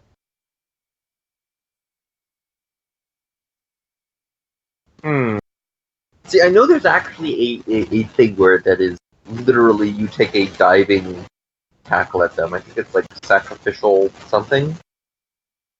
And it's primarily used to move people. But I don't know if you can combine that with an attack. Maybe If like not, a I'm just... called shot. I'm probably just going to run up and shock glove him. That sounds good. Part of me was hoping I was on like a catwalk so I could have like jumped off and like from the above, like Assassin's Creed style, land on him and electrocute him. You know what? I will allow if you take a -4 cold shot penalties. I will allow, if successful, this to end with both of you prone. But if you are not successful, you will be prone. He will not. If you wish to do that. Please, Dice God, grant me strength. That's statistically average.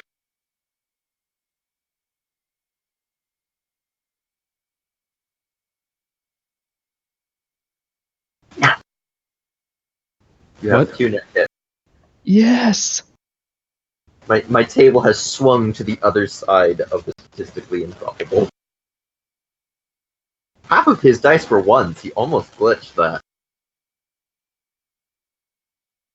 So you tackle him and apply the shock therapy. 10s minus 5 AP.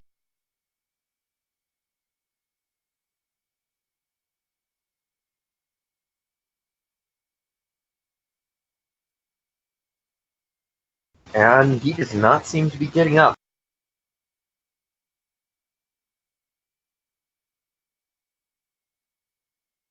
Well, there's one electrotherapy down.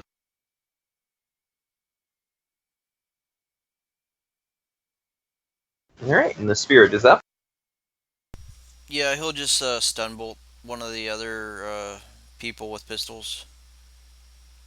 Seems like the thing to do. 1 hit.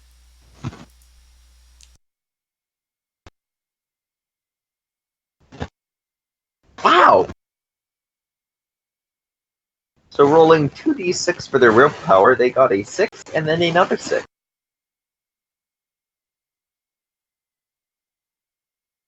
so they shrug it off. Voke, you're up.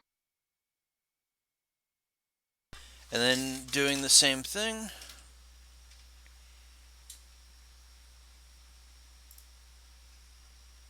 And I will roll for the drain. Oh, this is just a force 6.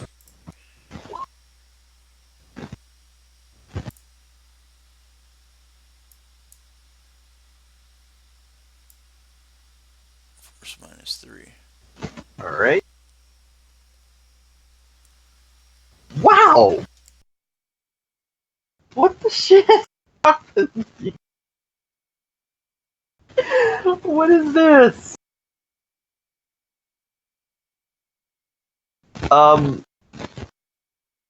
Okay.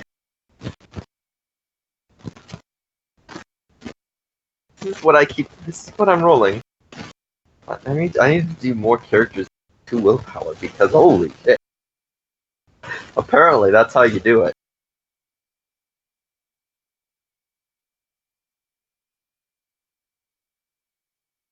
So they take some damage. Well, that's my turn. Blood rush. Hello. I take the chip out of her head. Alright.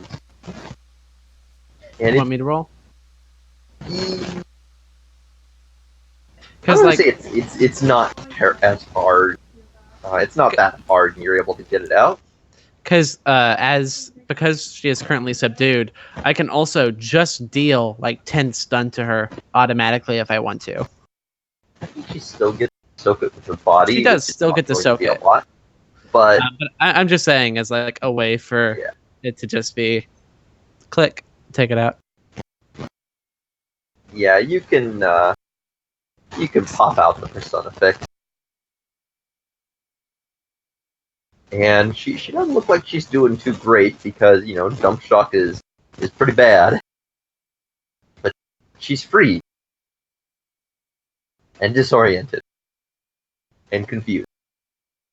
And wondering, who is this person who's laying on top of me? The last thing I remember, I was at a bar with my friend. And now you have some random person on top of you. Not the best image. Yeah, this is a very confusing night for her. Laughing maniacally. Meanwhile, in the background, you hear electroshock therapy, motherfucker. God. All right, now. Once again, it's. Was that really a simple not... action? Can I still throw a? Oh no. Yeah, can I still throw an axe? It's a complex action, I think. Oh, throwing a weapon is a simple action. No. I mean to go through it because it's more or less like an unarmed combat thing. Like oh, okay, to take the chip out. Okay, I just thought to ask. To forcibly remove it. I wasn't sure if it was like an SD card where you just press it and then it comes out. I mean, it kind of is, but you're trying to press it on somebody who is struggling to get out from under you. So Sure. It's more like making a melee attack. Okay.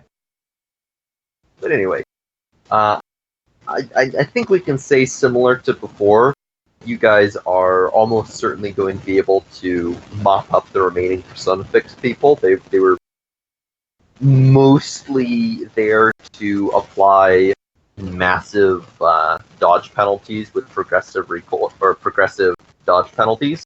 Mm-hmm. And they don't pose too much of an actual threat at this point. So you guys are able to eventually subdue the remaining guys, or the remaining Persona Fix individuals, get them out. About partway through that, something seems to click in them, and two of them run to try to grab Austin and drag him out, but they don't get very far. Yeah, axe gets thrown at the back of their head, it hits them with the blunt spot, and they just keel over. Yeah. And so you guys have about half dozen people who've been freed from Persona Fixes. What are their chips? Pardon? What persona fix chips do they have? The chips basically make people think that they are security guards. Ooh, okay, so 6 security guard persona fix chip. And more or less, when you get right down into the way they work, there are a few cues that can be given to basically shoot this guy, shoot this guy, shoot this guy, that sort of thing. It looks like the two who had gone after Austin, something had toggled inside the program to instead from security guard, from shoot this guy mode, go to protect this guy. Somehow someone just kind of wirelessly flipped a switch in them, and they went to try to extract Austin. And failed, I assume. And then very much failed. So, you guys have 6 persona fixes for security guards. You have 6 sinless who are now very confused, very disoriented, and very uncomfortable. You have 2 dead guards. 1 guard who ran off scared that chased down if somebody wants to. Yes, they are chased down. Alright, what do you do when you chase them down? Punch him in the back of the head till he's knocked out. Okay, you have 1 unconscious guard. You have an unconscious Wood and an unconscious Trudell.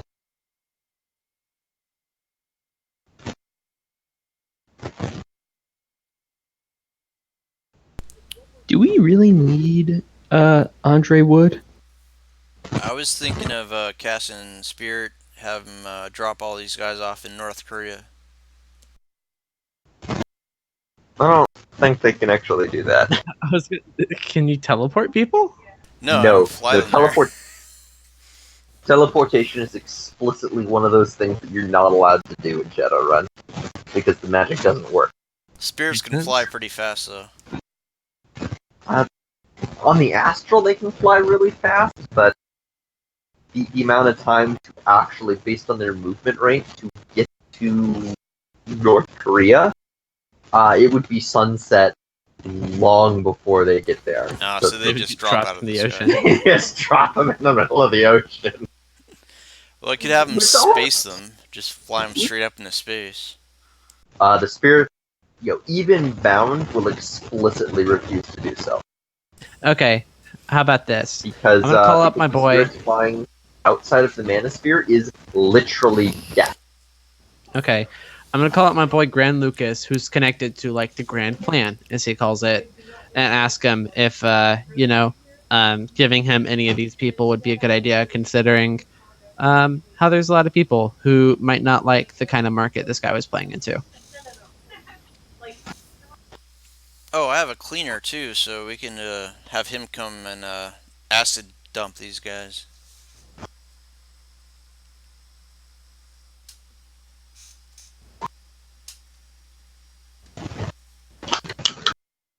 Alright, so... Lucas, know anyone who wants these guys?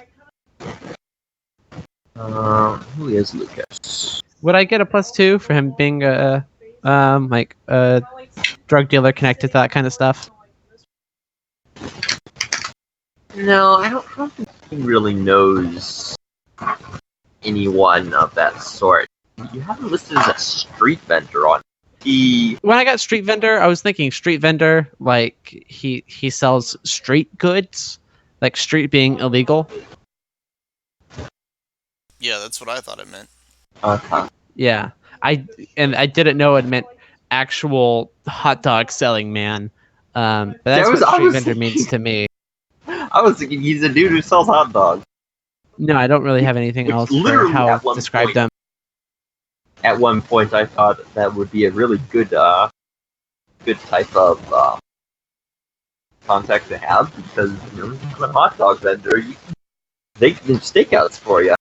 Oh, I mean, I guess the other thing for him would be slumlord. I don't know what to put him as. So street vendor. You can write your own archetype in as well. be as descriptive as you need. I thought street vendor was a euphemism. Maybe Yeah, it is. exactly. Maybe I'm just oblivious.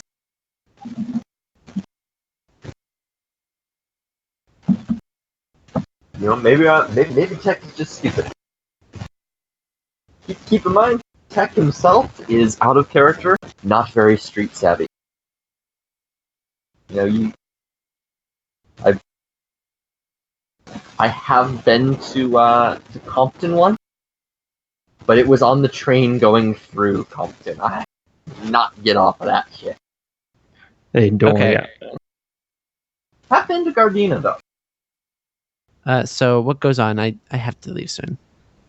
So well, your guy doesn't really know anybody who might want these people. What's your plan for these guys that are? I guess we're gonna have to go toss him in a ditch. I just call up my forensics expert. He can get rid of the bodies. Yep, Mr. Clean can. He'll ask that you make sure they're not still alive before he gets rid of them. I can take care of that. Cold cut to Blood Rush stomping on their heads with his boot. All right, and I'll assure you that he'll show up to the warehouse and make sure to clean up any messes. That's what he's there for. Scrub signatures, Yeah. etc. So you can now call. As you're calling the Johnson, still in the warehouse, you guys start to look around and realize there's some equipment here. And some of it might actually go for a fairly decent amount. Ooh, what we got? Various things like electronics and old SimSense recording rigs. You know, the kind that you don't need the implant. You just hook it up to somebody and you can do a SimSense recording. The old school type.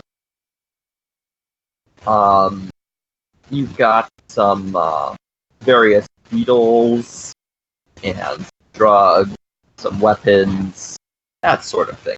All in all, just to save us a little bit of time, pooling them together and selling them, or fencing them through your fixers, you would all be able to net a profit of about 2,000 million Each? each.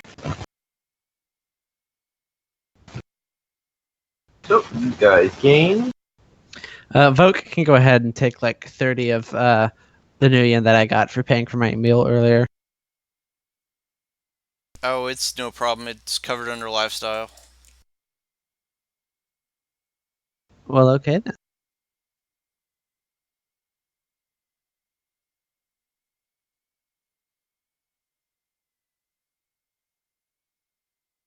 Okay, we got it. Guys How much gain karma? 2,000 million, 7 karma, and you automatically gain as a contact your Johnson. Paul Harvey is a 3-3. Sorry, just copying things over. Paul Harvey is a 3-3 Dockwagon medical supply technician. Can you write it down? Provi- Explain it. I have to go do stuff and get ready for work. I'm sorry, what were you asking? I'm saying, could you place it down in the chat somewhere? I have to go start doing stuff to get ready for work. I was doing that. Okay, cool. As you stopped me. Oh, I see. Over here. I thought you were going to post it in the Discord.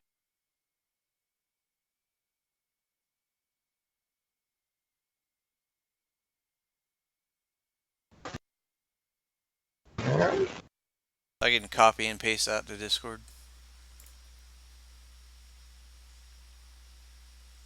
Sure.